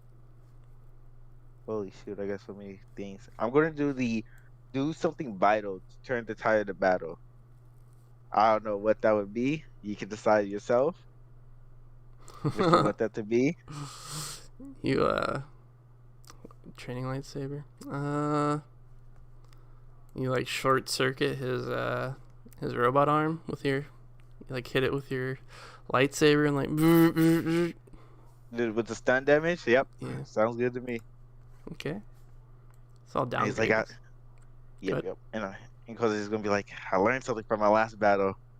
That arm, it could be a advantage or it could be a disadvantage. All right, that's my turn. Oh, and then defensive stance at the end, the maneuver. That's my turn. Gotcha. All right. So he takes the stun damage. As he tries to he lets out a roar as he activates his Wookiee rage. So he deals 1 additional damage when taking a wound. Mm-hmm. He's going to charge at you.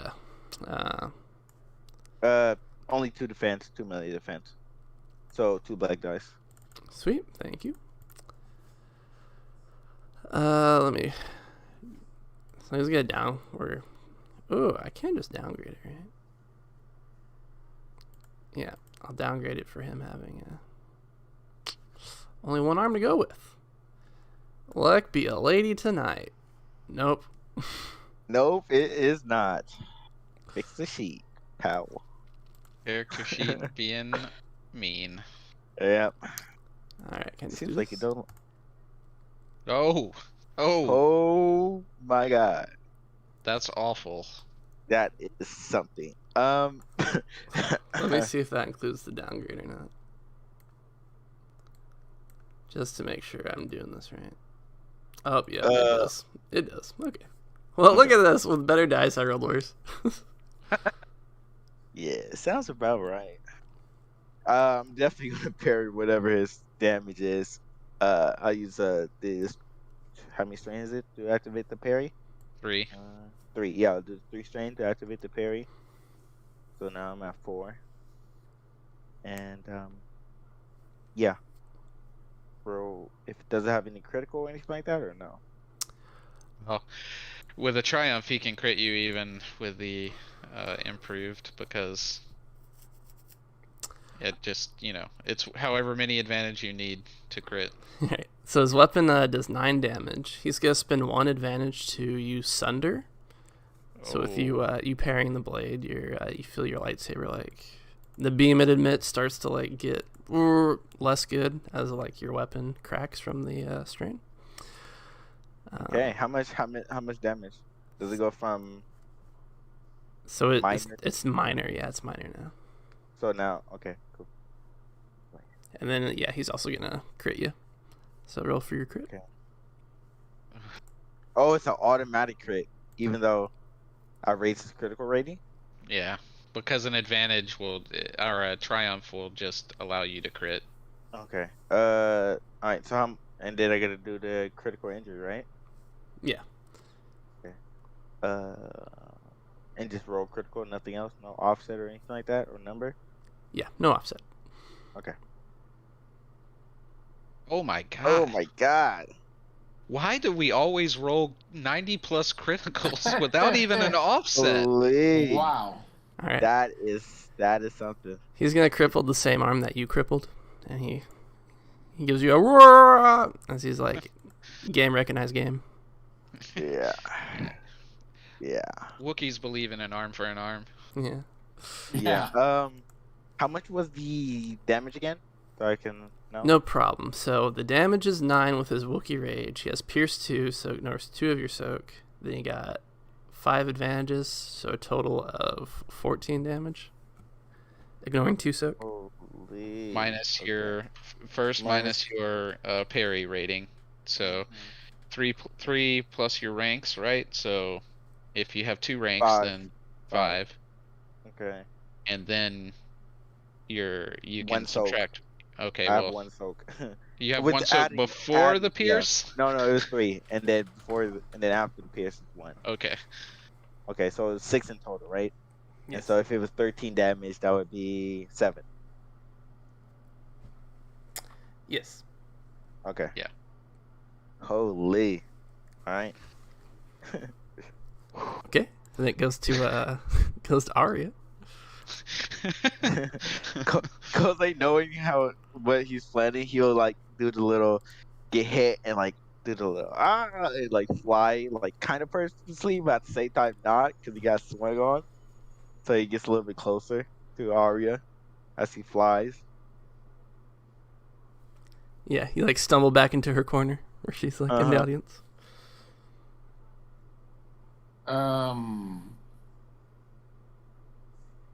Well, I don't want to do anything to jeopardize the agreement. Can I just like cheer him on some way to give him?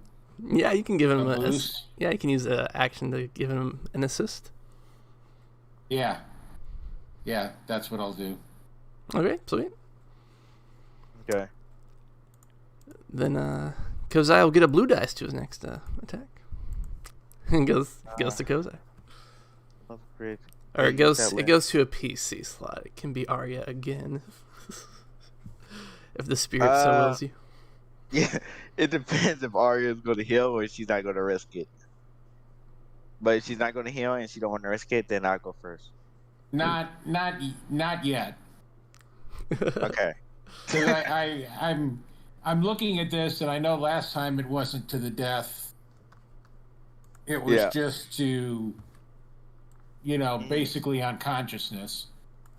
Yeah. And I want to try and stay honorable with the fight.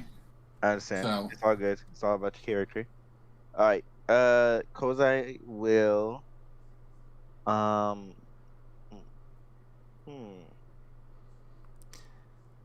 If I heal, I think he's just gonna do too much damage for me to heal and attack for.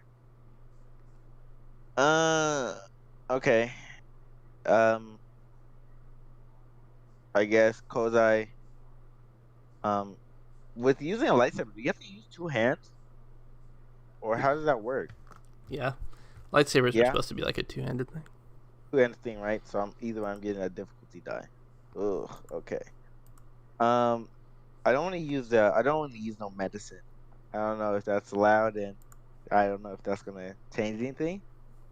So Kozai, I guess, is just gonna attack because he don't know the rules yet, and so he's gonna charge him, and he is going to use a maneuver to aim.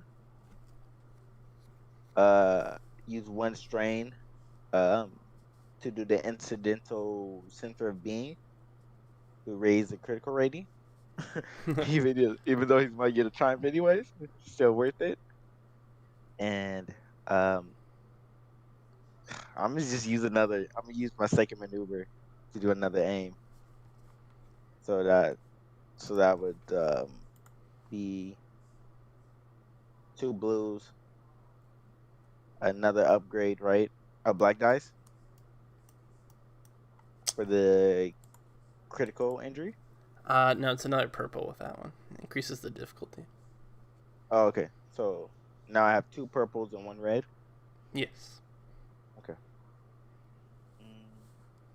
And I shall roll.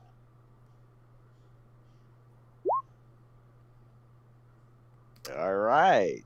Interesting. Okay. Let me think of this. I'm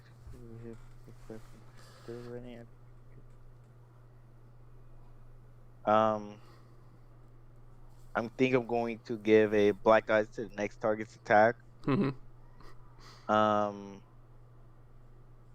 Immediate primitive ready. You have now already used 2. No. So you can do that, and you can increase your own defense. So you can. I'm doing that. I'm gonna gain. With defense close to the end of round. I'm gonna gain 1 melee defense the end of the next turn. I think that's 5. How many do I have? 1, 2, 3, 4, 5. Seems like Yeah, 5. it's 5. Block to him, up your defense, and a blue dice for next round. Is that what you said? Upgrade my defense and downgrade his attack. Give him a difficulty dice. Gotcha. Okay. Goes to a PC slot, so it goes to Arya.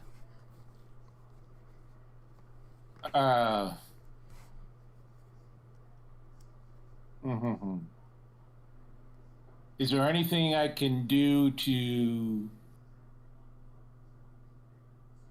either help his defense or give a black die to the Wookiee? I guess you could try to like demoralize him. So. Yeah, I mean. Let me see. I'm trying to think how that would to demoralize him. That's why your leader took your clan and threw it in the dirt. No, you'll get killed.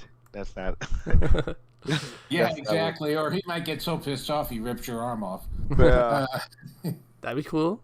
Yeah, so maybe coercion or what else? Let's not say that, okay? Skullduggery.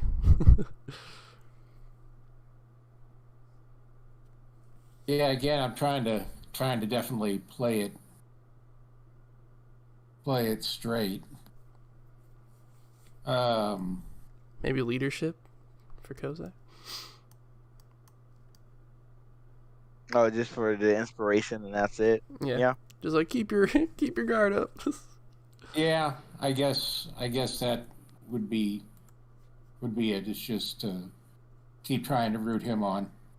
All right, sweet. I'll give you a difficulty 2, leadership check.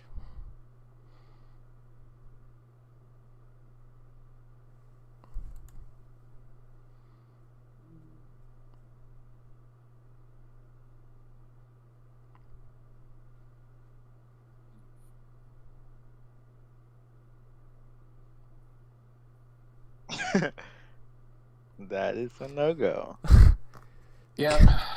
Kozai, don't worry about your butchered arm. You got his too. It's fine. Thanks, Arya.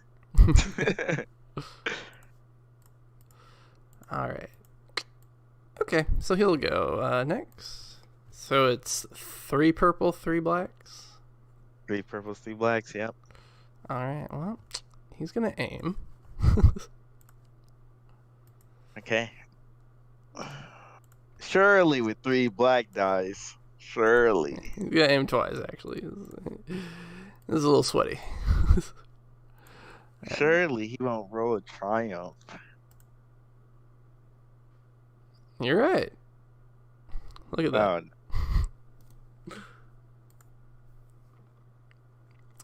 All right, so that's let's see. That's gonna be 12 damage with Pierce 2. His crit goes up by 1. Is that right? Mm-hmm. All right, so he'll spend 3 of those to get another crit on you. I think I'm down. Wait, hold on. 12, 5. Oh no, I'm not done yet. I think I'm literally one. Yep, I'm literally one. So, -5. Yep. Oh, brother. And then he'll spend the other 2 to take your weapon from moderate to major.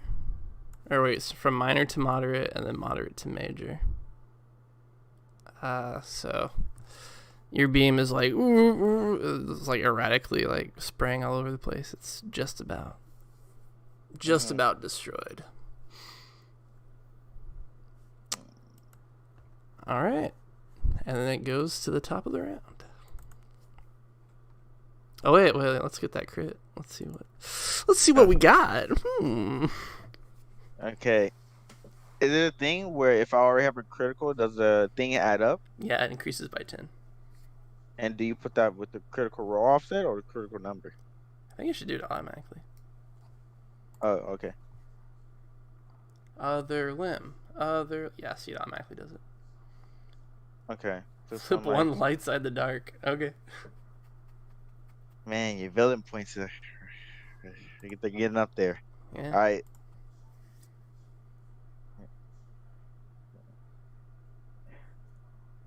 Okay. Kozai's blades looking. So how does HP work?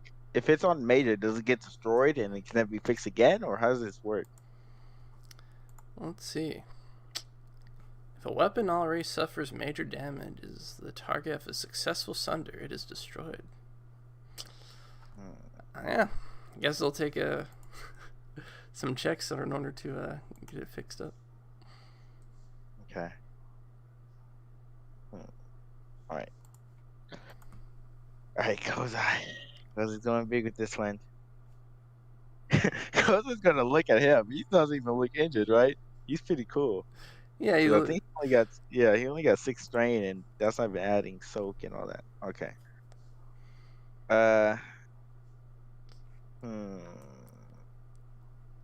Gonna have to crit him, Kozai. You're gonna have to crit him. Kozai's chain lightsaber doesn't do critical damage. Oh yeah, that's right. You're doomed. You're doomed, Kozai. Dude, Kozai's gonna go out fighting.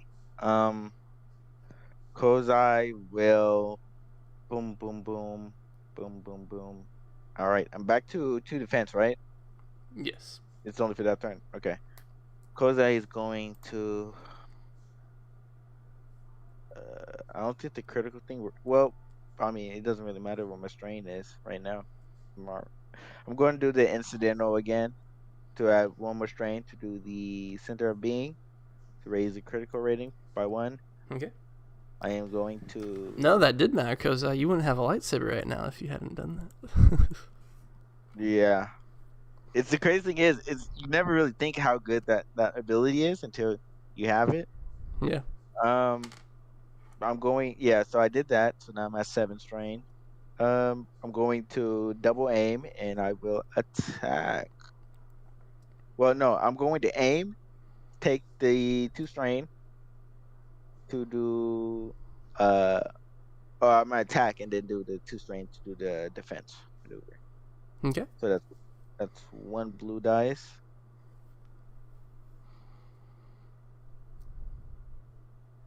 And I'm gonna steal 2 purples, 1 red.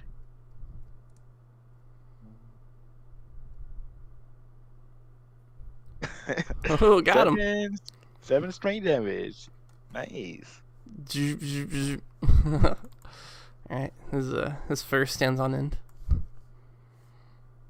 Okay. And for the 1 threat, what do you want to do with that? Just take a strain. Alright. And then I do the defense, so now I'm back at 3 and my turn. Alright. It goes to Arya.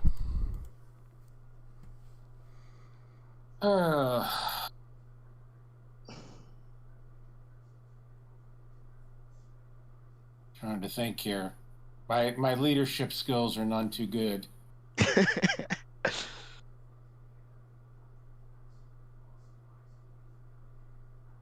Um,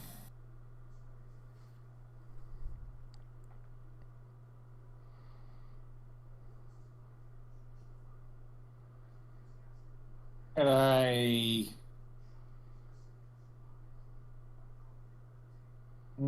try a deception.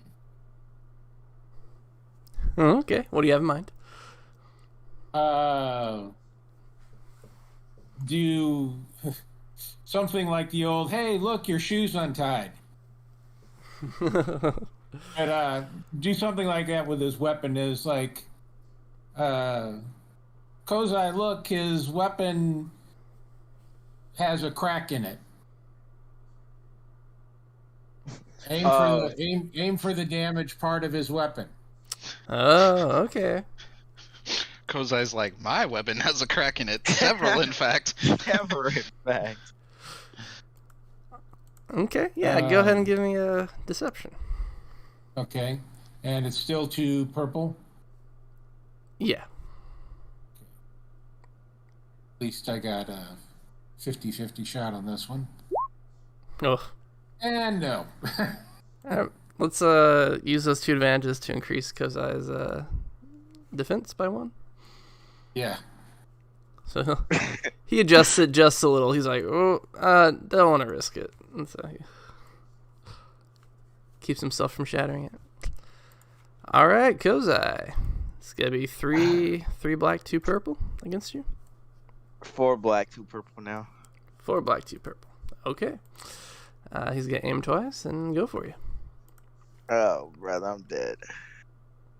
No. Yeah. No. All right. Well, it's a wash with the 2 blue and the 2 of the black anyway. Yeah. Oh. 13 rough. damage. Yeah, I'm down. All right. And we'll use that last advantage to destroy your lightsaber. Your training saber. Oh, no. Yeah. It's okay, buddy. I got an extra one. Just save the training emitter.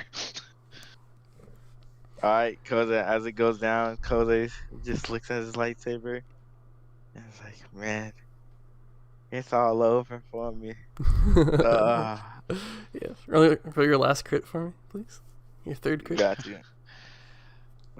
Strike first. Strike hard. No mercy. Increase the difficulty of all. Oh, you got this one again. I'll take that one, honest. Yeah, the encounter's over. It's no big issue. All right, yeah. So Kozai rolls through the dirt, just out, and the whole pirate clan cheers and like, Wurik's the strongest in the universe, yeah. And then when Kozai comes to with his mangled arm and his ringing head, Wurik will come over and give you his hand to pull you up. He'll go for his crippled one and feel the pain in his arm, and then go for the other. He's like, oh, man, seems that not too much has changed. Still laying on the ground. Good battle. And So can Arya go down now and say to Rurak, you fought an honorable and noble fight. May I see to my friend's injuries now? He nods and pats Kozai on the shoulder, and he says in Treewook, like, great work disabling my arm at the start of battle. I was handicapped the entire time. Yeah. If only I can use that to get an upper hand. It was a good battle. Yeah. So Arya, go ahead and do your magic. Okay, so we'll Gila. we'll throw a stim pack on him right away just to immediately get the wounds down, and then we'll using the med pack, we'll try doing a medical check. And so I know with 3 criticals how what's the I think you do what's the the easiest difficulty? one first, right? Oh, I thought it was one the hardest one purple, first. Oh, okay. 3 purple, and then it goes down 3, 2, 1. Yeah. So 3 purple. I'm surprised. I rolled really low. I'm so happy I did though. I rolled bad in the beginning, so that was kind of bad. But after that, though, I mean, if there's any way to lose, I mean, these are good ones to lose to. Yeah. And I'll I think it's 1 blue. Yeah, right now. Okay. Meanwhile, Kozai gets a new crit every week. Yeah, it's the usual. It's the life of a frontliner. Yeah, I mean, literally, the counselor's thing is all about defense. It's just about how long can you last. Okay. 3 rounds with a Wookiee is pretty good to me. All right, so you heal up your arms back in operating condition after Arya treats you. Thanks, Arya. And do we have any force points left? Nope. Yeah. Nope. One of the Okay. crits turned it over. Okay. That's why I wanted to use what I had first and not try and use any of the force points. So Well, he can always do like me and spend a month in the back if if you don't get one of them. Yeah. Yeah. But yeah, great work. Running short on time, so we're just gonna, you guys leave with Ruik's blessing for the, he's under the impression that the Alliance will now help him combat Hohusk.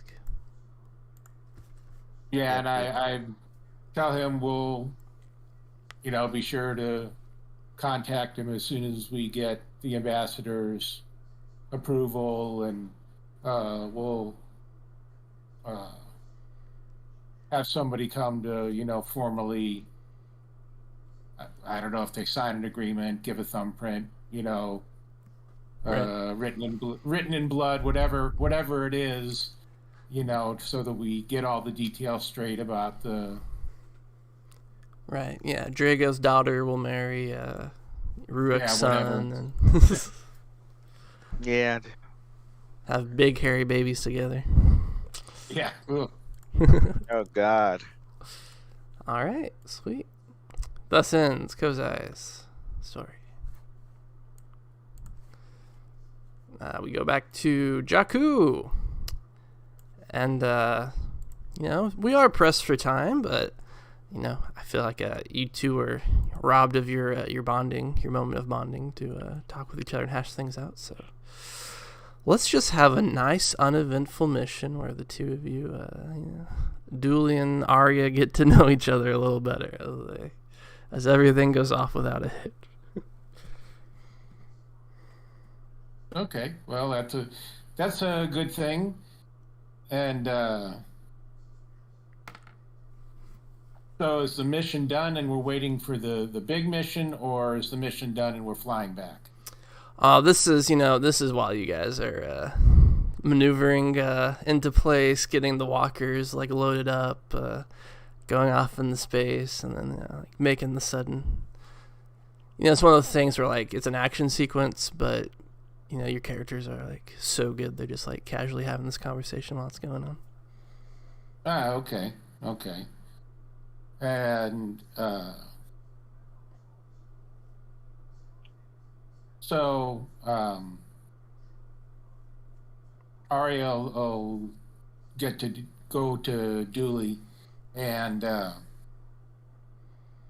sit there and go, we haven't really had a chance to talk to one another in any great depth. It seems like we're always either getting ready to fight or in the middle of a fight or recuperating from a fight. Right. But one of the things that I wanted to tell you is I always worry and care about those people that I fight alongside. And I don't know what it is. I have a feeling that there's something that I feel a deeper friendship to you than I do with the other members of our team. Not to say that I don't, that I feel anything bad, but it just, something tells me that, and maybe this is just for me, is that you're a very strong and special person. And I just wanted you to know that and know that I will do everything in my power to keep you safe, and in the events that I can't keep you safe is to do my best to keep you alive. I appreciate that so much. She's gonna her little fur around her eyes is gonna get all, all wet from teariness. And she'll say, Arya, you are the glue that holds this whole team together. I don't think myself, Jean, Kozai, or even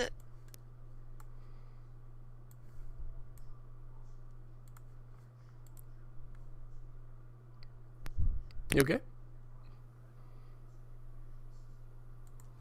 Did we lose you? where was I?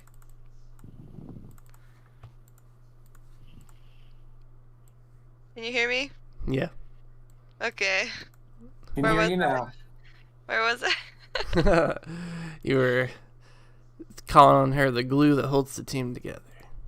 Right. The glue that holds the team together. You save the day more often than I think you know, Arya, and look at this adventure we are on together now. It is all because of you. Look at these great, enormous, destructive machines controlled by these evil forces. And because of your connection, we are reclaiming them and able to save. You are able to save your friends, myself included, and perhaps the galaxy. And I think for all the praise that you pour into your teammates, you must remember to return it to yourself tenfold.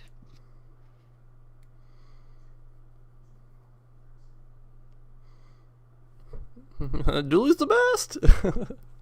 Yeah. And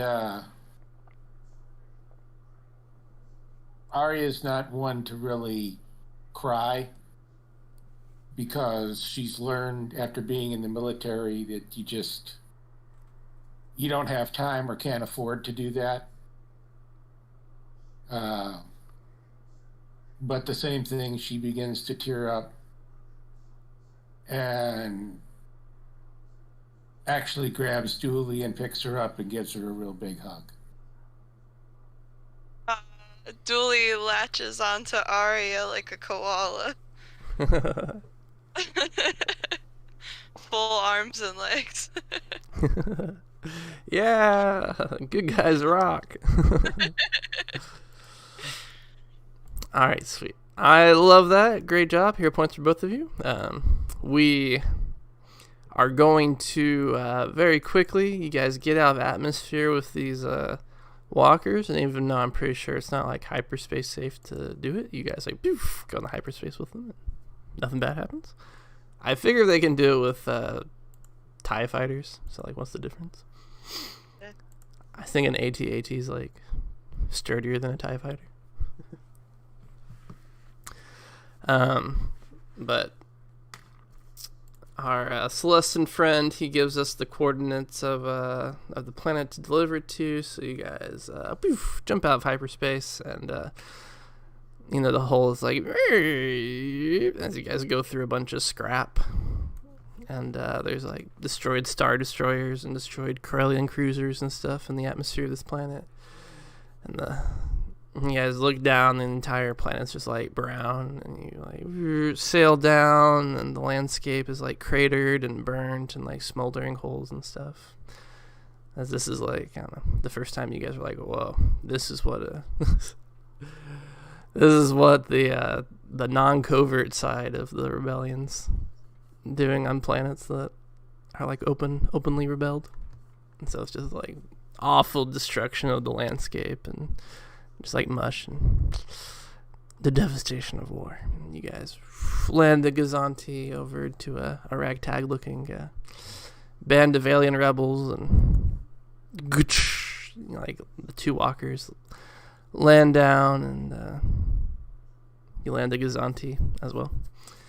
And dude, I cannot find this guy's character sheet on oh, there he is. Tinian. Tinian gets out, and the two of them start talking alien language. He's like, blah, blah, blah, blah, blah, blah, blah, blah. Probably shouldn't have used that as my alien language thing. The two of them talk to each other, and they shake hands, and he hands Tinian something, and Tinian gives you guys a thumbs up, and he's like, all right, let's get out of this planet before we get bombed. You can see the rebels on this planet are already working on getting these walkers up and running so they can contribute to the war effort. So when you guys are in space, Tinian comes to you guys, or in like the pilot chairs, right? And he's like, so are you ready to see what the big job is? Absolutely. Yes.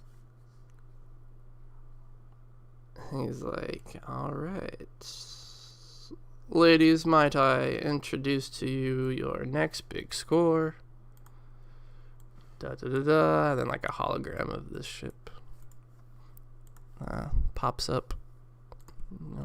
Gets revealed. He reveals this to you. And then,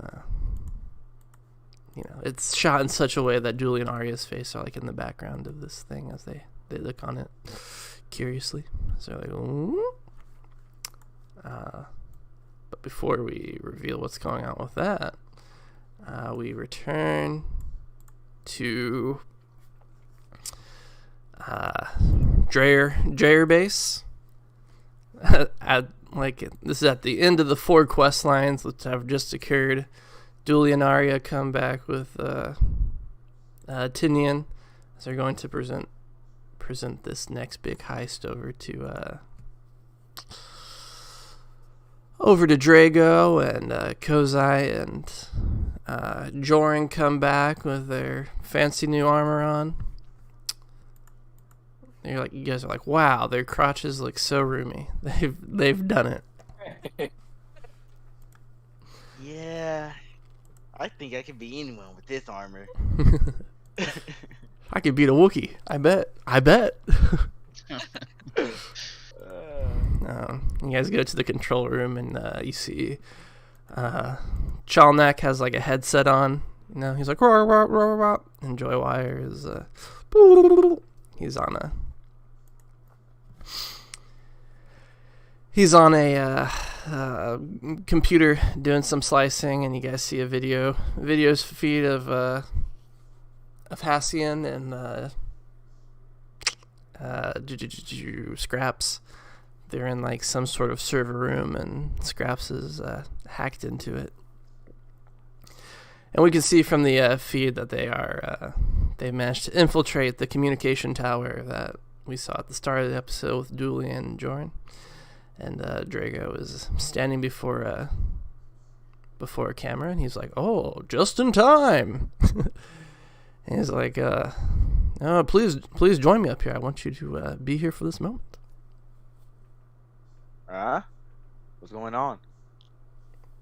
And Joy Wire says, "We've sliced into the Empire's like propaganda broadcasting channel, and we're about to air a message to the Starbin sector." Oh, we're going for the kahunas, huh?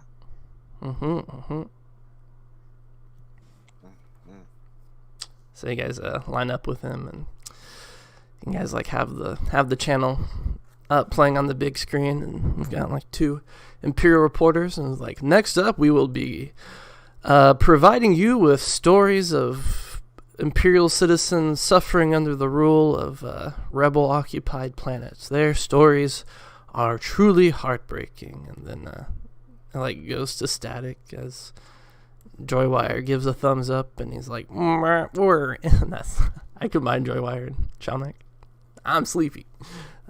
He's like, we're in. And so Drago nods his head, and he says, "We interrupt your regularly scheduled propaganda to bring you the truth." And they're using like some sort of face scrambling technology, so you guys like appear on screen with him, but like doesn't look like your faces, I guess. Ooh. Yeah. He just doxed everybody. He just doxed everyone. These are all our force sensitive. No, Scraps, you betrayed us again. He turns his head, like, and kills Hassian, like, shoots him in the back of the head. Roll it. I want to see. No, just like, don't roll it. Yeah, but it shows, the Wookiee, the whatever Jorn is. Like, Moralian, yeah. The Togrutan, the Arcanian, the Chandrafan, the hairy guy, Bothan. I just had to, like, envision Mon Mothma in my brain. I got it. Perfect. He says, "We are the people that the Empire tried to destroy, but we're still here, and we are free. And it is you, citizens of the Empire, that are slaves of the greatest lie that civilization has ever told." And he's like, "You do not have to participate in the Empire's war, and you do not have to participate in our war, and you do not have to be evil and fascist. You can refuse to fight, you can say you're sick, you can throw sands in the gears of your factories. There are 1,000 ways that you can resist Imperial rule." And then as he gets ready to continue with his speech, the like signal goes back to static as Drago looks over at Chalnak, and he's like, "What happened?" And Chalnak's like, "Oh, we seem to have lost the signal." And he gets on his communicator, and he's like, Hassian, are you there? Bring us back up. Are you okay?" And then Joywire goes, "Oh no." He brings up a feed of the communications tower, and we can see that it's gone, it's crumbling, and he like plays back the feed, and we can see that the Star Destroyer that was hanging over Ordantium just from orbit just shot the communication tower and brought it down. Damn, the whole tower. They said, "Man, we got money. We can destroy this." Yeah. As the camera pans on the smoldering ruins of the tower, that's where we're going to end today's sesh. Ooh, that is Ooh. that is. So we not don't good. know what happened with Hassian. That's right. Oh, they were Okay. in the building. I didn't think they were in the building. Oh no. Yeah, him and Scraps infiltrated the building to plug in directly into their feed to like give Joywire the way in. Well, Scraps and Hassian. We just got Scraps back. Oh no. I'm gonna say in character, those are the two people that Kozai dislikes the most. But out of character, oh no, I love every character. I love every character. The villains, the good guys, I love them all. I don't know why. They're all amazing, to be honest. Hey, thanks. So for rewards, everybody gets 2 duty for all their various missions today. Everybody gets 5 experience. And everybody gets an additional 3 experience for wonderful roleplay today. So 8 in total. And we'll go ahead and take a vote on who we think had the most interesting roleplay today. That's really tough because I think That's everybody. really tough. I think everyone did amazing. I liked Joran's stuff because I really didn't know much about your character. And to hear you talking about like the stuff with your mentor and like all that Padawan stuff was neat. I'm That very was fun. tired. I'm sorry. if that I liked sounded- it because it was good. I liked it because they talked about death. Yeah.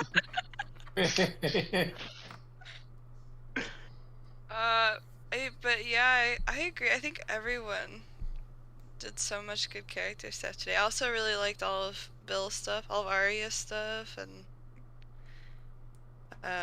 Kozai. I feel like we got to get invested in Kozai a while back, and myself as well. Yeah, I think definitely getting to know more about Joran's backstory was a lot, and I think you did amazing. Just to say this before we talk about who's MVP, I think it was amazing what you did with this session to get to know Yeah. more about the characters. Like I really wanted to get to know more about Arya and like see her point of view and more stuff, but I didn't know how to push it into the sessions that we had before. But this was like the perfect way to actually talk to Arya and Joran. Like, it was perfect. Oh, it was Thank amazing. you. Well, how about we award Bill and Guardian the 1 XP each for their work? Yeah. Fine with me. Nice. Thank you. Thank you. And let's see, who do we think was our most valuable player today?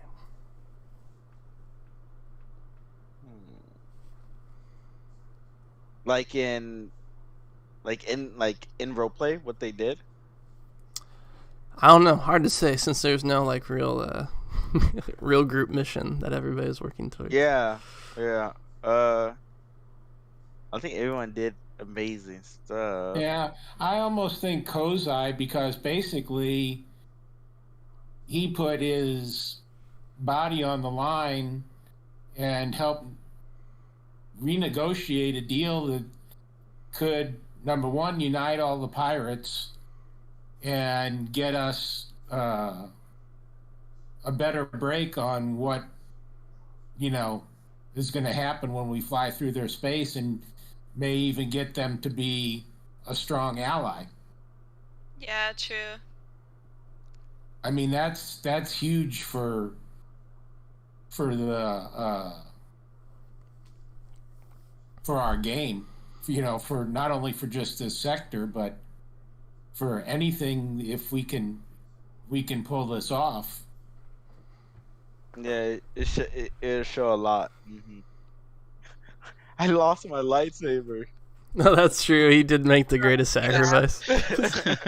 Oh man, I have to say, I was sitting here listening to this, and I have to say, I love the choice that Arya made. That's like, I'm just, you know what? This needs to be an honorable fight. I'm not gonna get involved, like, like with healing and trying to, like, prop them up or anything.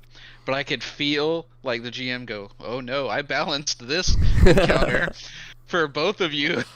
Yeah, absolutely. I was like, I was like, what an interesting decision. Okay. Yeah, I was like, good. Like, out of character, I was like, oh, perfect. But in character, Kozen was definitely on the side of, okay, we're gonna jump this fool. You're gonna heal me out. No one's gonna notice. I was gonna just defend and do as much damage as I can. But out of character, I respect it a lot.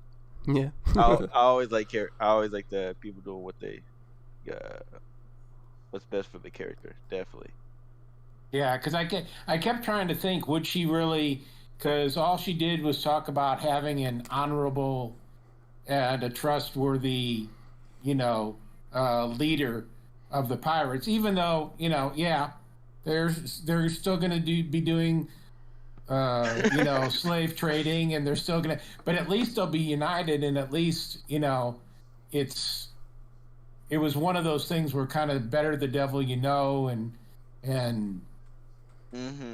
seems to be more. And I'm like, how can she spout all that rhetoric and then turn around and not play this straight? Yeah. Yeah, definitely understandable.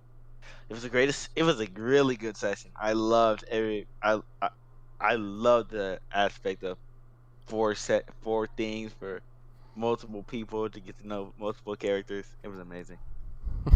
Great. Yeah, I'm really glad you guys. I'm really glad Jay at least enjoyed it. I enjoyed it a lot as well. Yeah, no, it was great. Good. Yeah. So all that is to say that Jay gets the experience point. So. Yes. Let's see. Duty that. Yes, good. The mission that Tinian, just to get you guys hyped for this mission that Tinian has is there's a location of a separatist command ship that got lost somewhere in space, and apparently it was coming back from looting a planet, and so it's got a bunch of treasure on board it, but it got lost in a nebula of some kind. But now he has the location, and so. Wait, a separatist ship? Yeah. Mm-hmm. Oh my god. That's one of those droid mothership or droid control ships. Yeah. Think to episode 1. But did I hear treasure? Yeah. Treasure. Yeah. The important part. 30 million credits. Damn. I didn't realize there was gonna be a separatist ship. Oh. Yeah. Well, I mean, 30 million credits, that's a lot of credits.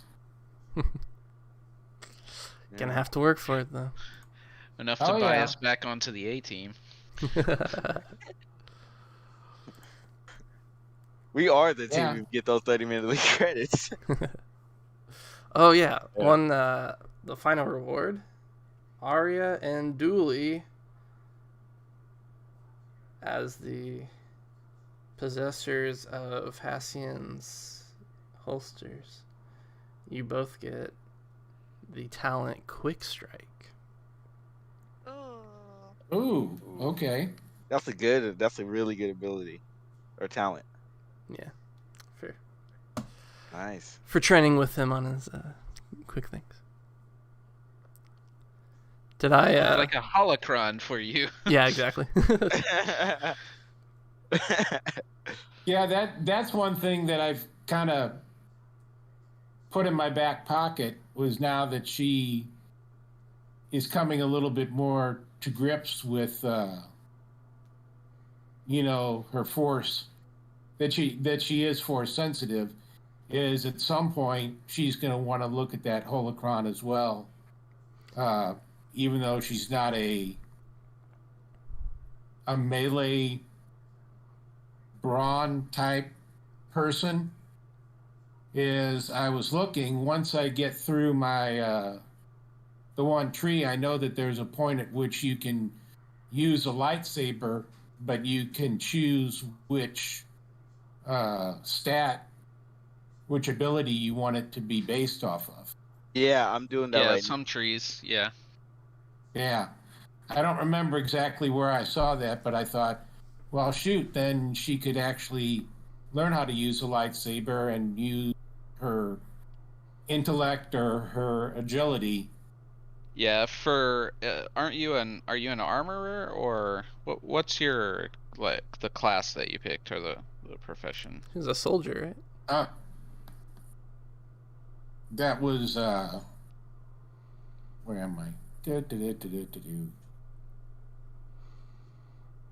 get my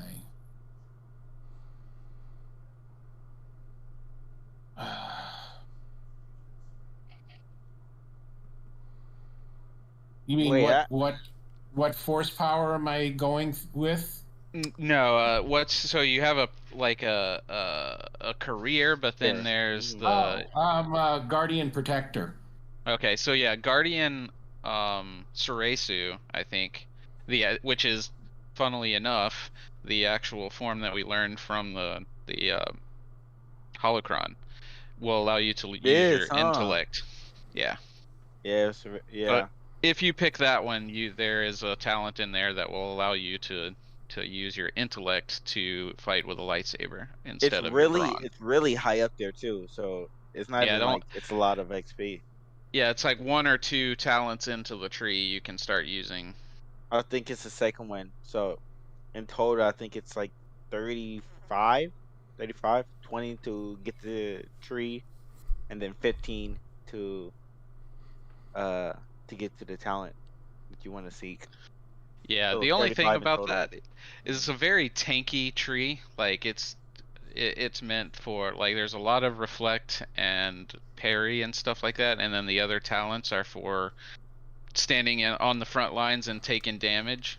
So, you'll have to think about if that's what you like, if that's where you want to go, or if you want to go farther into the healing and stuff like that. But you also, you Well, you don't don't have go to too go far very in. far. Yeah, as Yeah. I say, you don't have to go all the way to the end of the tree. You could just pick up the career spec, and then, or the specialization, and then get those 2 talents, and then, grab one of the other trees that interest you. Yeah, because if you to be honest, you only really want to go into a tree to get what you want from the tree, and then go to something else. To be honest, you don't want to try to get everything on the tree if it's not what you're looking for. Because some trees, it's like one side is all about parrying, and then the other side is all about reflecting for some specializations. And then for some specializations, like, okay, all about getting my lore up and my intellect up, but then I have like no fighting abilities on the other side of the talent tree. So Yeah, some the only thing specialties, about bouncing around too much is every time you buy a specialization, the price goes up. So, like, your second one is more expensive than your first one, and then they get real expensive if you get more than 3, more than 2 or 3. yeah, I would definitely Okay. do. Because the third one, I think it's like 40, right? Because the second one is 20, something It like that. depends, it depends on if you're getting, because if you get a universal specialization or one that's in your career, It's it's 20. it's cheaper. And then, but you can get any specialization. It just costs more XP if you want to get one that's not on your, career. Can't wait Yeah. for Dooley to learn the Yoda fighting style. she has to go into, like, Force Emergent to get the Force rating, and then goes into the Ataru. I don't know how to pronounce it, but that one, yeah. Yeah, I think But- it is a Taru Striker. It's the one. I think that's like the best one, to be honest, for pure It's- fighting. It's great for offense because it has a bunch Mhm. of talents that you can use with the lightsaber rather than just, swing it. Yeah, but Yeah. for Arya, I want to have a session that's like Arya is like coming out like full force, full member of the Force party, but I don't know what I'm gonna do for you. Yeah, I was thinking about that, but I think that's needs to be further down the line as she gets more into it. Yeah, Because I mean, it's only been a couple of times that once when we were out in the desert that miraculously we found the Wookiee, and then really the only other time was that last big battle when she used the heal harm thing, or the harm heal. yeah, that was pretty fun. Yeah. That you had the vampire thing. Yeah. And it was kind of like, wow. So yeah, something else is going on here. It's not just that I'm that good at medicine and healing everybody. It's something else is there to kind of guide me and give me the ability to do the things I do. Right on. And I'm thinking 3 more sessions, and then it's Ilum time. Oh, that's just what I wanted to hear. I didn't want to be that guy and be like to rush into it, but man, I want to go to. Nah, What? You don't like hitting people with Nerf bats every time we fight? 6 done, 0 critical, Yeah. no qualities to it. I'm trying here. something's gonna happen that will drive you to seek out the lightsabers. That's gonna be cool. Speaking But of which, I've been enjoying the journey though. speaking of which, did I emotionally manipulate you well enough with Hassian and his death? Gotta make us like him with the the gunfights or the training and stuff, and then there he goes. Yeah, I was kind of thinking you was doing that with Lance, but it seems that Lance didn't die. But it seems like Hassian is the one that's gonna die. So this doesn't. No. This is. This don't sound too good. Julie and Hathian just became friends. I know. Next session we'll have to go through the rebel or something. I can't help but notice that nobody is sad about scraps, and I don't understand why. The funny thing is, I literally was just thinking that. I was literally thinking that. I was like, man, who else am I thinking of that died?